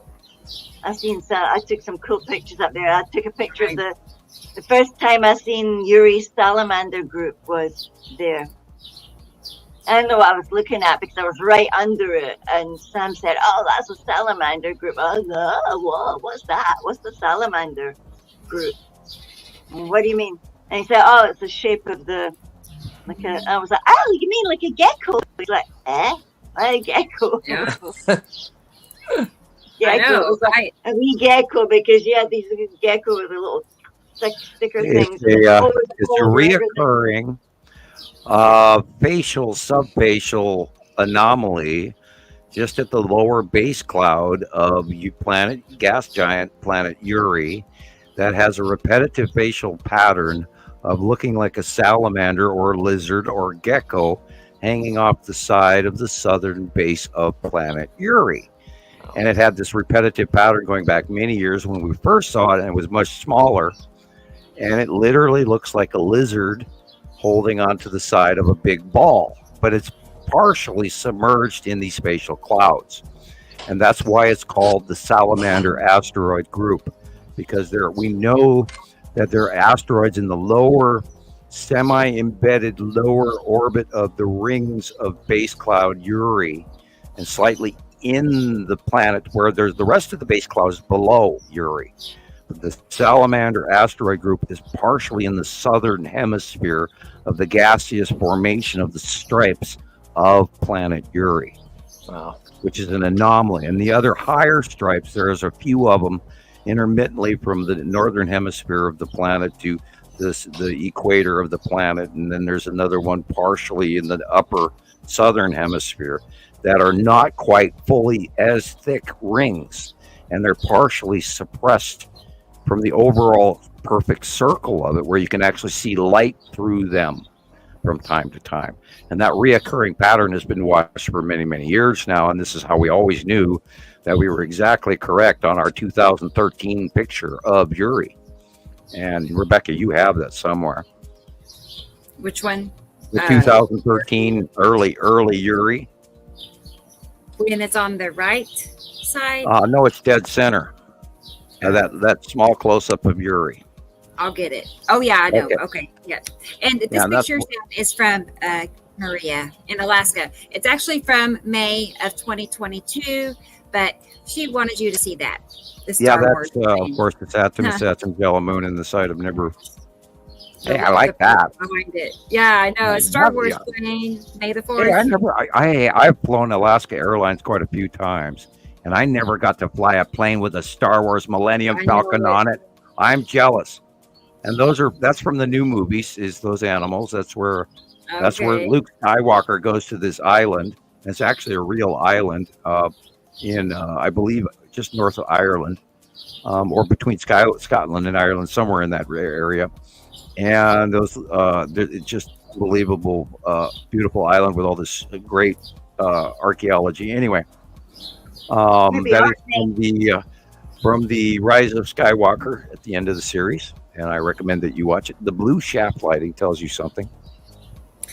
So yeah, she was asking about two orbs, and I'm thinking maybe it was this one she was asking on. Yeah, the one on the top right, left. God, I got my lefts and rights all screwed up today again.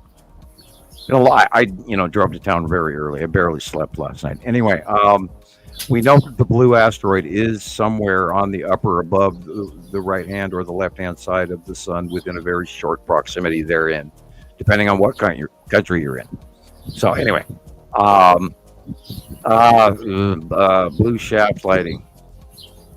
There is a cutoff going on here of some sort, and I would sooner call it asteroid gunso than planetary, although the upper right corner does have a very dark blue surface, whereas the natural sky at the horizon is much lighter. So you do have planet, of course. There you go outside. All around you is planets. We're in the middle of them now. They're hard to miss, but it's easier to miss if you're at sea level. The higher in elevation you are, the easier they come to see. Okay. As I reach what's left of my micro cough drop here.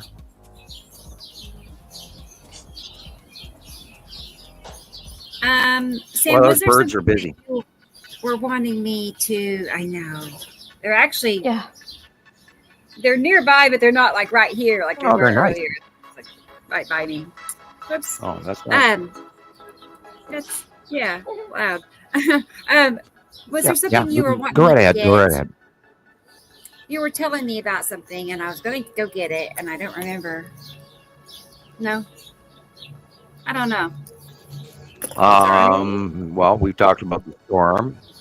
Yeah. Okay. Maybe not. Maybe I just coming. But I do have these. I have this where we were back. Well, it was a picture. I where think we were. it was a picture.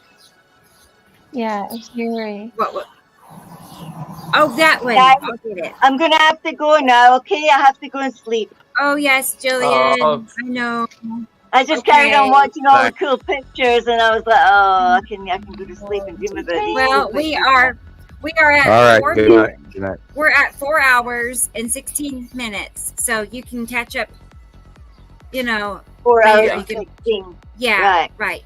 I'll catch up from there because I was halfway through the other one and fell asleep. But this week's been really hectic, and then I got all my news and stuff from where, and yeah. I know, which is great. I like good news, so congratulations, really. Yeah. So, well, good seeing you again. We have to get caught up when your next day off or something. I don't know. When you're not being a naughty girl and getting your bum smacked by Facebook. I know, right? I know. Fingers crossed. It felt like a very quiet week. A very quiet week. I did. It felt quiet on my end. But I stayed busy. I was busy making everybody's thing is, you always find something to do because your own business is like. It's true. It is true. So, but I'm glad to be back. So yeah, me too. All right, girl. Well, it's good seeing you again. And do send those pictures that you've made up. I think they're absolutely gorgeous. Yeah, like all of us. I want to see them all, man. Yeah, it's cool. I will. That's a fun little app. So it's a keeper. So, and I sent pictures to Chris. I probably need to send him more. Okay. Yeah. And what are we going to do about music now? Are we not allowed to use music now? Yeah, we're gonna have to learn how to make our own or something. So we can't use. Can't we use music now? You Just can to be get- sure before we do something. You could get like no copyright music from YouTube and stuff. You can.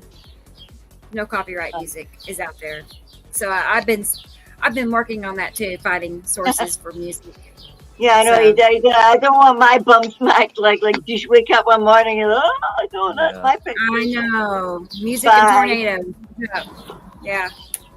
Wow. So Okay, guys. Bye, Go to sleep. Julian. Yeah, good Yep. night. Yeah, I know it's late for you. So Yeah, brain burn. Somebody found my off switch. I know. Well, get some rest. I think You'll my do- feed is breaking up, so be prepared. Okay. Oh, you want me to sounds take good. you out, Jillian? Hey, what's up? Yeah, please. Night, Okay. people. I've been hearing Bye-bye. everybody. Anybody else Bye. hearing that? Take care. Bye. Bye bye. Night. I knew I cut her off. I kept saying. So when I was Sorry. bleeping in and out, I ended up You getting guys food. sound like robots to Down me. too.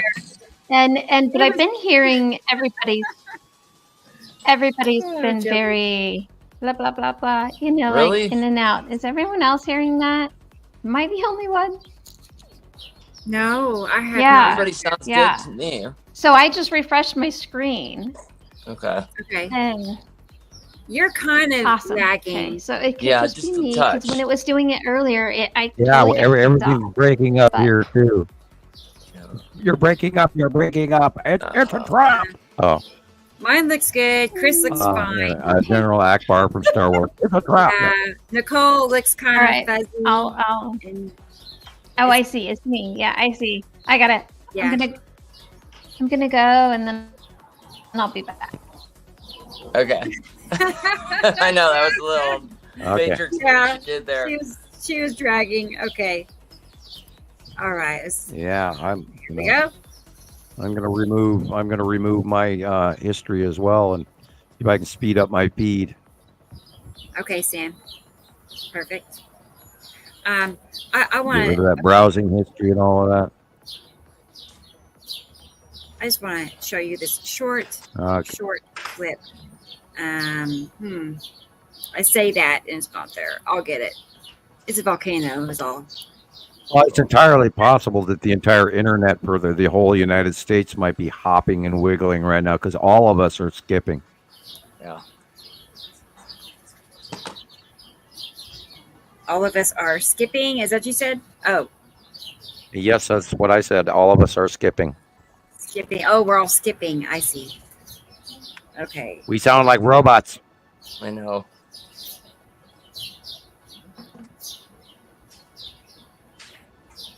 Happy Star Wars Day. We're now all robots. C-3PO and R2-D2 and, BB-8.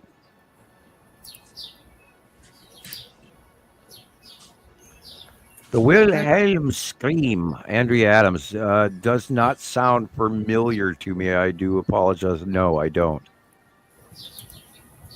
That was kind of German, the Germans. Und we talk about the Wilhelm scream, and we will discuss it in great detail. Und yeah. Oh, I remember that day. Yeah.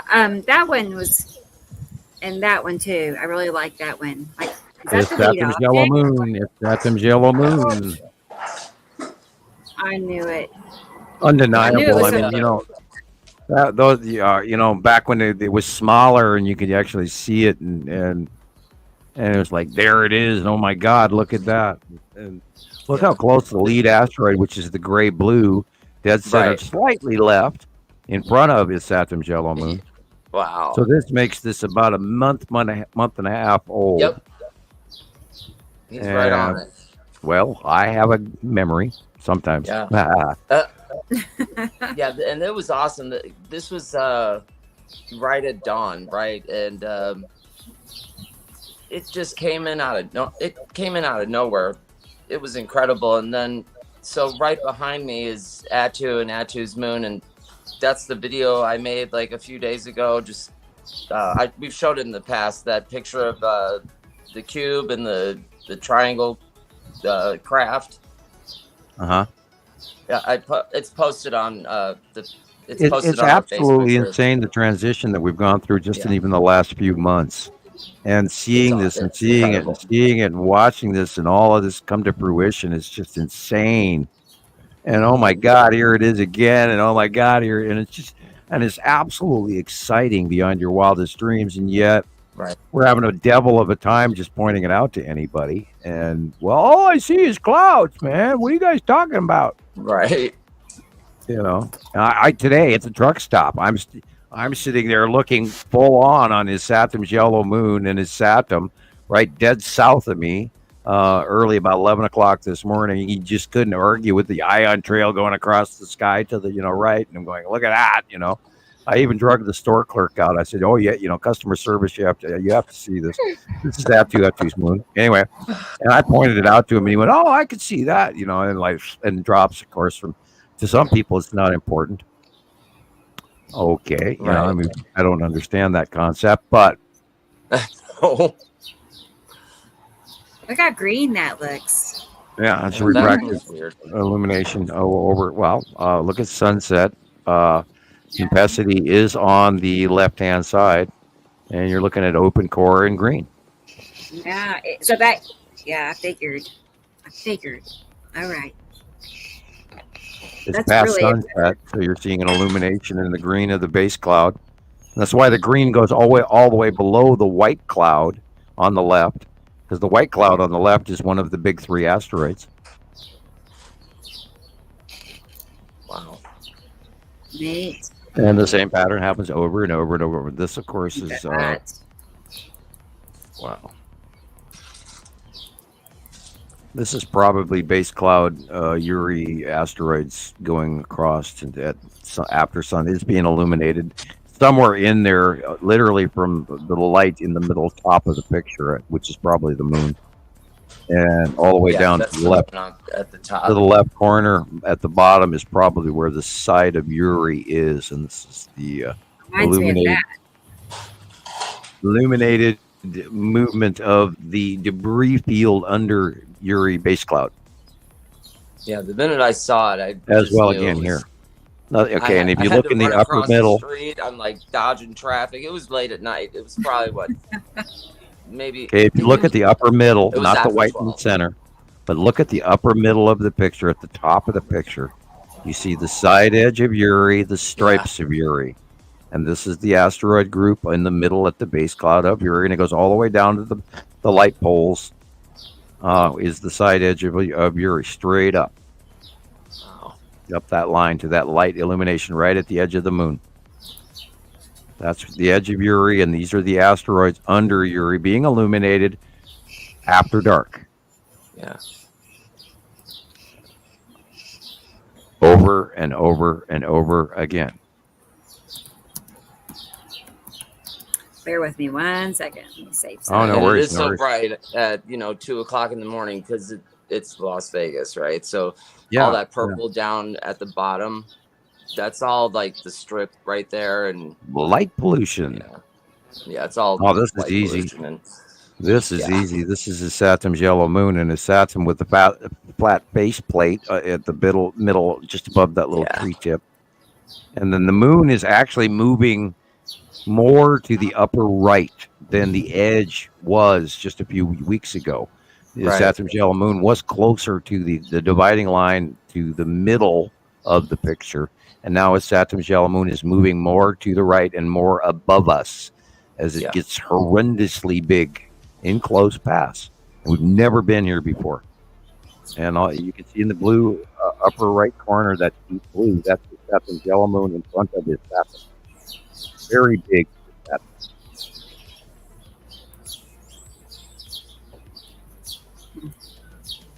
Oh boy. Mm-hmm. Asteroids mostly. Bottom of Uri, left-hand side of the sun. Wait a minute. Light is coming from the upper right, so this would be during the day in the north by northwest sky. And would probably be the bottom of Atu and more. You can't call it, but wow. There's a lot going on in that. Yeah. Including maybe 2 star destroyers that are very close, creating partially why these lines look that way. But I can't call it definitely. So, very interesting. A light pitch between 2 bodies on right and on left. Very large bodies. And this is almost 2 months old. This one? It is. Yeah. About. Yep. It is. Yeah. I remember when it came out. Yep. And this, this shows you, this pinch shows you that there are 2 bodies between us and the sun. Yeah. One on the right, one on the left, very large. The refraction of the shafting shows you the edge of the round circle on both sides. Mm-hmm. Yeah, it really does. You can make it out. You can see it. As the light rounds the back, and look at the dark areas of blue first. Yes. Not the center of the picture. And then you'll see the big circle on the right and on the left.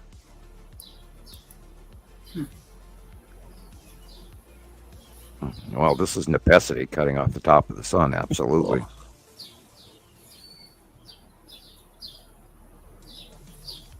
I think.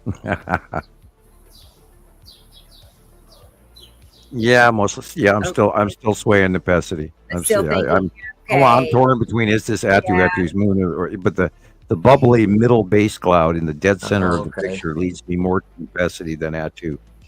Because it's more uniformly bubbly, but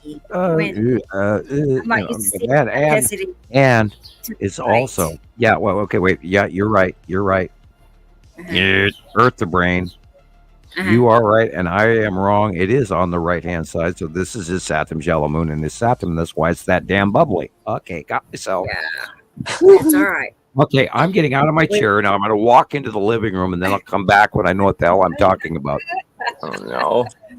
Oh, my gosh. They're tricky, because sometimes one planet can look like another planet. Right, it's not easy, right. But by location, we know usually what we're seeing. But sometimes they do look similar to each other. So it happens. Hopefully he doesn't walk too far away. No. Right. I don't know if that's a craft, but it sure is pointed. Like he's going somewhere. Like he's on his way to another end. Yeah. I don't know. Agree. Okay.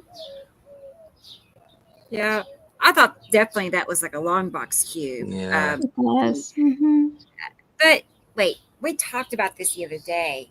It is to the left of our sun. Is it the left or the right? To the right. It looks like it's to the right. And it's right before sunrise. So it has to be the long box cube. Yeah. Yes, I think. It's just so rectangular looking. What else could it be? Right.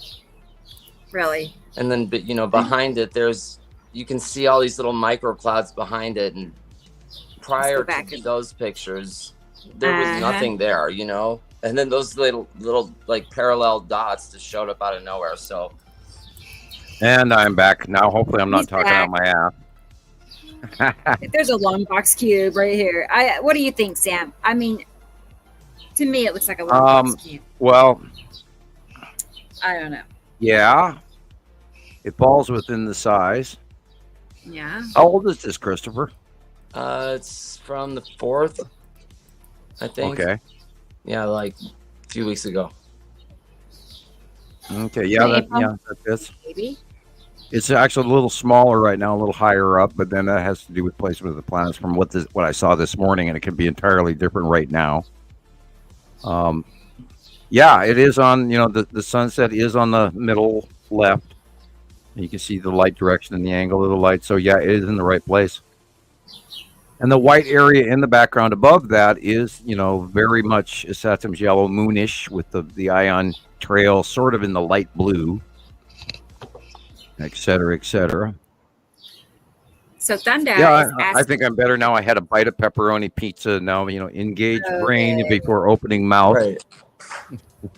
Well, you caught me in the Sam Hofman talks out his nose once. I do occasionally make a mistake, and I fell into that bucket. No, gosh. Wrong, Sam. Okay, No problem. but sometimes it does seem like Nibiru has been to the upper left. Upper right. Yeah, it was for a couple of a month and a half ish lately, and then it was back and forth, and it was behind before, and then it came in front of, and now it's doing this dance routine with Atu, where one part of the day you see it right there, and then the next part of the day it's actually behind Atu and Atu's moon, somehow seemingly almost in between Atu and Yuri, but yet it can't be because it's a side rounded angle view of it's insane. It really is. It's like I am trying to keep track of all of this crap, and it is spinning me out. And what I saw today was amazing. I mean, you know. It's okay, Sam. You don't have to be embarrassed. Calm down. It's all right. I can't be calm about this. This is too insane. It's cool. It's awesome. But, you know, I'm while you're, I gotta say, Chris, I need you to just go ahead and take your T-shirt and just wipe off your camera lens real quick before you're taking pictures. Do what?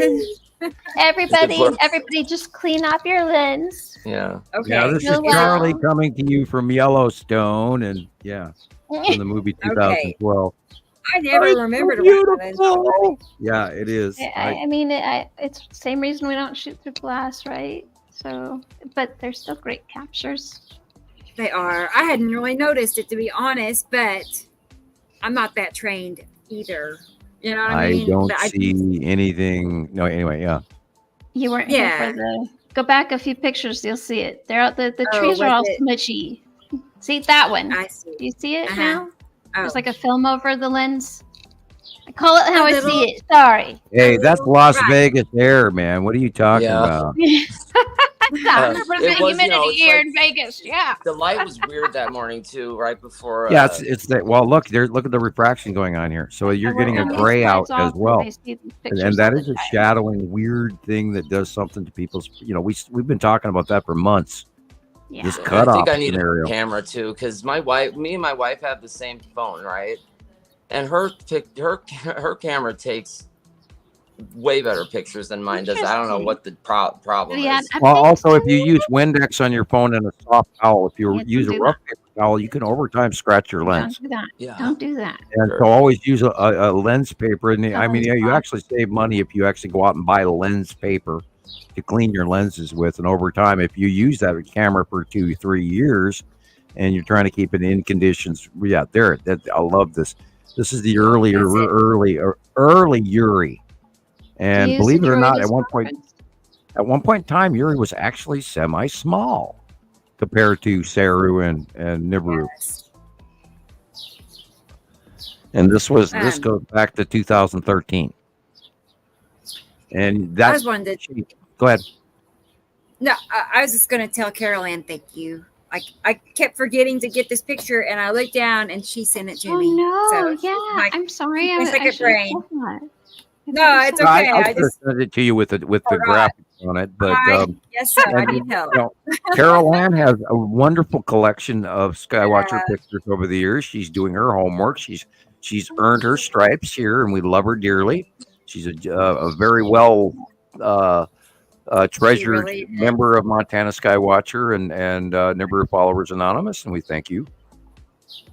Okay. Absolutely, thank you. So, I hope all our new folks out there have a tendency to try and jump on board with this information, because it is not created, it is not hypothetical, it is not a theory. This is all documented. And now, you guys mentioned that, Chris, you caught on to this very, very quickly. So how was it that, would you like to share with everyone your experience and how it was that you grasped this so quickly? For yes, those let him talk for a while. Initially, I didn't know what was happening. I think for quite a few years, like maybe 2 years, 2.5 years, I was noticing a lot of changes, obviously, and just things I couldn't put my finger on. And we'd take pictures of like weird storms, lightning with no thunder, One night my wife called, we have a patio out on our bedroom, right? So my wife was standing outside, and then she says, come out here. And there's like 4 like lights in the sky, and they're just hanging out, and then they just start, shooting off one at a time. And we didn't get any pictures of it or anything, but it was I attributed it to the Air Force base close to our house. I'm thinking, but do they have airplanes that fly that fast? I've never seen anything go like that fast before. And one night we were walking to the gas station, and no clouds, nothing. And then all of a sudden this lightning flash happened over our heads, and this thunder. I've never experienced thunder like that. We both fell to the ground. That's how close it was. I mean, I felt it like shoot through my body, and then like a shockwave. Yes. And then like just weird stuff like that. Okay, like things I've never experienced before. Like, where are the stars? Right. There's no stars in the sky. Why is there fog? And no, like we don't get this kind of weather here. You know what I'm saying? So, and then I just happened to come across Rebecca's page on TikTok, and that's where it all started. I couldn't believe it when I just couldn't believe it when I saw these pictures. Even the first night I watched her, her live thing on TikTok she was doing, and these pictures she was showing, I couldn't believe it. And I thought, okay, so let's run with this. And then I didn't have any like reference. I didn't know Sam was drawing I didn't know much yet. So it took about a month, and I got Sam's picture, and then that's when I finally had a reference for everything. Okay. So before then you were really were you feeling this or seeing this or just seeing it, knowing that this was just so weird? Yeah. Just had that burning desire to figure out what it was, right?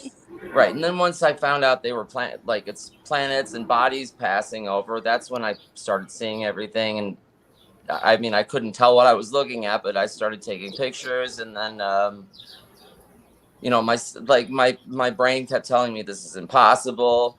I had I was totally conflicted. I did not want to believe it. There it is. It's right in front of your face. You don't want to believe it's true, and you just have to push all that aside, because once you have Sam's picture in front of you, and then 2 weeks later, or whenever, he's drawn some pictures that I've gotten exact matches of now, like 2 or 3 years ago, or the monthly sight drawing, which is just a few weeks ago, and then it's in the sky. How is this possible? This isn't a coincidence. It can't be. Sam isn't making this up. Do you have a folder of those yet? You should create a folder of those if you haven't already. I'm working on it. See, I tried to start a Facebook group, but I forgot to make it public. So it's private. Okay. So I'm gonna. That can actually work in ways as well until you get to sea legs and figure out what you're doing and how to be an admin and choose your admin or co-admins. I do not recommend that you give out admin power, but then give out moderator power. That way they can't dump your page if they're mad at you. Oh, okay. Okay, so always retain your adminship. You should have at least one co-admin, because if something that way they can re-add you if you get booted.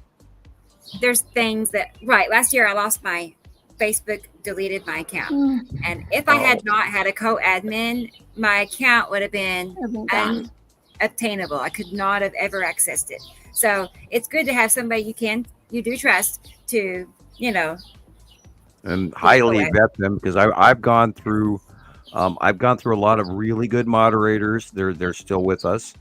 And Lana in Montana Skywatcher 1 has been a real good co-admin, and then I've gone through some bad ones, and we're a good portion of the Understanding the Sky series, which there were many copies of, and they are now gone and vanished after 2.5 years worth of work got flushed down the toilet because somebody had a childish hissy fit.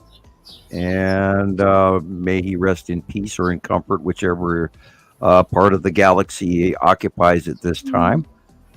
So be careful what you hand out because you can't get it back. And there are some people when you tell, and I apologize for saying this ahead of time, that if you tell people sometimes too much information and they're not ready for it, they can get quite mad at you because it's a sort of a reactionary process where they go so far and then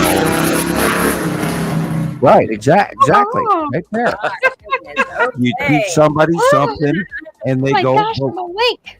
They go ballistic psycho on you, and then you're spending 6 months trying to clean up the mess that just happened right before you. That could, thank you, Cosmos. Perfect timing. Yeah, it goes crashing through your world.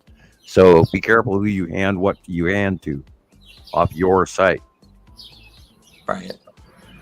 Long story short, yes, that was loud. It really was. It's like, what's the purpose? I don't get it. I really. Yeah, thank you, Harley, with the flathead or the flathead two-stroke or whatever the hell that was. Sounded like a motorcycle. Cute. It was. Carry on. Ow, that actually hurt. Oh, I had these on, and it was still pretty loud. Yeah. Wow, man, you're like psyching out my buzz, dude. Don't be, down in my thing. All right. So I have a video from Tony. I got to step away for about a couple minutes, but I'm going to play this. Yeah, Andrea Adams is mentioning that some administrators think they've got God powers. Well, some of them are really good, and some of them are not so good. We had a very strict co-moderator in Lucinda, and we loved her dearly, but she was quite strict with people, but we got a lot of work done. Hey. She was incredible. She was great. And may she rest in peace, and we miss her. We miss her terribly. I miss her. And she was responsible for teaching a lot of people, and she took on a very large, interesting, intelligent yoke of cataloging and the back files of Montana Skywatcher 2 are immense, and she, all of that was her doing. I barely ever added to the backlog files, a few things in the early years, but most of what is in the back. I mean, God, if we had the opportunity to ever archive and drag up all the pictures in Montana Skywatcher 2 alone, there's hundreds of thousands of pictures. You can scroll in the picture log in Skywatcher 2 for hours and not even get to 2010. I mean, there's hundreds and hundreds, and there's probably 1 million pictures in there. There is something to say though there about the rules though, because I'm seeing some that are 60, 70 pictures per post, and you can stand out there like you did today watching the Cube for 20 minutes or the long box, and I can stand there taking pictures of it for the same amount of time, and Chris can testify to the fact that you can get 30 pictures and it's pretty much all the same thing, and one just looks a little bit different, just a little. Well, you got to go through and send the best of. You don't send. There's no way I'm going to look at 75 pictures. And I will go through the catalog. Right. I think I sent Rebecca one day like 250 pictures. Ooh. But that was like you look at the first 10 of them and then you go, God, I can't do this anymore. And not only that, I have 50 people a day do that. So if I had to look at everybody's 70 pictures that they sent me, I'd be up until 3:00 in the morning. Please refresh yourself on the page rules, and before you post on one of the pages, please make sure which group you're in. There are some are very strict. Some are like, I kind of consider NFA the Wild Wild West, because it's fairly open, but that catches all kinds of information and stuff that we can share. You wouldn't believe how many times I get scolded for some of the posts that are actually on my personal page, and they go, Sam, you're talking about politics, or Sam, you're talking about religion. How dare you do that? I got people scolding me over the rules at Montana Skywatcher 2 because they think I posted in Skywatcher 2 when I didn't. And I have to remind them, no, this is on my personal page, and I'm allowed to talk about whatever I want to. Right. Check your references, check your sources. Yes. Please don't post stuff about digress in Montana Yeah, we Skywatcher. want your sightings. We don't want a bunch of stuff that everybody, all 35 people found on YouTube today, because Exactly. apparently YouTube's getting mad about that. And if you want to Facebook. have a picture chosen, follow those rules and pay attention to that stuff. And if I can't see whether or not it's your post or it's your photo because you're not putting any information on it, when it was, what day it was, or anything like that, chances are it's not going to make it onto the show. But please do know I am out there prospecting pictures like you saw earlier in the podcast today that are from, members that we haven't heard from, that we haven't seen, that we don't necessarily see watching. But anyone and everyone is eligible. Just got to be a great picture, and it's got to be your own. So yeah, and if you give the information, if you give us the background information, it makes it so much easier to use. Yes. Please do not film through glass. We cannot use the information. We'll look at it, but then nothing we can put into a file and then do a comparative with. And we do the science. It is about a set of rules. Experiment. It's a controlled experiment. We try to control it as much as possible. And anyone that's ever been to Skywatcher 1 or Skywatcher 2 has known over the 14 years that they've been existing, we do not have infighting. We do not have people putting each other down. We don't have people posting, slaughter pictures and this, and God only knows what else they pulled off the internet. And so, if you do post that information, you'll be removed right away. We have a strict code. And a lot of people haven't been comfortable with that, and we're terribly sorry. But Montana Skywatcher, Nibiru Followers Anonymous, Jesus' site, anybody else's, Gillian's site, we're dealing with information, and we're serious about it. And that's why we have these codes. And it's taken us a decade to get here, and that is why we are number one. Right. Again, it's all about those controls. So yeah, and please do remember the horizontal captures are going to be your better captures. They're easier. They're more easily featured on this podcast using the slides. So, however, I would advise against completely tossing the vertical shot out of your repertoire, just because high noon shots can really capture a lot. Yeah, and take the widest shot you possibly can. Try to include a right-hand side of the sun with a little bit, if you can barely, sliver of the sun or part of the sun or the sun on one side or the other. And that way you can get right of, left of, and you can even take, now if you watermark your pictures, you can tell people, okay, this is beyond, and we can choose the shadow line. Try to stay with a partial bit of horizon so we can see some of the shadow line, but then take as much as you can, or even occasionally a straight up shot as well. Rebecca, I noticed your wind is changing. I noticed that your wind is changing, Rebecca. I don't know if you're on mute. No, I'm back. Yeah, it's definitely cooler than it was. Right. Yeah, this is the onset of the beginning of that Texas storm that's about. So you're going to get a southerly influence from it, but it shouldn't affect your area. But tonight in Texas, right now, there should be a whole bunch of nasty forming. You could jump to Ryan Hall, y'all, or Reed Timmer, or Max Velocity. Yeah, yeah. They've all got something on it. Max Velocity had something more than Ryan Hall, y'all did today. But he Ryan goes over the week. Ryan does a better job of leaping around the map, so you can see what he's locating. And Max is kind of generically quiet, and then talks about what he's ordering for dinner at night. But I haven't heard him say that. I started off with Ryan. We're having Subway sandwiches, and God, I missed an order last night for the DoorDash or whatever. But he's a little bit he's young. He's got a good radio voice, but he does good work. But I have my preferences. There's a couple other guys I watch. I watch Earthmaster. I watch Suspicious Observer from time to time. I watch other people. Anyway, other people. Dutch Sense, and my favorite to date is of course Sott Weather, SOTT.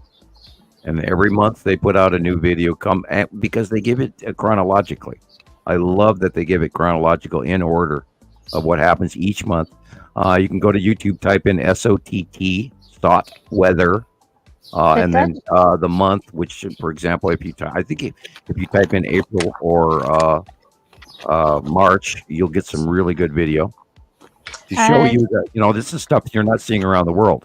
That should be on the news. Will teach about other things, right, Sam? He teaches all about a lot of different things. You can learn a lot from Dutch Sense's channel.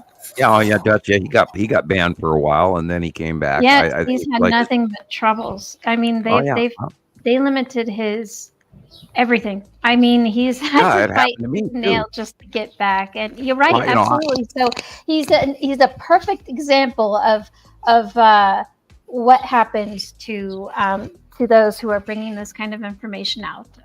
You get you get shut down in every way, and he's been called my out Skype quit working years ago. Everything I sign up for works about 2 weeks, and then they shut me down.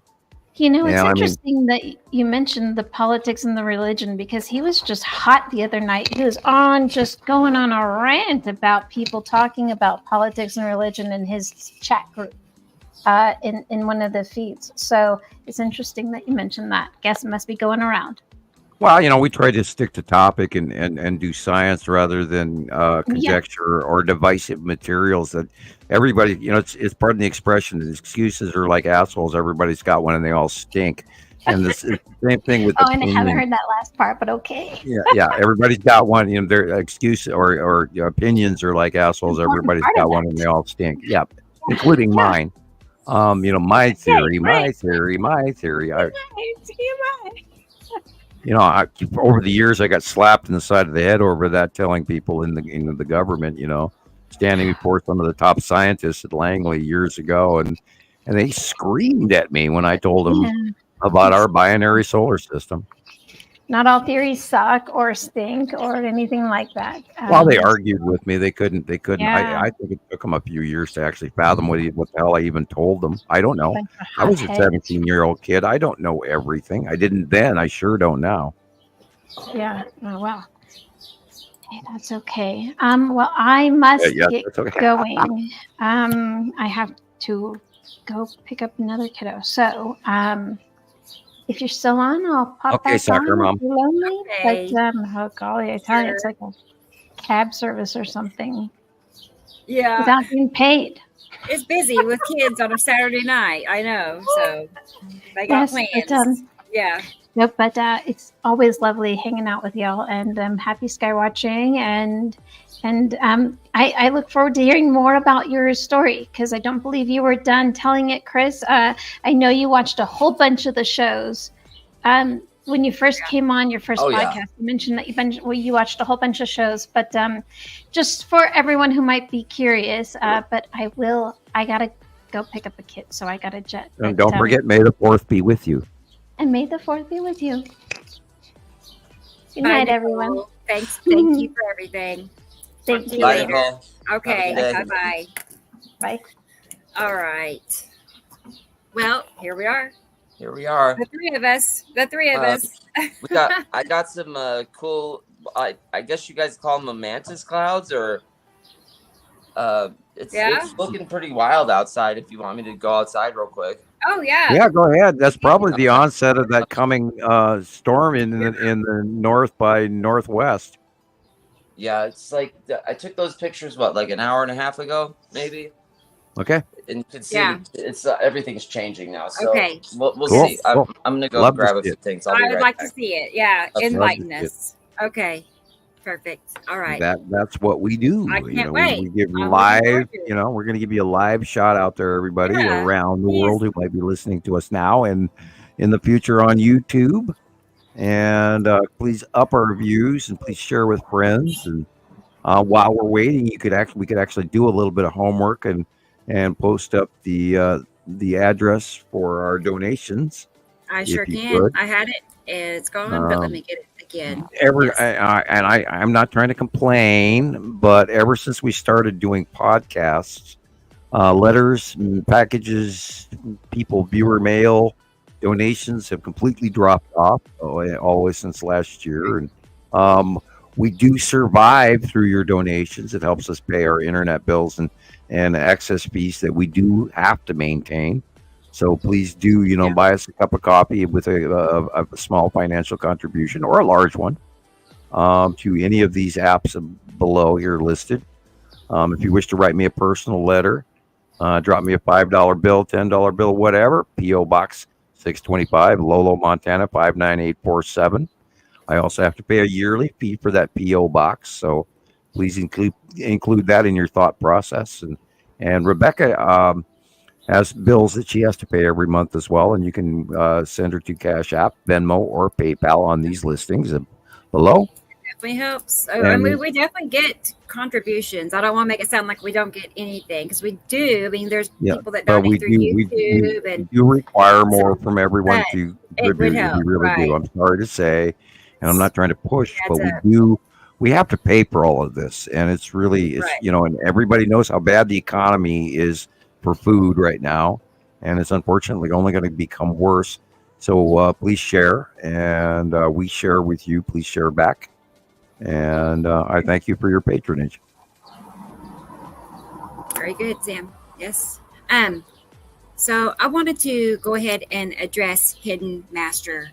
He's been asking about the new website on this show, and okay.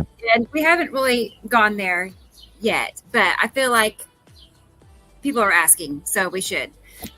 But basically, guys, we have come to a decision that we have decided to not pursue our website plans, and that's why the website is not working. So it's nothing, bad, but we felt like it was in our best interest. We had some development technical difficulties that were beyond dealing with, and so we had to change our plans. And just the main idea was that we had to continue on with the work, and it was becoming an uncomfortable distraction.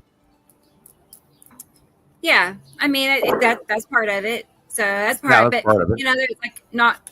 So we had to try to we had to try to keep working and be wise. That's where we're at. Yeah.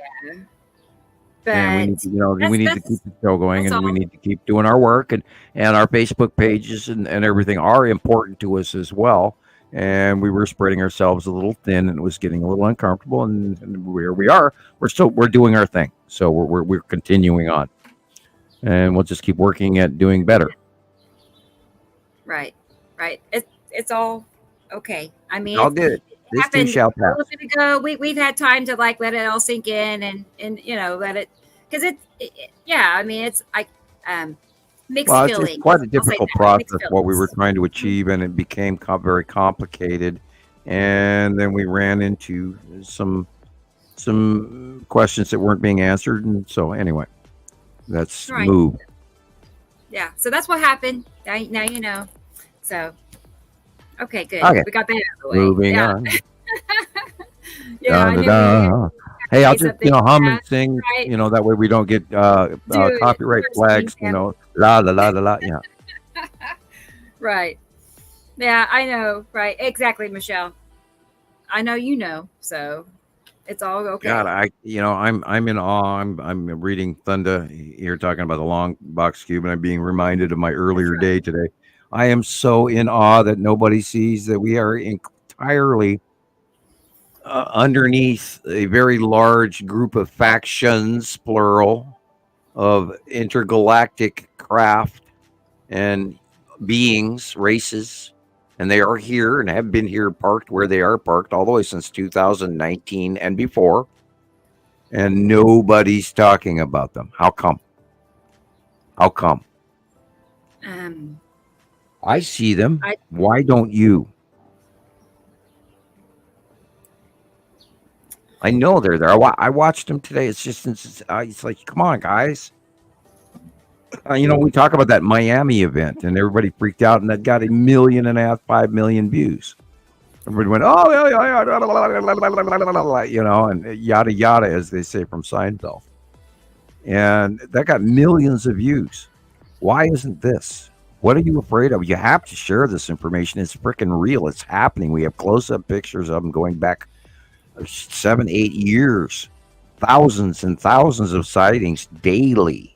I mean, not thousands a day, but over the years, it's been thousands. And we get daily sightings to this day. I saw them today. There's huge craft. People are driving those. Beings are driving those craft. They are above Earth right now. How come this is not going farther?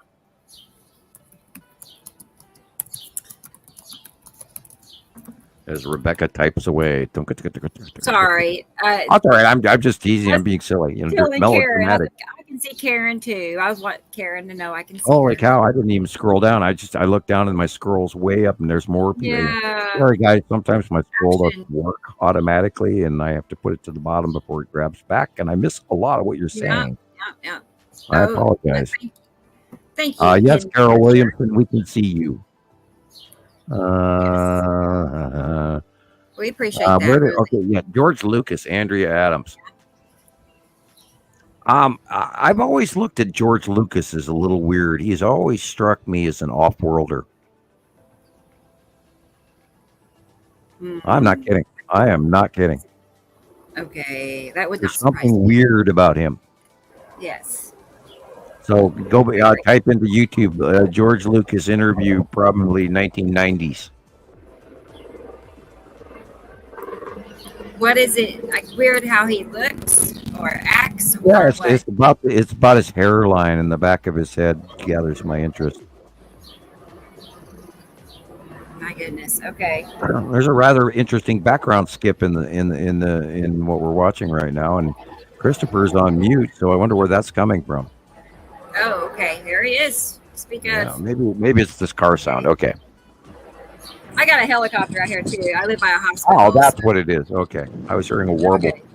Yeah. Let's see. Is it like How's it super going? windy in the sound or? No, it's not bad. Okay, good. So I can turn the microphone off. But I just figured I'd walk across the street real quick. That looks like the bottom of Nepesi right there. It's very green. Yes. Ooh, look at that. Yeah, that looks like Nepesi. Wow. Is that in the north sky? This is east, so I'm Okay. trying to get to where I can see this, like where the sun is. Okay. Hey, I'm doing it again. Guess what it is? Okay. What is it? What? Yeah, I might be wrong again. I might now I'm looking at it. That really looks like a Saturn yellow moon. Wow, God, I I did it that was twice. it over here. Well, here's the I sun. don't know. Maybe I'm wrong again. Okay. I don't know. Wait, let's see here. Okay. All right. So There we are here we looking. go. That should be west. West. That's west. And then northwest. That is where a Saturn's yellow moon should Right. be, and the lead asteroid is coming in from the upper left, dead center, the gray-black. I can walk around this building in a minute. And yeah, that's the Saturn's yellow moon on the right-hand side of the sun. So go over to the left now, and that dot right there could quite easily be. Wow. Interesting. That's right where. Right. Well, it's right where the asteroid groups are, and I'm wondering which one that is by itself there. That's interesting. It's small.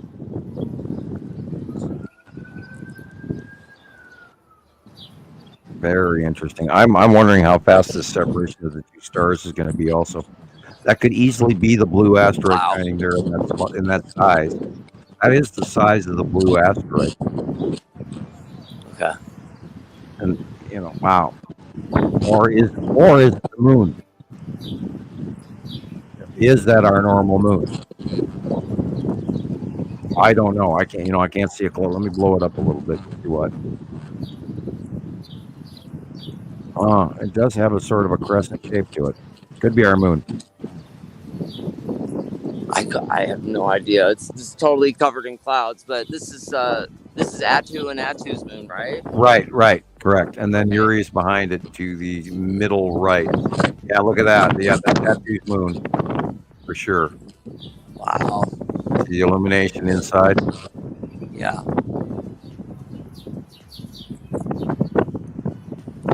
Yeah, no, everything's changed since I said I'm going to go outside. So Yeah, I really think that the PM onset of the passing planets has a great deal to effect to do with it because of the storms and the tornadoes and all of the supercells that went through Nebraska all the way through Texas, etc. Started really amping up come evening, and that's not normal. It's usually a midday thing, and I started taking notice of that. And I thought this is odd that it's doing this. And so that it leads me to think cyclic, cycler.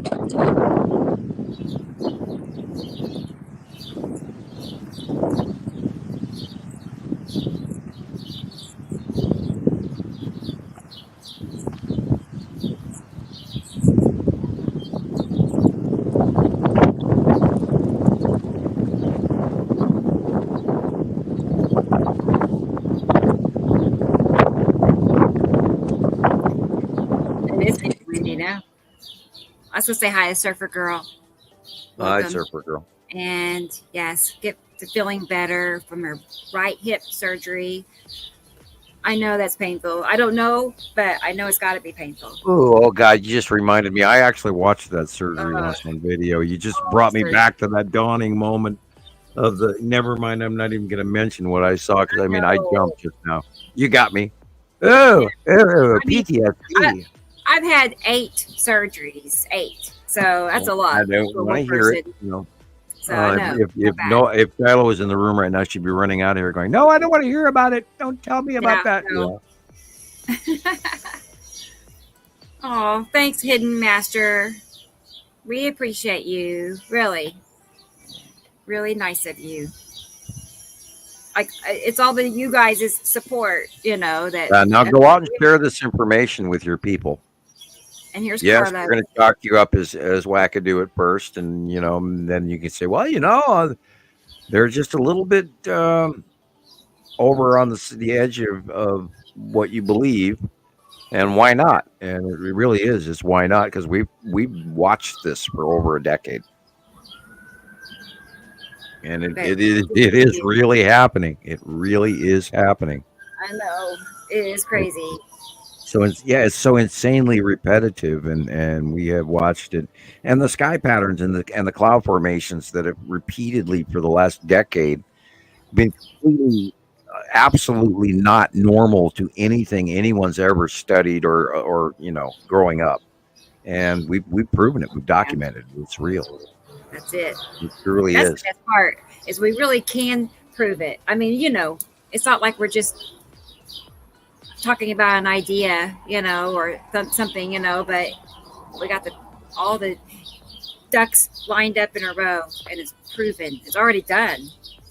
So that's due to years worth of work and thousands of members around the world. Because we went around NASA because we sure as hell weren't getting the answers from them, and we had to form our own group. And you couldn't get anything current off of YouTube for weeks and weeks and months and years. And so this is part of why the Facebook, Montana Skywatcher first formed. And we've been around longer than anyone else out there. And we've earned where we are today.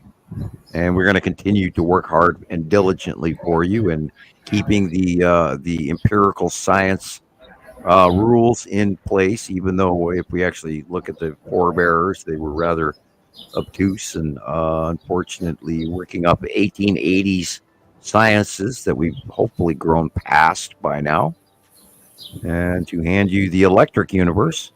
And I recommend anyone who is new go to YouTube and look up Thunderbolts Project, symbols of an alien sky, symbols of an alien sky. Michael Talbot, watch the full documentary, please. You're about to step into a much larger world. Or go watch my Radio Wasteland series on YouTube, or go to Rebecca's Nibiru Followers Anonymous YouTube page. She's got hundreds or many videos that you need to watch. Yeah, it's like at 502. Okay, videos. Yeah, I haven't counted, so wow, now I know 502. Congratulations on your huge body of work. That's a lot. Thanks. Thank you. And your layovers and your I love your shorts and your structuring, how you build the composites, and I especially like planetary layovers. And but that takes a lot of time, I know. It's crazy how, a short video can take days or hours or whatever, but it can take days. And you do excellent work. So, and you've earned your spot. You really have. It's like my little creative outlet, so. That really looks like a Saturn's yellow moon, Christoper. Am I right? Let's see. And that's a pine tree, and that's a palm tree, and those are telephone wires. There he is. Right. I'm here. Let's go back over here. I think it's pretty sure. I like the trying to get across the street and not make a lot of noise doing it. It's not too I bad. like the foliage. Yeah, that's the Saturn's yellow moon right there, and it's very big and very. It's very bubbly. Yep. Very bubbly and very big. Wow. I'm curious what it looks like on my side of the world. Wow. It's really pretty. I'm sure it's a good sunset. And look at the look at the push and look how it's affecting the cutoff of the light and everything. Wow, that's amazing. It's huge. It's huge. Yeah, it's huge. Totally different than it was. And it's Saturn's yellow moon. Months ago when it was crossing over the sun. Yeah. I kind of missed that actually. That was really cool. Well, and this is what leads me to believe that part of the craze that we're seeing right now, our weather-wise and our planet-wise, and all the catastrophes has to do with how close that huge-ass yellow moon is. We've never seen it this close. We've never seen what it does or can do. So that's my extreme attention pointing out, trying to let everybody know that puppy is massive. And it's the only planet in the sky that looks like that. Nothing else looks like it's Saturn's yellow moon. I see. Right. That makes sense. I'm going to go take a picture of my sun real quick. I'll be right back so I can see compare it. That's the flame-like ion tail going around big, huge, massive Saturn's yellow moon.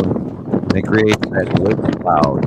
That's the ion tail going around. That's why it's that bubbly. And Christoper's now filming it as the ion tail leaves away from the Saturn's yellow moon. And the Saturn is illuminated as well. You can see it in there, inside those flame-like clouds. And then back to his Saturn's yellow moon right down there in the right corner. It's getting windy. Yeah. And see, it's changing your weather. The weather has changed totally. I don't know. This is the desert, and it's just all day long. The same formation has been here all afternoon. It's just weird. Well, there is that huge low pressure system coming in off the coast right now as well. And that is in the northwest and west sky from you. And you are going to get some rain. Oh, yeah. It's coming. That'll be tonight or tomorrow. Okay. And if you have a carport, be sure to park your car under the carport in case of hail. Yeah, there are hail warnings going up with this for Texas and all over, so be aware. Yep. And you can't just put a carpet or a camping bed. You have to literally put a very thick, heavy comforter, grandma's comforter, over your windshield front and back, and you have to tie it down with a rope underneath the car, big long rope. Otherwise, it'll blow off. And then if you get really bad hail, you'll lose your car windshield. I'd rather have my hood dented. I know that's. I'd rather have a dented hood than a broken windshield any day of the week. No doubt. And that is volatile up there. That is violent. That is a freaking moon. Wow. With a highly active ion bleed-off tail because it's so close to the planet. That big, huge red iron oxide planet is Saturn, the red planet. Nibiru is not red, is Saturn is. It is the winged planet, not Nibiru. How that got mixed up, I do not know. Wow. Well, where did they And come it has up the with flame the like clouds. yeah, how did they come up with the fact that, Nibiru is red in the first place? I mean, if they haven't seen it.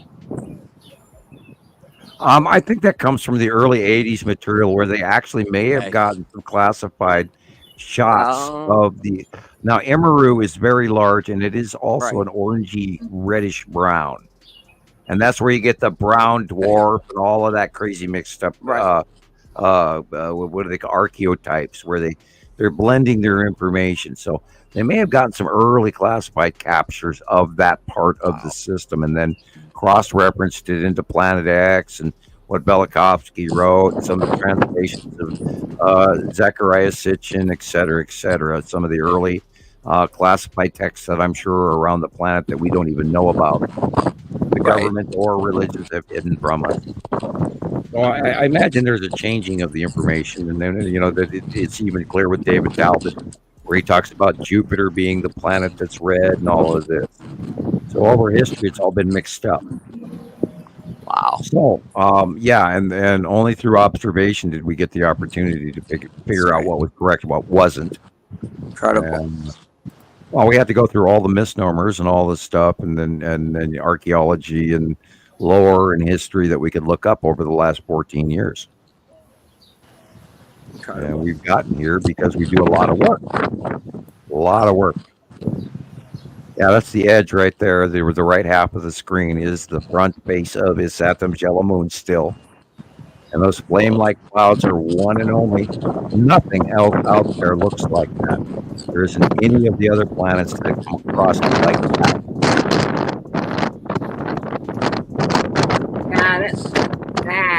Let's see. And I'll be right back. I have a noise in the kitchen. Yeah, all right. I was going to get the drawing that matches. Let's see. Kind of like that again. Remember? Oh, yeah. Yeah, that's very much like it's got to be one of my favorite drawings of Sam's, too. It just blows my mind every time I see a Saturn's yellow moon like that. How it just fits perfectly. If you overlay it or just put it right next to your picture, it's awesome. For the longest time, I was gonna say, for the longest time, the trails of the moon were like upward, kind of like in that drawing, they were upward. And then one day, a couple of months ago, he switched it around and the trails were going sideways, which I had not ever seen before. And literally, like within a few hours, pictures started coming in from people and the trails were sideways, just like the drawing. And then I caught it myself perfectly sideways, Yep. So yeah, I mean, usually it's within hours from the time he makes a new drawing till we find a perfect match. So not long. Wow.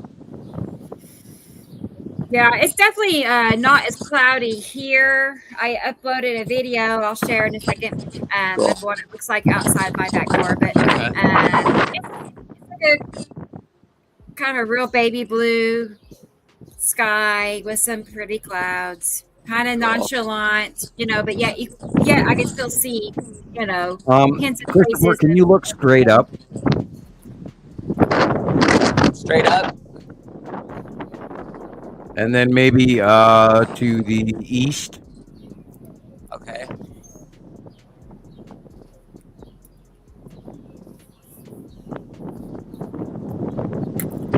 And then pan down to the horizon.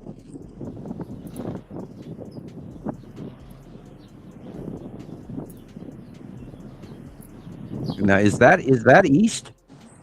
That's this is more east.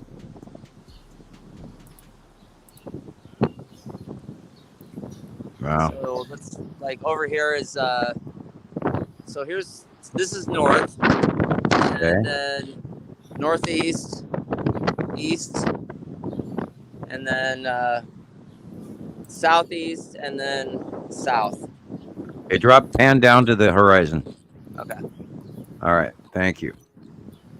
Okay, that is to the south. And that should be, wow. Nibiru is part of this. This is part of his Saturn. Wow. No, I'm wrong. In the south. Wow. Okay, Earth's brain. I don't know. That should be a Saturn moon right there. Okay. Wow. Yeah, it's that so looks like the big. drawing. It's so big today. That's why it's hard to like tell exactly what's happening because it's just so big. And then we've got Atu's moon playing in. We've got Necessity and Close Weird, and I mean, they're all so huge. And I looked at the outlook today, and I was trying to fathom the three-dimensional, the fact that we're so underneath them now. It's mind-boggling. Right. And you can totally see the curve. Yep. You know, at the higher altitudes, this is just wild. The inner core upper illumination inside the clouds. Right.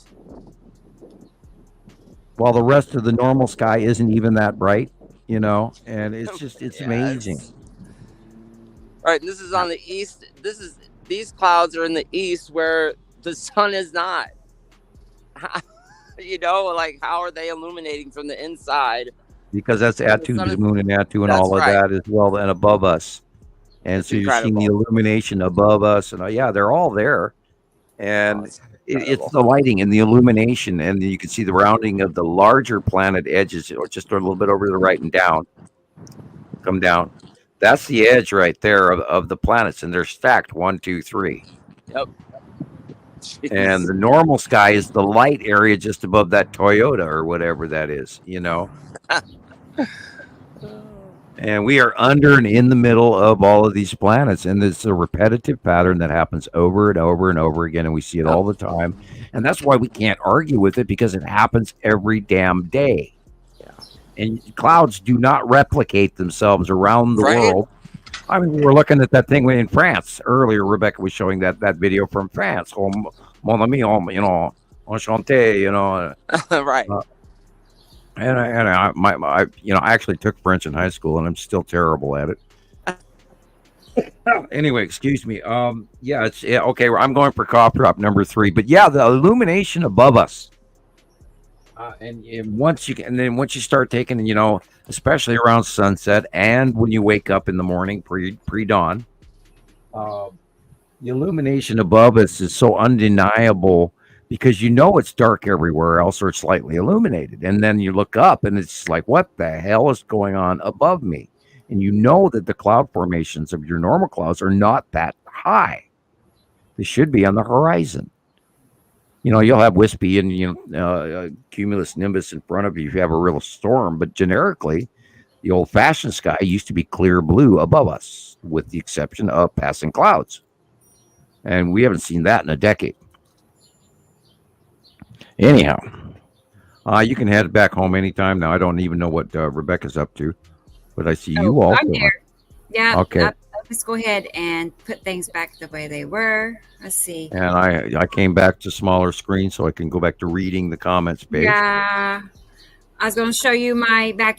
This is my view out the back door. Yay. Good. See, this is where we cross-reference information. Yep. By the way, nice thumbnail for today. Oh, perfect. Good. Glad you like it. Yeah. That's power lines. But well, it hasn't gotten to you yet, and it's not in your sky scene. Right. But yeah, you have a storm coming your direction. Yeah, something wicked this way. S. Colette is back. Hi, how are you? Looky there. Good to see you. Hi. Yeah, I recommend that you go back to the early part of the show on YouTube. The moment we were done with the show tonight. I don't know if it's posted already. If you can go back in the live feed or not currently until we end it. You can't go back. Lots of good stuff. I don't know, Chris. Did we share lots of good secrets or? It's been action-packed. Well, we are talking about the alien presence and the massive factional fleet parked above Earth right now that I highly recommend everyone share the information if you dare. There are going to be people that won't listen to you, and they're going to think you're batshit crazy. Then there's the people that are going to listen to you, and maybe they'll, improve their lives, plan ahead. Maybe they'll discount it. We don't know, but we always go back to planting the seed. And part of my job is to disseminate the knowledge and talk to everyone about the binary solar system and the transition of our future. And I'm good at what I do, and I hope you listen. Oh, they always. I mean, we have the best, consistent followers and listeners. Like, I feel like they look forward to it as much as yeah, we do. absolutely. I see Andy Pollock here. Hi, Andy. And Irene is here. Hi, Irene. And Kara's back. For sure. I was on blow up picture for so long I hadn't read any of the comments. So it's hi, everybody. Glad you're here. Thank you. Oh, you sent me some pictures. Okay, let me look. Cool. And I didn't get to say hi to Irene. Andy and I were talking about how literally the onset of Saturn's yellow moon going over the top of us looked like what was occurring in a way that I hadn't really pondered. And when he commented to me on that, I went, you're probably right. And I've had a thought that might be occurring, but I, don't always jump to what I see. I usually try to wait till other people comment on it and add to the sightings. And so thank you again, Andy. And Andy's in the UK. He's a longtime member, longtime friend, and excellent sky watcher. Let's see. And one of our experts. He is on our expert role list. And he does excellent work. I've said that, and I will never endingly have more praise for you, sir. I promise you. Right, we're fans. For sure. Okay. I got your pictures, Andy, so I'm going to get them added right now. So these are pretty cool. He's got like the perfect technique for editing, like adding a little bit of filter and color. Depth. Yeah, we've had a really good week on sightings from around the world.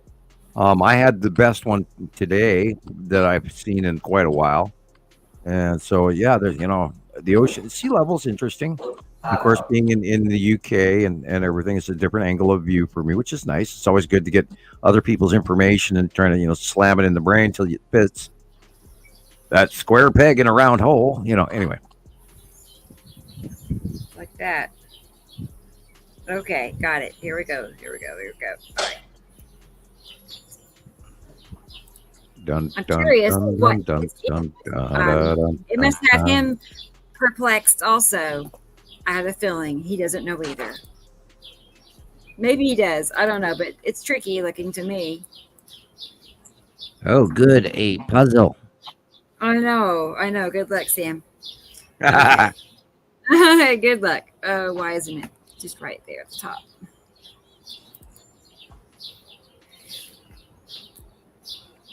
It's loading. Loading.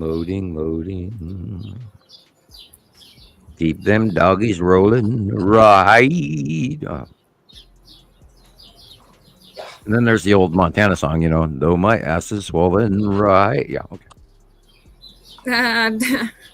Hey, I've ridden a cattle drive, and boy, the back of your butt does get sore. If you hop too much in the saddle, the back of your butt gets really chapped. Yeah, it's not a fun thing. No. I've had that happen. I had a particularly large horse that liked to lope a lot, and you had no choice but to every once in a while rub on the back of that saddle, and you don't want to do that. Yeah, I agree. Yeah, that's the 3 patch. What are we coming back to these for? I must have. Oh, did we already see these? This is what Andy just sent. Well, yeah, look at that. Yeah, okay. He just sent me 4 pictures. So this is 2. And then that one. Yeah, we were talking about that. That literally, if you see the cloak in the head of the Reaper in front of the Titan asteroid, I mean, this is that spooky shit that we've seen. And there's multiple smaller skulls in the background in the upper right, and all of that. It's just spooky as hell. Yeah, And there's even one in the upper right corner that's flying the opposite direction of what we're seeing. In the upper right, it's doing a little S snake pattern in the upper right corner, and it's flying the opposite direction of everything else. It does look like a snake. Yeah, and it's a skull on a snake. And there's other skulls right there. There's like 4 or 5 or 6 of them, and they're predominant. And I haven't even blown it up yet. I haven't counted all of them. This always, every time we see this and capture this is in front out, dead center on middle left. Look at the dark area. That is the Tan asteroid. And ahead of it to the right in the middle is what we call the Reaper cloud formation. And in the background, Jesus and I have talked about this show after show. We see all kinds of skulls and spirits and skeletons and all sorts of stuff in the upper part above this. And here is an example of one flying the opposite direction of what everything else is going. Just freaks me out. So what is above it? Like, it's darker blue above it? That is the under area of the side of Uri. Yes. Okay, so Uri, the shadowy dark area blue. between Atu and Uri, in that no man's land that we rarely ever see, in between Atu and Uri, where the skull came from. And now the skull is farther over to the right. It will be farther over to the right and slightly up to the right, if off picture.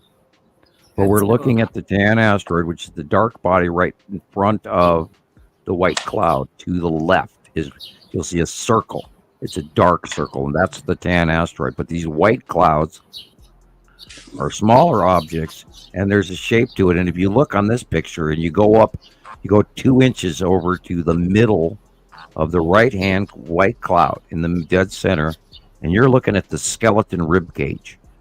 Wow. And you go another inch over, and there's the skull.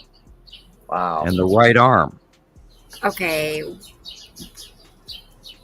What about a Holding on skeleton to the- rib cage? I mean, I've not heard you talk about that. Wow. Well, I've got the drawing right in front of me right now, and I never published it yet.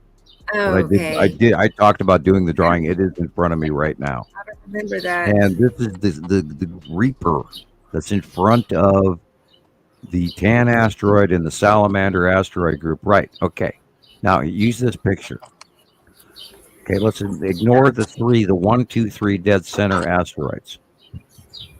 Okay, you see the dots, the black dots in the middle of the cloud? 1, 2, 3. Okay, now let's move over to the middle of the right-hand picture.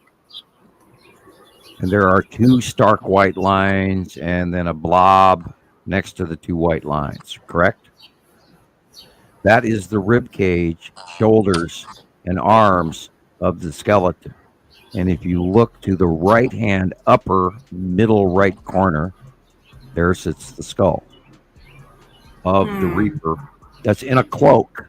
Now, if you go back to the smaller pictures from the original one from Andy, go back one, yeah, there's the cloak and all of the. There's just weird.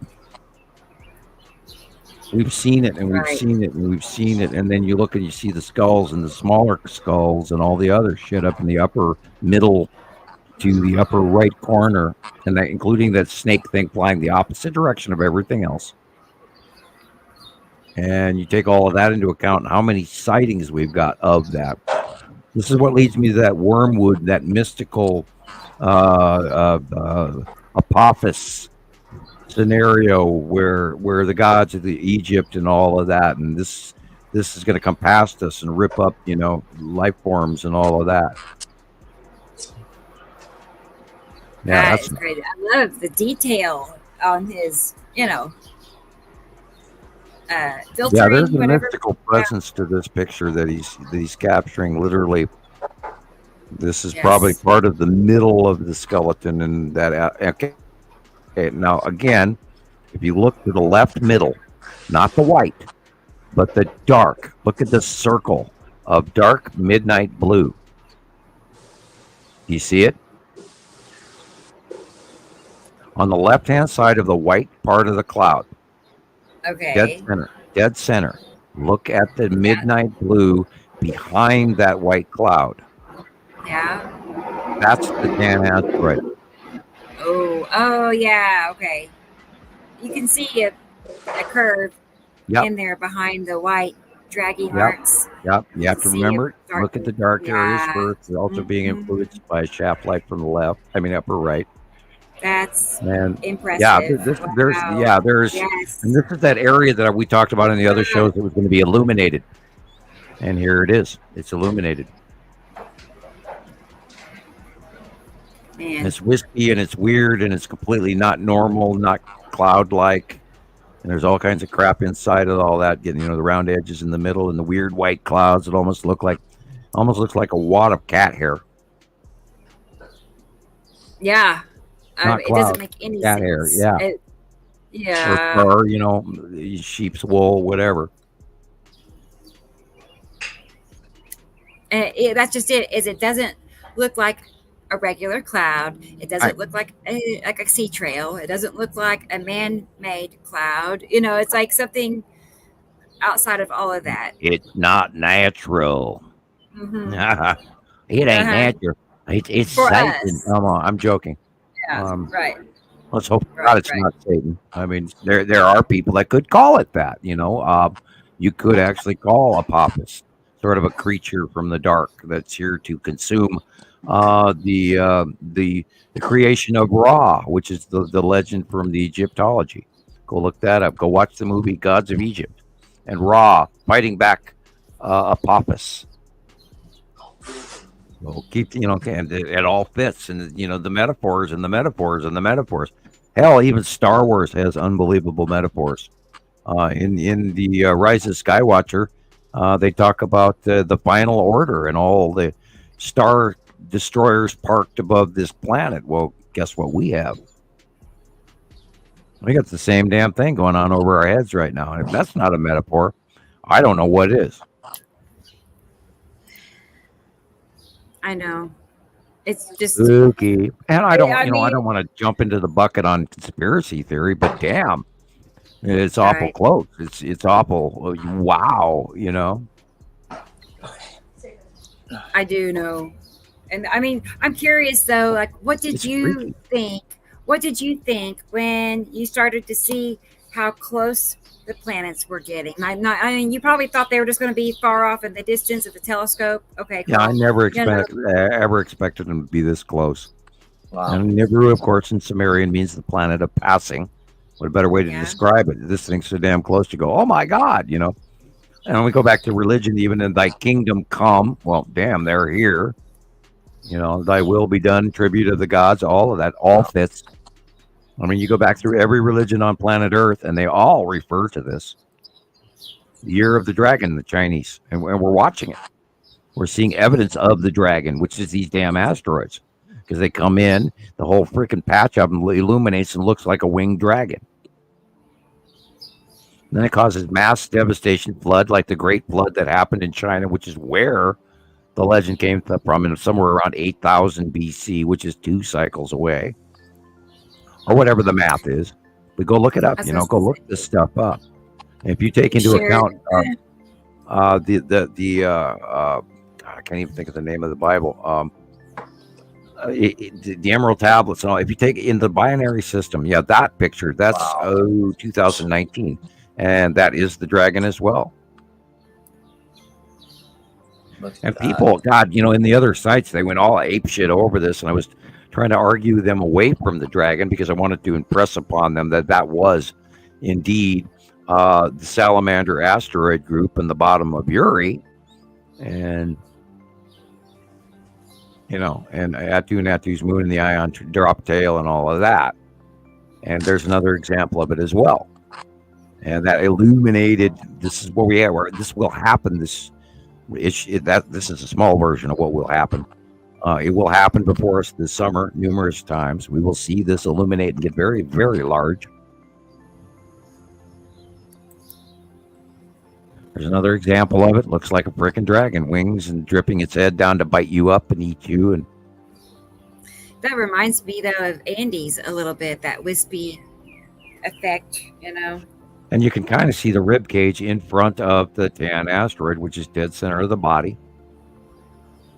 And the bleed off, it creates the wings of the smaller objects that, we talk about Poppy, and we talk about Lorraine, and we talk about the spiral asteroid, and we talk about the tan asteroid, and all of that fits. So is this the same as the tan asteroid behind the little wispies again? Yeah, the dead center is the tan asteroid. Yes. It looks like the back and the shoulder blades between the wings. That big round in the center is the tan asteroid. Wow. You see that, Chris? You see where it's like the wispies at the very end of it is, it's right there. Right before Sam's saying there was the rib cage. You can see it. You can see right in the middle. It's not a perfect and the dragon circle, is dipping its head down to blast somebody with fire. And that actually does discharge. And we've got pictures of it with it's very, very large, and that's in my S file. And I'm going to go to and grab you an older one of those cats. Yeah, that's awesome. God, we've got hundreds of them. But I know it's in the S file, so I'll jump there real quick and grab you. But just to the left hand. Tara is asking about the Geneva Bible. What's your thoughts on the Geneva Bible? The Geneva Bible. Well, that is when the first multi-manufacturer printing occurred. I think she's asking about the Bible. You were trying to come up with the name for it. Yeah, like that wasn't it. Okay, Chris. All right. Gutenberg or something like that, or got it. Well, the Gutenberg was actually the first multi-printed Bible as well. Okay. I'm still trying to think of the Colburn. The Colburn Bible. That one talks about things in mystery loops of information. And if you take into account the binary solar system, it actually starts to make sense. Okay, I'm going to the S file. I almost lost track of what I was talking about beforehand. Ooh. Hello. We've been running a few hours, so we get a little muddled in the middle of it. Yeehaw. Welcome. Okay, OPQRS. Okay. I know you're in here somewhere. I mean, talk about is it an asteroid pick? Yeah, I'm looking for a illuminated tan asteroid shot. Yeah. I'm going to send you this one because this is actually not illuminated, but this is the tan asteroid. We'll start with this one, and then I will. That one is 2018. That is when we first started documenting the tan asteroid. Was when that started. I have quite a few other ones as well. RFs.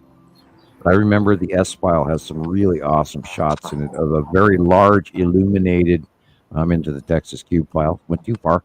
Okay.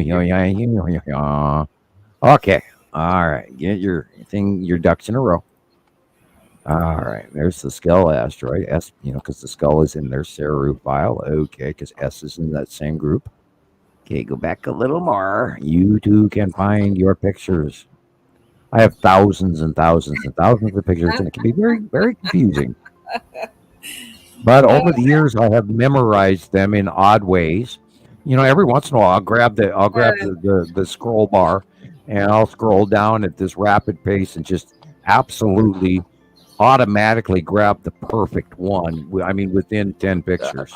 It's amazing. Okay, I sent you 2 of them. That's like me. We'll keep it simple. Thousands and thousands. Yeah, I've got. We all got that in common, I've got this computer so stacked full of, and it's all I do. I mean, this is what I do: is I save still pictures. So these 2 pictures are both of the same group, and it says that you have. Good night, Audrey. Good night. Good night, Audrey. It's 3 a.m. Poor Audrey. Thank you for being here. Yep.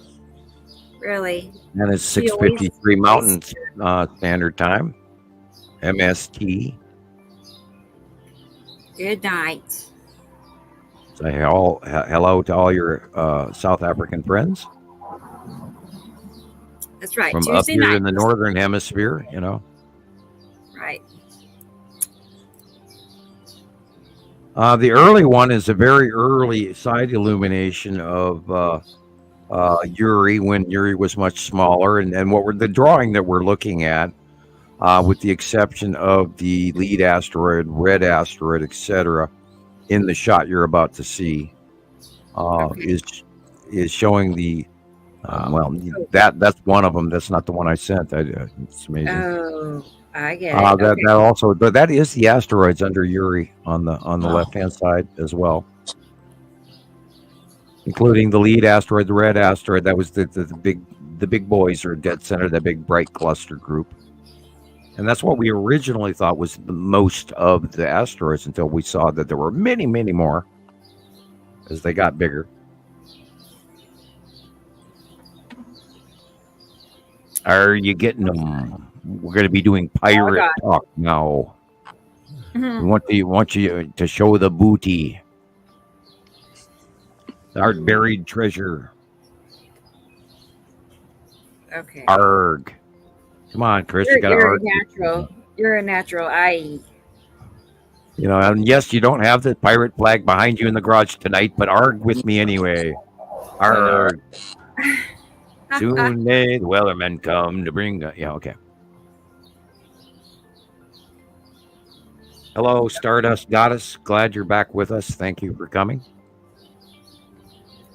Yeah, all right. She's going to get them up, I swear. You can't make this shit up. Yes. All right. Well, you were bored when you were down for those 3 days, weren't you? I know. I had to say busy somehow. Right? Facebook jail is good for everyone, you know. It's funny. It's loading. It's pulling up. So. Okay. Yeah, hey, you know. Stardust. The amazing part of what's going on with the object cluster group and all of that crap, and the salamander asteroid group and the tan asteroid and all of that, is that it's part of the huge destructive force of the 180-day cycle that I cannot discount. And it's important that I mention to you, I warn you about this, because it is very destructive. And it has a single pass-by event in a small region. And this goes all the way back. This is probably 2019. And those are the asteroids underneath, mixed in that bottom edge of Uri. And they are much, much bigger now. That's like this. And dead center is, yes, right. Dead center is the tan asteroid. You just remove the lead asteroid and the red asteroid. Again, I'll go back to that picture. The lead asteroid and red asteroid are not in this photo. Okay. This is the underneath of Uri and all the crap inside her lower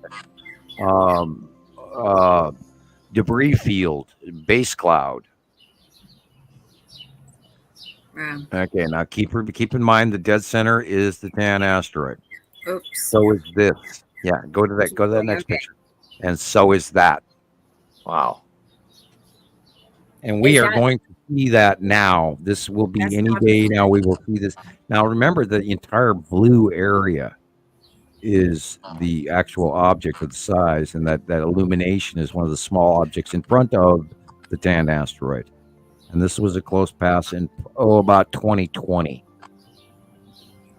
And we've seen it many, many times bigger. We've got winged versions of this, but that whole area, and that is the side of that semi-suppressed, semi-submerged group of asteroids, salamander asteroid group, etc., semi-submerged in the side base atmosphere of Uri. And I was saying last week that it will be illuminated, and we are going to see this again anytime soon as it rounds into the light.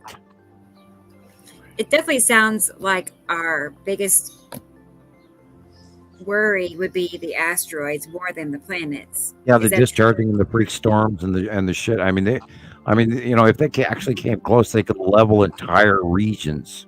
Oh. Like the 1910. I can't remember this, but it flattened an area where this meteor or this asteroid came in and just flattened out, like 200 square miles of forest in Russia. This could have a cross path. Yeah, Tunguska, right.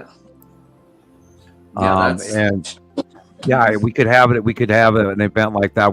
That could happen, with tornadoes or hurricane force like winds and all of that as well. And so we don't know what's going to happen. We know it's going to be catastrophic, and here we go. We are in the year of the dragon, and that is not lightly thrown around. I love those little purple electric lightning bolts, because that's perfect. exactly that's what's coming. This is the 180-day cycle close pass, and the stuff in between the planets and us is going to do that. And all you got to do is watch the storm last week all the way from the 26th forward, and you will see evidence of it. like I said, all the current event videos, the floods, the storms have tripled in the last, couple of weeks. Definitely. So yeah, they're seeing unprecedented storms and back rotation that they can't explain, which is because it's from higher up. Wow. And the purple is, remember, purple lightning comes from way to the top of our atmosphere. So this is an example. And what kind of storm is in front of us here? There is no storm here. Yeah. This is not a low-level storm. And yeah. It's purple. So we know that we know that the green one, this is from the base core of Nepesi, because the snorkel core is dropping down, dead center. And this is a Nepesi discharge, because she has an individual, because it's a smaller planet. So this is probably 50,000 miles long. I can't tell you the length of the bolt between that planet, which is smaller. We don't know if it's smaller than Earth or if it's Earth-sized or slightly bigger, but we know that Nepesi is one of the smallest. Matum is really small. It's way smaller than Nepesi. But we know that Nepesi discharges in a single bolt usually. So that's how we, collective information. And remember, those little blips in the lightning up in the sky is usually wrapping around the bottom of the planet or asteroids. So there's a lot more. And what's amazing is these bolts have to be much, much bigger than we can even imagine. Yeah. And these freak storms and all is way like this. That's the example of that is the object cluster group in a freak storm. That is a discharge off of asteroids in space. And it is not a time-lapse photo. This is a one single click.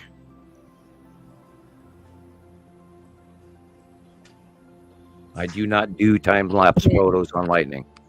Yeah. Right. I know. I don't like that either. Yeah, well, then you got the whole sky fill, and you can't really tell what the storm's doing or actually moving or what is discharging where, because you're getting a conglomerate patch. And we do serious science. We really do. At least I've tried to keep it serious. Hey, so what about the Anunnaki?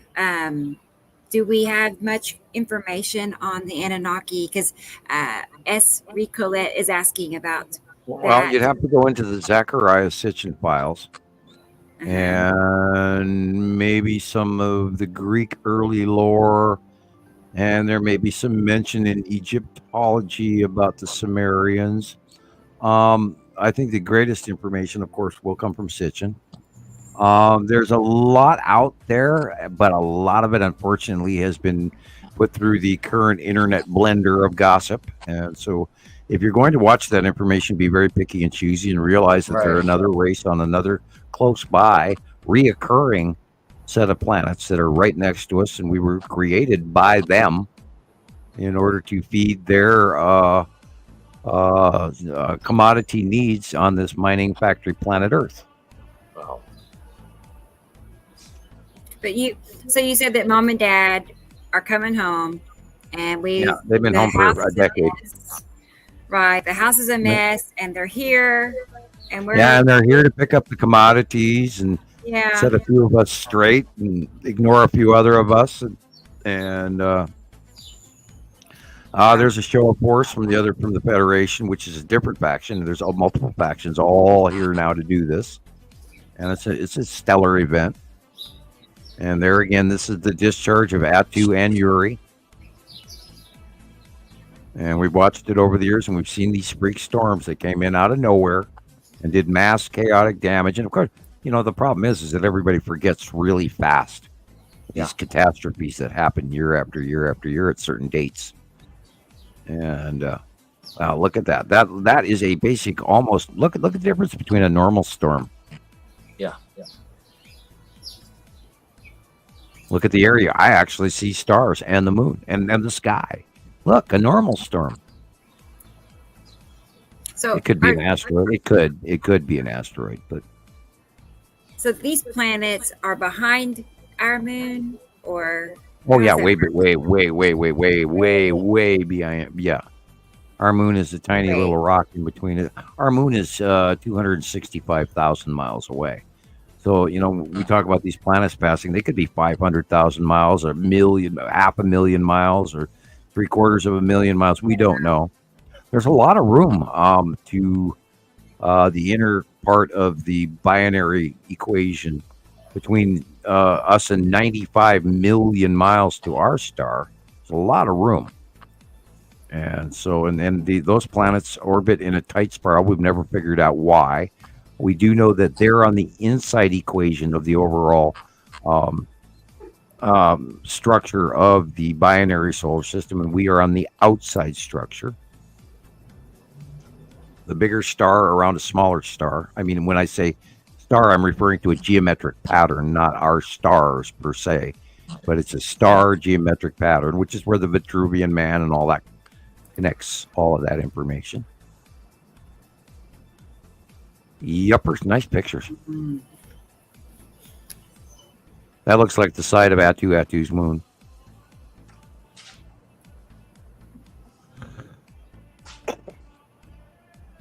Irene has a question. Okay. She's asking, how many beings are there in the Federation? Oh, countless. Regionally, many. They're not, of course, it's not an absolute multi-galactic area. It's our region of space in our galaxy, and just a small area. And there's a handful, 10, 12, 15 factions. We don't know. I have no way to count that in hand. If I had that written on paper, I'd tell you, but I don't. They'd probably robot me out and gerbil me if I did. But there are multiple factions, and we are not an independent clone. We were made from many different races to create the existent quality of what we are. So there's many connections to those Federation genome. And we're not the first prototype. There were many, many versions before us. So, yeah, look, these are passing planets. They probably will just continue making more versions, right? Oh yeah, always getting better. They're not. This is even all the way down to the animals on the planet. It's all genetic masters trying new variations and watching some prosper, some fail, and then they try something new. And these guys have technology where they're literally formulating planetary systems by choice if they would want to, by setting conditions. And if you could look up here on this picture, there's two layers. There's two planets here.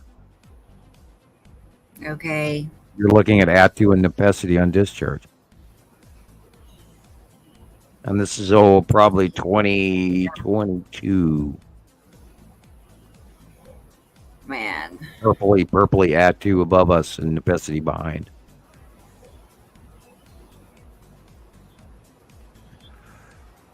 And it looks so there's close together. It's hard to believe. yeah, there's At well, you millions can of see the miles. definite lines between the two of them. There again, this I is can see it. Atu's moon, and you can see the asteroids coming in from the left as usual, right in front. This, the center bright illumination is off the bottom of the red asteroid. Kind of like this again, right? Yep, yippers. Yeah. And if you stare at if you stared at this for 14 years, you would see it instantly. Right.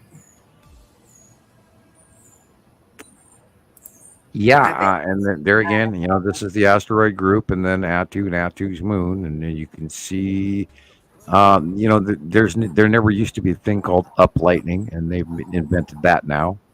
Yeah, there is, sheet lightning and everything, but it didn't go around large rounded objects like these do.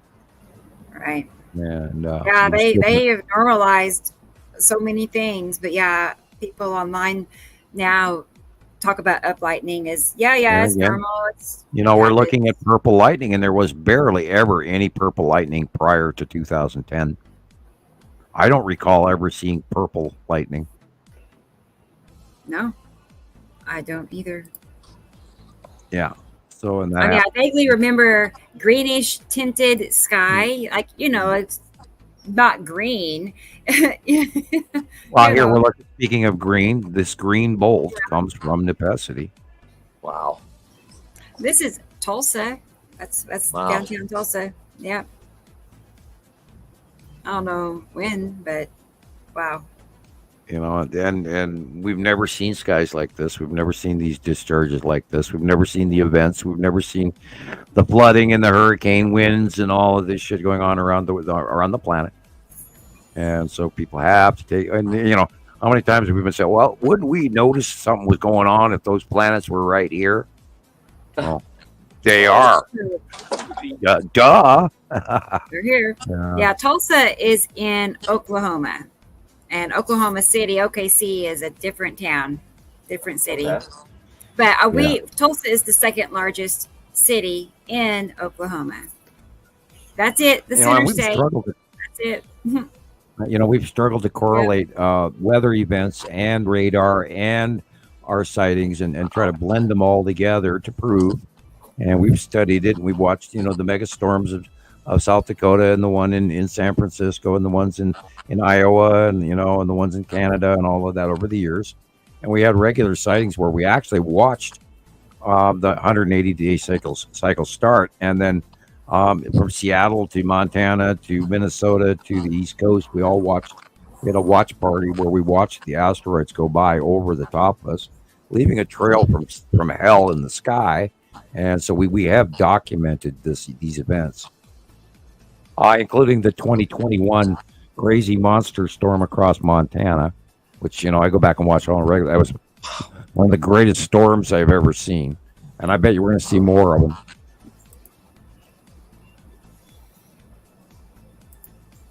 Yeah, because it seems like all we do is break records. I continuously keep breaking records. The 2019 single discharge of Necessity. Oh, this one. Yeah, the single, and they see the green. Okay, I'm gonna walk. I gotta get out of my chair for a second. I'll be right back. Yeah. Okay. Poor Sam. We're all just like stuck in our chair, can't even move. Yeah, my butt is telling me get the hell out of the chair and walk around. I know we're not made to sit for 6 hours. I don't think. It's the last one in that series. And hello to Egg. Hi, good to see you, Egg. Wow. Yeah, we're doing good. Hope you're doing good too. Only 6 hours late, that's all. But the good news is you can come back and watch it. Yeah. Yeah. That's funny. I know, he says Chris has no room to move. You got you in the corner there. Yeah, I'm in the corner. I'm lucky I got this, Right. Yeah. That's funny. I feel kind of trapped in here too. I got power cords everywhere, but I'm in here. But yeah, I don't know how long Sam wants to go tonight. I'll leave it up to him because Yeah, we might be ready to play Star Wars. It's been 6 hours already. I know. Sometimes it goes by so fast. I know. It usually does. Well, the first 4 hours flies by. I mean, I could barely, so 4 hours is, because we used to think 4 hours was, a good enough, long enough show, but we've decided it's not. We're just getting warmed up at 4 hours. So, did we really hit 6 hours? Yes. I heard you. I was walking around trying to get some blood back in my butt, and I'm in the living room and I hear 6 hours, and it's like, wait a minute, I thought we were at 4. Wasn't that about 15 minutes ago? Yeah. Wasn't that just about 15 minutes ago that we were at 4 hours? And 4 feels like 2, so. Yeah. This is why, we were talking like last week, like, should we limit the shows to 4 hours? I'm going, there's no way we can. Yes. I mean, in our idiom, or our zealous scientific obsession, we can't do anything less than 5, and here we are at 6. I didn't even notice it. Like, okay, we do 4 hours and then take like an hour and a half break and then come back. Probably not. Good night, Irene. Or something. Well, we can actually hit. We can go to chapter 4 where we're doing prologue. This which is going to lead me to the moral of the story. Did you ever look up Aesop's fables, by the way, Rebecca? They were it came from the Rocky and Bullwinkle show. Yeah. And there was Dudley Do-Right and Aesop's fables and fractured fairy tales and the dog and the Professor Peabody and Sherman. And believe it or not, that Peabody and Sherman definitely influenced my scientific point of view from childhood. I have to chuckle now that I think about it. Never thought about it before like that, but that did, Bill Nye the Science Guy, and of course, Carl Sagan and all of that for over the years. But anyway, I digress. It was a 1961 cartoon. You can look; it's great. They always had these moral values. Try to in Aesop's fables, where he would try to hand out morals, and the culmination of what we need to talk about regularly is, of course, the event that is happening, the overall event that's happening, and it's going to be a changing of mankind. Sorry, I stood up to turn the light on so I could read better. I didn't have enough light. What is happening right now is that we are being we're being handed the knowledge of the second solar system, the knowledge of the other races. It is time that mankind is informed about these other beings, and there is a real slow disclosure going on in many ways, and you have to recognize that. There's also a slow disinformation process to keep you uninformed, so that even when we go back to the Pleiadian message, which is there's many versions out there. You can just go to YouTube and type in Pleiadian message, and you'll get one of them. This is very important information, and you need to realize that we're all here for a reason. The information is already inside of you. That's why you're here listening. That's why the sound of my voice has a somewhat attention-getting, hopefully, attraction to you. I was told that would happen. I'm not trying to bank on that or be arrogant or about that or anything, but this is important, and this is what is going on. So you have to realize that we're all part of a new journey of transition in who we are and what and we talk about the bullshit meter. You folks, when you will get, the more enlightened you become as to the possibilities of the reality that we are giving you. And I hope you take my vocal inflections for a reason as metaphors. This will culminate to a level where your bullshit meter will go off, and you will start to understand things in new ways. And you need to trust you and trust the learning cycle that you're taking the time to do it. Now, if you're not studying this information, then you're kind of wasting your time and ours. I strongly suggest that if you're here for a reason. Do not discount this. Do not discount my words. Do not discount Rebecca's words. Do not discount Christopher's words, because we are experts in our field and we have earned our place. And I do thank you all for listening. Thank you. Thank you too, Sam. Really. Yep, thank you. I mean, everything you've been through and gone through to Oh God, yeah. I don't have enough comic books for that, man. Let's get out Mad Magazine or 2 or 3 sci-fi novels and throw in an Indiana Jones while we're at it. Because this story, and Rebecca knows a lot about it, and we talk about it in the background, and we talk about information that's not generally publicly shared. And this is it's insane. I'm telling you, it's absolutely crazy.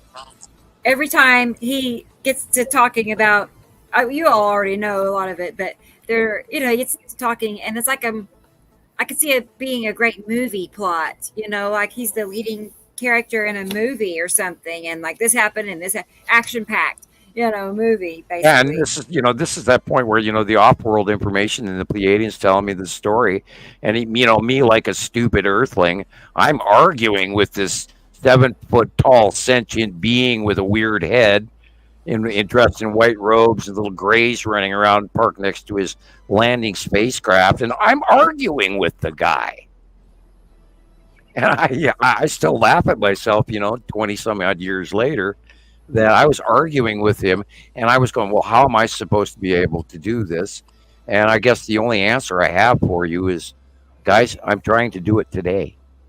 Yeah. And I'm doing it. I'm trying to do it the only way I know how.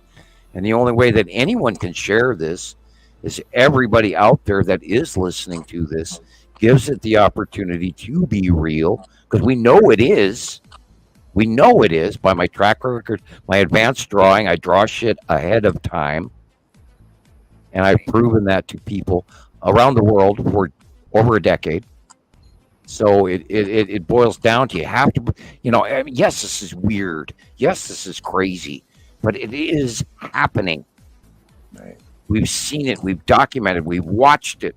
We watched it coming from a little tiny dot from Antarctica all the way back in 2009, 10, 11, 12, 13, 14, 15, 16, 17, 18, 19, 20, 21, 22, 23, 24, and we were drawing the returning of Isatum and the Ion Tail and the Yellow Moon and Nibiru, and there it is.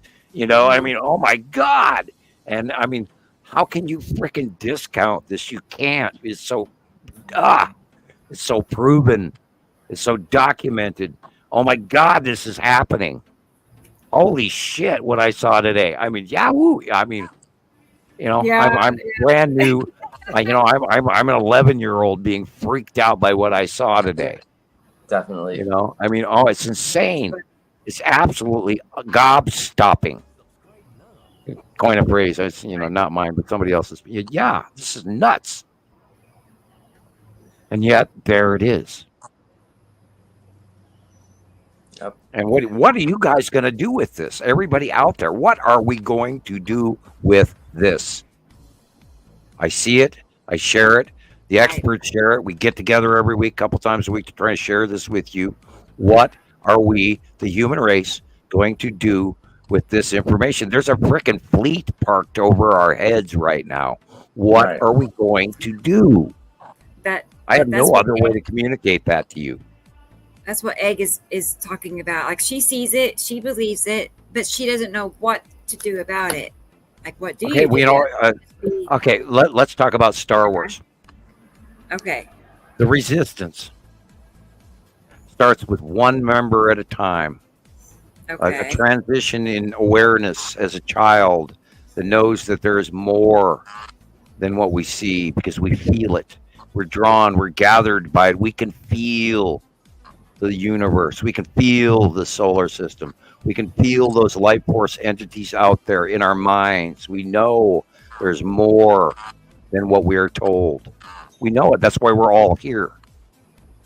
It is time to listen to that inner source, force. May the force be with you. Listen to the force. It's calling you. Go outside. Put your feet on the ground barefoot. Don't freeze, not in snow. Reach out to the air. Let your fingertips tell you what the air is telling you. Reach out to the ground. Pull all that energy of Earth. Earth has 235 volts. The electricity, Tesla knew that. There is free energy out there. We're being lied to. We're being poisoned. We're being polluted. We're workers. We fall into okay. My favorite video to this day is look up Charlie Chaplin, the world's greatest speech. Watch that. I sent that to you, Christopher. What did you think? You tell people. I've seen it before. It's hysterical. You think it's funny? I think it's so cool. rock on accurate. Is that the one where he's standing there, where he's acting like a dictator, or is this a different? Right, he's got the double X on his arm. Yeah, and they actually placed him in what he was a shell shock prisoner of war. Right. That somehow managed to get mistaken for identity in the opposing faction. It's sort of a parody by Charlie Chaplin on World War II. Right. And I'll keep it simple, that way we don't get flagged or booted.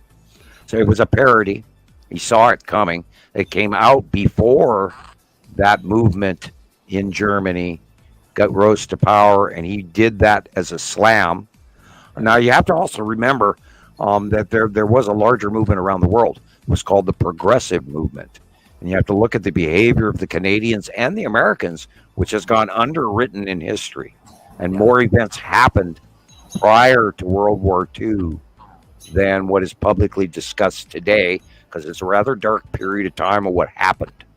And we need to keep that in mind right now, because we are at another one of those events where the people who believe what we believe may be ostracized. And we're seeing evidence of that. We're being shadow banned. Our information is being blocked. We're getting nailed with societal breaking of the rules pages, flag warnings. Every time we show a hamster picture, they're getting mad at hamster nipples. Oh no. Anyway, that's why we always do no hamsters were injured in this making of this film joke.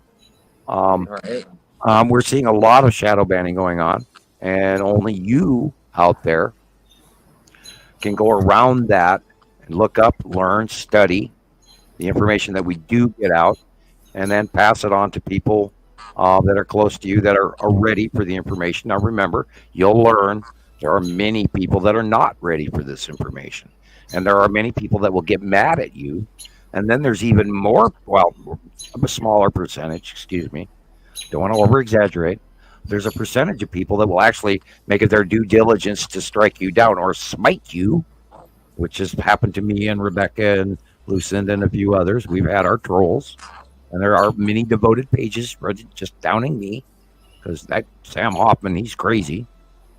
And so we earned all of this, and we worked for it, and I really hope people take this to heart as something important and part of their personal mission. It is incumbent for all of us who have taken the time to learn to teach those who follow. It is our job. That's why we're here. And that was my problem. Like we're building, okay. I lost track. I want to say I estimated between the different platforms that I have, not yours, but just mine, it's probably around 4,000 new followers, members a month. Wow. I mean, that's not tons and tons and tons, but it's a lot. 4,000 every month. Yeah, I would take 10 per month. If we can get 10 people on board with this per month, I'd be happy. I have been watching. To me, it's been like watching dominoes fall or a snowball or whatever. I mean, I've been watching it grow from. I remember when we were celebrating 5,000 followers or members on the Facebook group, 5,000, and now it's 92,000.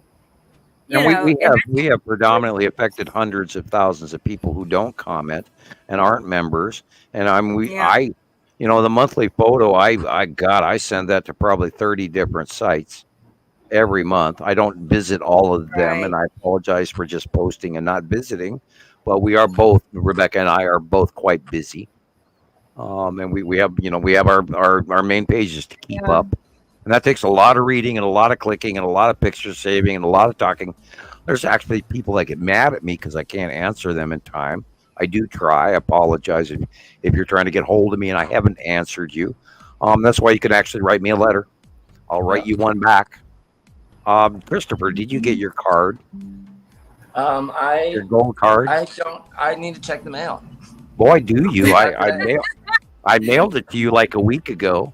Cool. It's probably in the mailbox. Cool. Yeah, I think I mailed you a couple of them. I don't know. I don't even remember how many I sent, but I did mail you a letter. Cool. You'll be in the Gold Card Club. The Gold Yeah, Card they Club. did that there weird. Wow, supplies left. Actually, probably I probably have about 30 of them left. So, yeah. Okay. Supplies limited. Order yours today. Well, they went out the same day that Rebecca got her colloidal silver. So I mailed your letter and her colloidal silver the same day. So you should have that by now. Probably. Yes, you should check your mailbox. Great. Thank you. Yeah, it's exciting. Yep, and signed by that, that crazy doctor, Dr. Nibiru, or the crazy Nibiru guy, whatever you want to call me, or the guy that eats crayons. Yeah. Well, yeah, I mean, I don't know what happened to the mailbox, honestly. So I've been back to Home Depot 3 times now.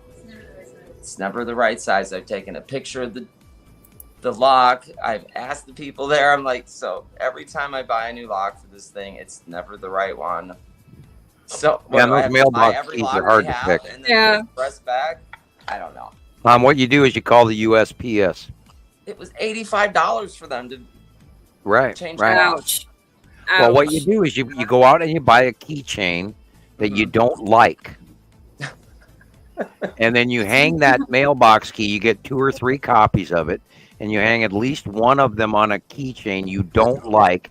And that way it stands out like a sore thumb and you never lose it. Or if I put one of them in a safe deposit bank at a bank and I would still lose it. Hey, I got one on the wall and one in the change drawer in my car. And so I always have, and it happened. It's one of those little green dolls from Toy Story where they go, "Our leader," those little Martian guys. Yeah. And so I never lose that one because that's not one of my favorite things, but it is from Toy Story. The little squeezy green guy, the little alien. Yeah, I totally lost my car keys once for 3 weeks. Oh boy! Hey, I am always dreaming about where I put my car keys. I'm safe in my dream if I have my car keys, then I'm okay. I know. And this is why I always say, people are always looking for their car keys, and they're very. That's why when I do psychometry readings, I'll say, "Give me your car keys," and I read people off of them because they're always looking for their car keys. So they're a very charged up, powerful artifact that people put their pizzazz into, and it's very readable, very tangible. And when in my 30s, people go, "Oh, dude," parties. They go, "Oh, dude, party game. Yeah, give Sam your car keys." And I've always been really good at it. I thought everybody. So what would you gather from holding what someone's? happens when I use psychometry is very much like bar seeing. What you do is you get calm, and you reach for the electricity around you in the air and the people. And you grab the item and you close your eyes and relax. And then there's a series of photographs or pictures or connotations or smells or feelings or sensations that run through you. And you hastily try to get 10 or 12 or 20 out of the 100. And you try to make sense of that. And then you share that with people. It's kind of like reading tarot cards. But I've always been very accurate at it. And I sometimes see more than I tell people, because you can also see if they're fragile or not by their possessions. And there's a lot to it, and it works. It's quite easy to me. It's literally second nature. It's like smelling macaroni and cheese in somebody's house in the pot. Oh, macaroni and cheese, there it is. And it works. It's unbelievably prominent, interesting, spooky, mystical, all at the same time, and pretty accurate. And people can learn to do this. I'm gonna try it. You pick up an artifact and you get an impression from it. Some old thing that my grandma handed this down to me. And then you smell, grandma used to wear carnation perfume, and then out of the blue you smell carnations or whatever. Right. Isn't that wild? And that's how it works. You learn to feel inside and trust the pictures that you've been given, and then you try to correlate and make sense of them. Okay, like yesterday, I'll tell you real quick. I have 2 mechanical pencils, okay, and I couldn't find them anywhere. I looked everywhere I normally set a pencil, okay, and I pulled my bed open. Maybe it was in my bedding or something. It's not. So I turned the light off, and Alan was laying right there. He saw it happen, and I was walking out. I was like leaving the room, and something just told me to look in the crack between the mattresses, like 2 twins side by side. Anyway, I did a U-turn, went right back, pulled the mattresses open, and there was my pencil. Yep. When I was a kid, we would look for things, and all I would have to do is go back in my mind and remember where I was last. And then when you do that, that collective memory comes back and talks to you. And most of the time, 75, 80% of the time, I will be able to see where that item is. I lost my glasses the other day, and I looked 3 times in the room that they were in when I finally did find them 45 minutes later. Right. And even my daughter went in there and looked and didn't find them either. And then I finally gave up for a while, and then I came back. I walked in here, and there they were laying on the floor, and was like, how did those get there? And it was weird, but it happened. Like, you'll look in the same spot, exact same spot, like 3-4 times. Just like Sam said, it's been like 45 minutes, an hour later. Whatever you're looking for, how is it in the spot that you've already looked 3 times? Well, look, your glasses are on your forehead, dude. I'm joking. Right, exactly. I'm looking for my glasses. And they're on your forehead the whole time, I remember my mom was taking me to Disneyland when I was a kid, and we were driving and we're looking for her car keys. She lost the car keys, so we're looking all over the place. They were around her neck. So it was like an hour, 2 hours later, I finally see them around her neck, and that was funny. Yeah, and always remember where you park. Oh yeah, that's the worst. Always look up at the sign, A12, never walk. Yeah. That happened even one time in Minneapolis. I literally spent hours looking for my car. I came out the wrong mall entrance at the Mall of America, and it's like, oh God, I'm lost. Yeah. Anyway, I digress. I know. Yes, you guys. I was going to show you this quick. JD had tagged me. Awesome. He tagged me in that, and I went ahead and threw that together real quick and shared it on Facebook. But yeah, May or April. He's got 4:30 on there. That should be. It was 4:30. That's when wait a minute. Is May the 5th month, and I've been writing my checks wrong? Oh, because I put 4424 today on my checks when I paid bills. Darn. Okay, well, I made a boo. I made a boo today. Yeah. All right, it is 5. What's the date of our last show? Duh, I'm staring right at it right here. But Here we got it today. Wow. Very the landlord will have a good chuckle. Right. Yeah, right. What, you wrote this check last month? Okay. Right. I am in advance at all times. That's right. Yeah. It makes me look good. So Johnny on the spot. You bet. Yeah. Right. Bob the Builder. Okay. Or you remember the Lego movie? No, I did not. Okay. Worth watching at least once. Okay. Yeah, my kids, they wanted to watch it, and of course I'm in the room with them, so I probably watched it along with. And anyway, yeah. We did the Lego movies too, and the Lego Star Wars. Anyway. Yeah. And I bet you haven't seen those either. Those were awesome. No. I haven't seen it. No worries. Surprise, Not mandatory reading, I promise you. I promise you. It's been years since I was watching movies on a regular basis. Like Taylor used to work at the local Cinemark theater, so he got us in for free. With family, nepotism perks. Oh, shame. Come in the back door, But we'd say two movies back to back, basically. We don't admit that publicly for taxation purposes. Oh, okay. Well, it was forever ago. Right. Like 15 Okay, beyond years. the statute of limitations, therefore no longer chargeable in a court of law. Long time. None of the admissions in prior statements are all opinion, not fact. Thank you. Right. Allegedly, right? Allegedly, yes. Mhm. That's funny. Yeah, I'm drastically interested to see what's about to transpire before our very eyes. It's spooky. It's also miraculous and wondrous and cosmic and wow, and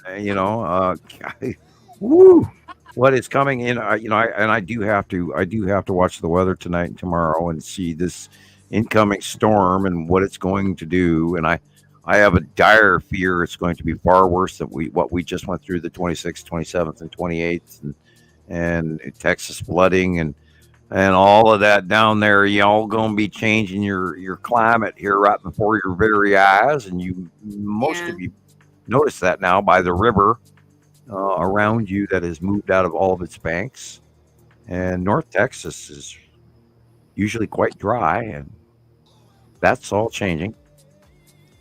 And then, of course, you're going to get rain, Christoper, and then you seriously, I would start watching your weather Sunday evening, Rebecca, and on, and see what's coming.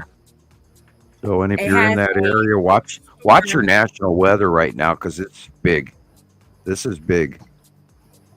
And if you're shows by literally 10 a.m. tomorrow, it has a lightning bolt and rain. right, And if you're anywhere throughout from the day. Minnesota, Nebraska, Kansas, Oklahoma, Texas, even parts of western Texas, and maybe even New Mexico. I don't know what's going to happen when that comes over the Rockies. Colorado could have effect. I don't know. But generically, literally from Texas all the way, if you draw a line up from Texas all the way to western Pennsylvania and Minnesota in a triangle, that's the area of effect that's going to happen. It's going to be big. It's going to be big. Right. I like how S. Reed Colette can double duty. He can multitask. He can watch two shows at once.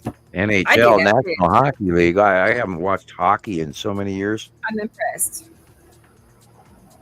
But then, I haven't even really watched football in many years either. I just don't understand it. Like, we just got this new football stadium here. They did the Super Bowl last year, or the last Super Bowl here. $8,000 for the minimum ticket price. What? And they sold out. I don't get it. Yeah. And how much for the hotels and all of that, and the flight in, and oh my God. Well, obviously some people have some income that I don't know about. Yes, and what comes with that ticket? Just to see, do they like? What do you get to stay? Hey, you get hot dogs and beer with that, sir? I know. Oh God, can you imagine? We're living in the era where you're paying $8 and $10 for a beer and $5 and $6 for a hot dog. God, that kind of makes me hungry. Spooky world we're living in, guys. And I remember when I was a kid, I thought $50 and $100 for Super Bowl tickets was expensive. So, what have we become? What have you heard about? I don't.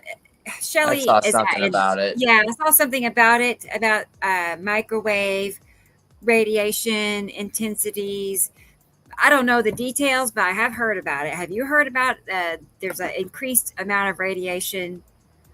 Well, there was the Cuba event where, that a certain group of people believed that they were being blasted by the Russians or the Chinese in some sort of a microwave event where people got ill. Within the last few years, but I had not heard anything about the East Coast per se. Yeah, this is like days ago. The earthquake aftershocks are still going on in New Jersey. There is also New Madrid harmonics going on. South Carolina and everything had a nice little earthquake, and of course, the West Coast and what's going on in the middle of Texas is still having swarm earthquakes, but that's in western Texas. And they attribute that to fracking and all of that. It's heavily oiled. No, I hadn't really heard anything about it. Right. I just vaguely heard a TikTok about Well, it. we also have to take into account internet gossip, and people bite into stuff that may not necessarily be true. And somebody with a lucky sponge hit, big old wet sponge, gets to a whole bunch of people to listening, and then before you know it, we got a new rumor. So no, I had not heard anything. Right. I'll keep my eyes out, whatever. Okay, yeah. If you get something interesting on it, send it to us. We'd love to hear about it. I was going to say to Shelly, if you tag me, if you find something on it, tag me, please. And we'll get to the bottom of it. The New Madrid fault line is underneath the Mississippi River. Look up New Madrid. I believe that's in Missouri, isn't it? I don't know. State line. Yeah. Look up New Madrid fault line. It's in the middle of the Mississippi. Okay. And there's a big crack running literally through half the country and then leading on toward Maine after it gets up to Ohio-ish and all of that. And that has to do with the formation of the Great Lakes and all of that, and the North Atlantic Rift and et cetera, et cetera. It's all a series of transitions of the North American plate, including where the North American plate at one point broke in half, which is the escarpment, which was part of the development and transition of the Ice Age, et cetera, and the weight of the ice and compacting of the seismic layers and on and on and on and on and on. And the granite, speaking of which, there's lots of really cool geology available on the Great Lakes and the rock that is in that area. Unbelievable, cool stuff. Yeah. Including the it's like Arkansas, Missouri, Kentucky, and Tennessee. It's like the four corners of those four states. Right. Yeah. And that big jog there, that S shape in the river, has to do with the transition. It's not a subduction plate, but it is sort of. There's another picture. It's got a unique disposition between the it might be actually spreading apart. I'd have to re-look it up again. It's been a while since I actually looked it up. But there's an escarpment in Africa where that literally Africa is splitting on the eastern shore of Africa. And an example of that is Madagascar as well. It's a previous example of that as well. And so the eastern shores of Africa will eventually have an inland sea between those two. And Africa will be smaller as it moves north. And then that new Madagascar plate will move to the northeast over time, which is exactly what India did that as well, all the way from Antarctica. Right. Here is a hypothetical. If something did happen there, Tulsa is in the severe damage zone. Oh. I'm in this, right, and it has to do. That area of rock and the displacement is completely different than California, for example, or the Pacific Northwest. It has to do with the rock base, because it's so much older rock that the vibration spreads out at a greater distance than any California earthquake. It has to do with shaking from side to side versus up and down, etc. And plate displacement and slip ratio. It creates a wave that causes a higher area of effect than anywhere in the country. When I watch earthquake videos, I always see if they're going up and down or side to side or whatever, and then you measure time duration, etc. And you learn this over time if you watch enough video footage. But in Madrid, if that goes off, it's going to be massive because there's millions of people it will affect, including infrastructure, sewage systems, gas mains, electricity, power grids, you name it. And that is not an easy, quick recovery because we do not make most of that infrastructure. Would be such a high rate of destruction, it would take forever to replace. So, I mean, there could be people that are without power for years if it was really big. So, that's why they worry about it. And the last one happened, in 1817 and 1818, I believe. I could be wrong, but do look it up. It was a very long duration quake, and there were many, many aftershocks, which continued at large scale, more continued destruction. and I think that moved over to South Carolina and all of that. I think the aftershocks affected more to the east on the secondary part. I'm not sure of the full area of effect, but anyway, if I believe I'm correct, I hope I am. Anyway, that's the story behind the New Madrid. And of course, I'll study it again and again. I think about stuff like that, and it's like, it would be when you least expect it kind of thing, Right, and and then there's the big to do about the Juan de Fuca plate off the coast of Washington State, and the volcanic activity, and Yellowstone has been highly active this week, and by the way, there is eminent evidence of the beginning of a new volcanic eruption on Kilauea in Hawaii, and of course, that one in Indonesia went off again, like its third major eruption. And then the one in Alaska, in Kamchatka, north of Japan, up in Russia, is going off big time. And the one in Sicily and in Italy and the Mediterranean, and there's new earthquakes in Turkey there, and it's just on and on and on. So we are seeing higher activity way up.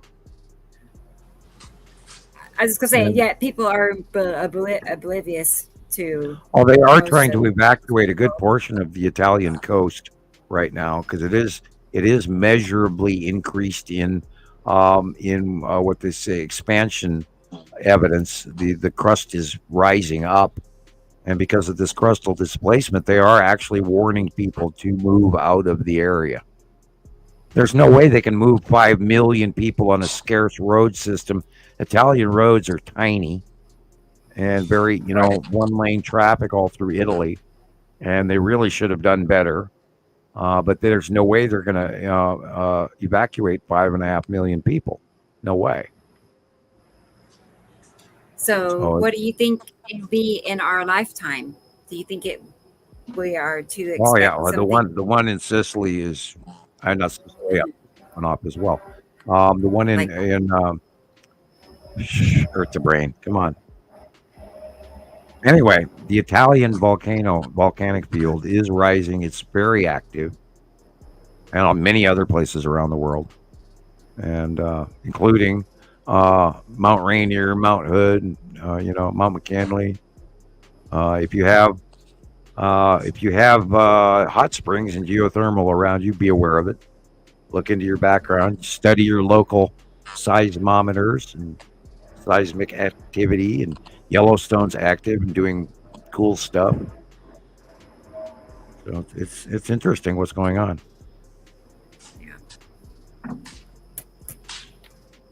Yeah. It is. I mean, really, I can't get into that. Naples, Italy. I was like trying to get the name Naples. Yeah.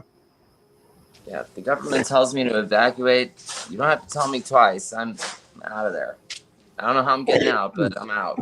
It's a huge caldera as well, and they've had evidence of the rising, the expanding rise of that area of all of Italy, and the fact that this is noticeable on the water level. And if you go up to the dock and you try to climb down the edge down to your boat, and it's 6 feet to the water line when it used to be 4. And that land is rising, and they're watching the seismic activity, and they're very concerned. And they're like on stage 4 and one more stage 5. They're like, they've got a flag. It's a red flag warning, and they're trying to tell people maybe you should move to another part of Italy. Oh man. So yeah, and a lot of we're all in for climate change one way or another, and maybe we should all move to wherever. So, of course, we'll see what happens when it happens. And I'm not trying to be doom and gloom and dire, but we're kind of doom and gloom and dire to, certain regions. And look at, Russia, China, flooding, Turkey, flooding, Brazil, flooding everywhere. Mass storms. China, oh my God, China and Russia have suffered so bad since last year, all the way in December, etc. And it hasn't quit. There's been a region of China that's been in trouble nonstop since December. So, okay, cough drop number what? 4? 4? I was going to say, I don't know if you've gone past 3 or not before, have you? Have you had First time four I've done before? 4 in a row, but I'm at 4. I've like been 3 talking. Been talking a lot. Yeah. You have. You've been doing great. He's back. Yeah. Okay. How many times I've been kicked out like 4 or 5 times already today. Yes. It's weird. Well, I was going to show you all this picture of Sam. You gotta buy donuts for the Nibiru gods, man. Yeah. Oh yeah. Yes. This is my Mondo space picture generated by AI. Thank you, Andy Pohl. Yeah. And I posted that. I love that jacket. I may actually build it. I have a jacket I could make. I can make that. I have the ability to personally make that jacket. Very Michael Jackson. Futuristic Michael Jackson. Yeah, I know how to do that. I can build armor and stuff like that. And I have most of that right now. And all I have to do is go buy a little bit of thinner quality leather and black dye, and I got that done. You bet. I like the arm gear. I don't know. I do too. It's you. I was gonna say nice. That's the app I downloaded, so I've been using it too. I was gonna say I didn't get any super creative like that, but here's a few of other ones I worked on. Yeah, that's almost not me. I almost look Italian in this. And that one is not you. Oh boy, get out to my mascara and lip gloss. Oh dear. Look at that. Oh, the head does not fit the shoulders. Yeah. Okay. AI. Oh, now he's a billionaire. Man, I tell you, flying. Sam, that works. Flying first class to Rome is a bitch, man. How come he's wearing 2 watches? Conference. Like you got watch on each arm. That way international time, and then where you are when you're going to get there. I know that's a nice suit too. Like yeah. It has me a little bit elderly than I actually had. That hairline is not mine. That has me a little bit balder than I actually am. Right. Yeah. Oh my gosh. Oh yes. Okay. Oh God! I mean, who is that actor? Don Johnson. Don Johnson. I actually had that white back in the 80s. I actually had that same Miami Vice white suit. My wife at the time actually bought me that suit, and I went, "Oh God, I won't be caught dead wearing it." But guess what? I ended up actually wearing it for special occasions, weddings, and things like that. But I actually had a Miami Vice suit in the 80s, white. And it's a bitch to wear a white coat, man. You can't sit anywhere. You can't, Yeah, me and when 2 months ago when we were having the light cut off and there was no color anywhere. Me with too much color. Yeah, Isatim is in the north sky. Right. Oh. Red. I think this one. I think she likes it. Man. Yeah, great. Interesting. Yeah. Cool. All right, you're allowed to put as many words over my face as you want to. But I do like the app. It's that something of a profile pic app. I don't know, but look, me wearing a ring. Me not wearing a ring. Yeah, I stay away from jewelry because I do tarnish jewelry really quickly. Yeah. Although I do wear copper wristbands because it does cut the body pain. And I recommend it if you have aches and pains in your joints, wear a copper wristband. Yeah, back to that. I had to post this. I actually do like this. It is far younger than I currently am, but that's basically me. When I had my ponytail and I'd pull it back, I'd look very piratey like this. Although this is Blade Runner, and I love it. I love this. What my wife just said. There were people like, "When were you in Japan?" And I went, "That's not really me." Yeah. But I love it that that people accept that is real. Thank you. Yeah, because all the ones that I tried would never give me outfits like that. All I had were like airplane business attire. I don't know if it's because Andy's in the UK. I don't know, but yeah. Well, there, the link is there on the bottom of the page. New profilepic.com. That's what I got. it's worth it. I mean, Yeah, it's like your first week hilarious. is free, blah blah blah. But I'll Yeah, keep well, it. 'Cause if I had made that up, it would be silly. But the fact that somebody else made it for me makes it special, Right. and I appreciate it. it's And pretty I chuckle fun. over it, and I will use it again. It's like, okay, yeah, in my what God, what was that that one movie with Arnold Schwarzenegger, and then they doubled it again, Instant or Total Recall or whatever. Oh yeah. Yeah, Uh-huh. and they were in Japan and all of that, and in the rain and overpopulated cities and stuff like that. Anyway, and my daughters are big time into anime cartoons right now, so it fits. Cool. I'll show them that and they go, Dad, Anyway, we are coming up on 7 hours, and we can call it, and then I can go Wow. back to watching Star Wars. It's that time. You still have many hours of Star Wars left to watch and play. Yeah, I do. I'm gonna play them And backwards. it's only 3 hours left to the day of May 4th. Be with you. Yeah, Day. that's true.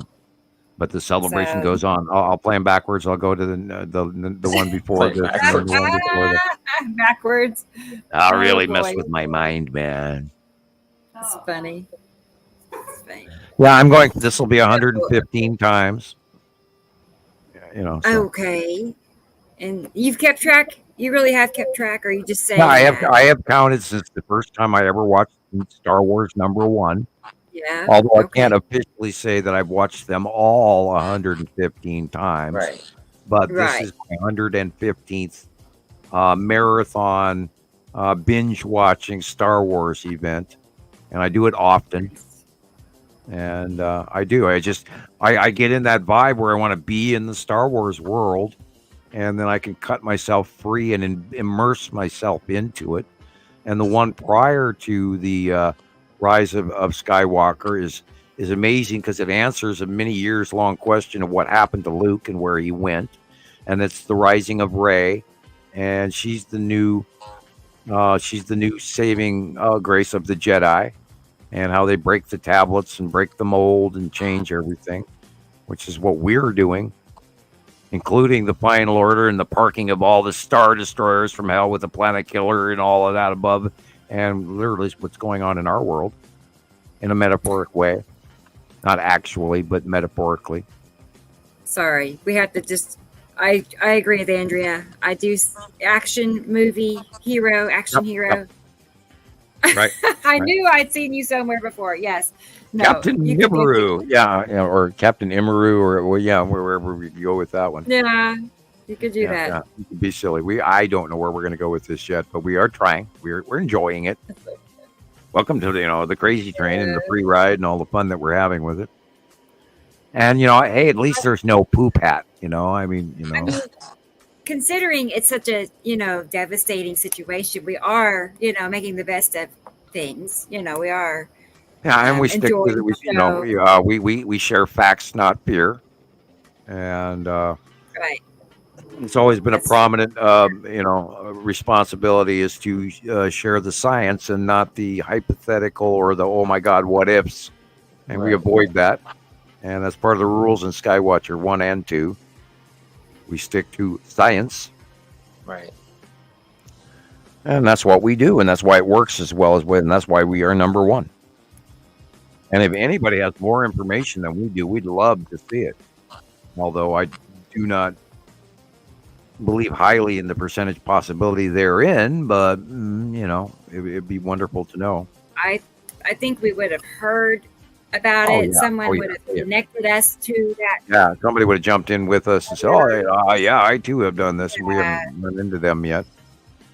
And we are still looking for a very wealthy philanthropist who will add to our advertisement spectrum, so we could somehow manage to gain a slight forward financial progression of the YouTube channel, so we can move forward and get equipment for Rebecca to help pay for her mine, etc., and move the channel forward. And we don't know what's tomorrow going to bring, but we are going to continue to pay attention and do I the do have science. some ideas. I mean, it's not like I don't have any ideas. We can check the Patreon and all of that. Patreon seems to be important, and I haven't looked into that. I don't even know what that means. But I'm not a cell phone user, and so we'll go forward. Currently we're lost in doing the work. We're not trying to make money at this. We're trying to do the work. Right. And again, people, do send in your cards and letters, and even if the only silly thing is not asking the question. There's no such thing as a stupid question. Right. And get hold of us, donate, like, subscribe, all of the above. Hit the notification button so you know when we're on. And I see 1978 here. Somebody said, Sandy, thanks, guys. Big Star Wars since 1978. Was that when it came out? Did it really come out the year that I wrote my paper? Yeah. Wow. He is connected to the Force, man. It is. I had not thought about that before. Wow. Nibiru is pretty darn visible. You just have to catch it at the right time of day. If you are getting up before sunrise, it will be on the right-hand side of the sun. That's sunrise. Very big, very blue. But you are seeing it. Like, that's just it. You see it in our sky. Time. Right. Yeah, you are seeing it, but you just don't realize it. It is so immense that it fills one end of the sky to the other, and so you just take that as the sky.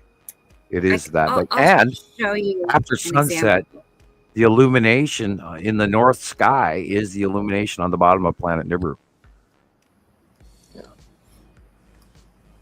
And then again, by morning, you'll see it on the right-hand side of the sun comes sunrise. In the north by northeast. Should be in the due east, but it's not. Nor is midday sun where it's supposed to be right now.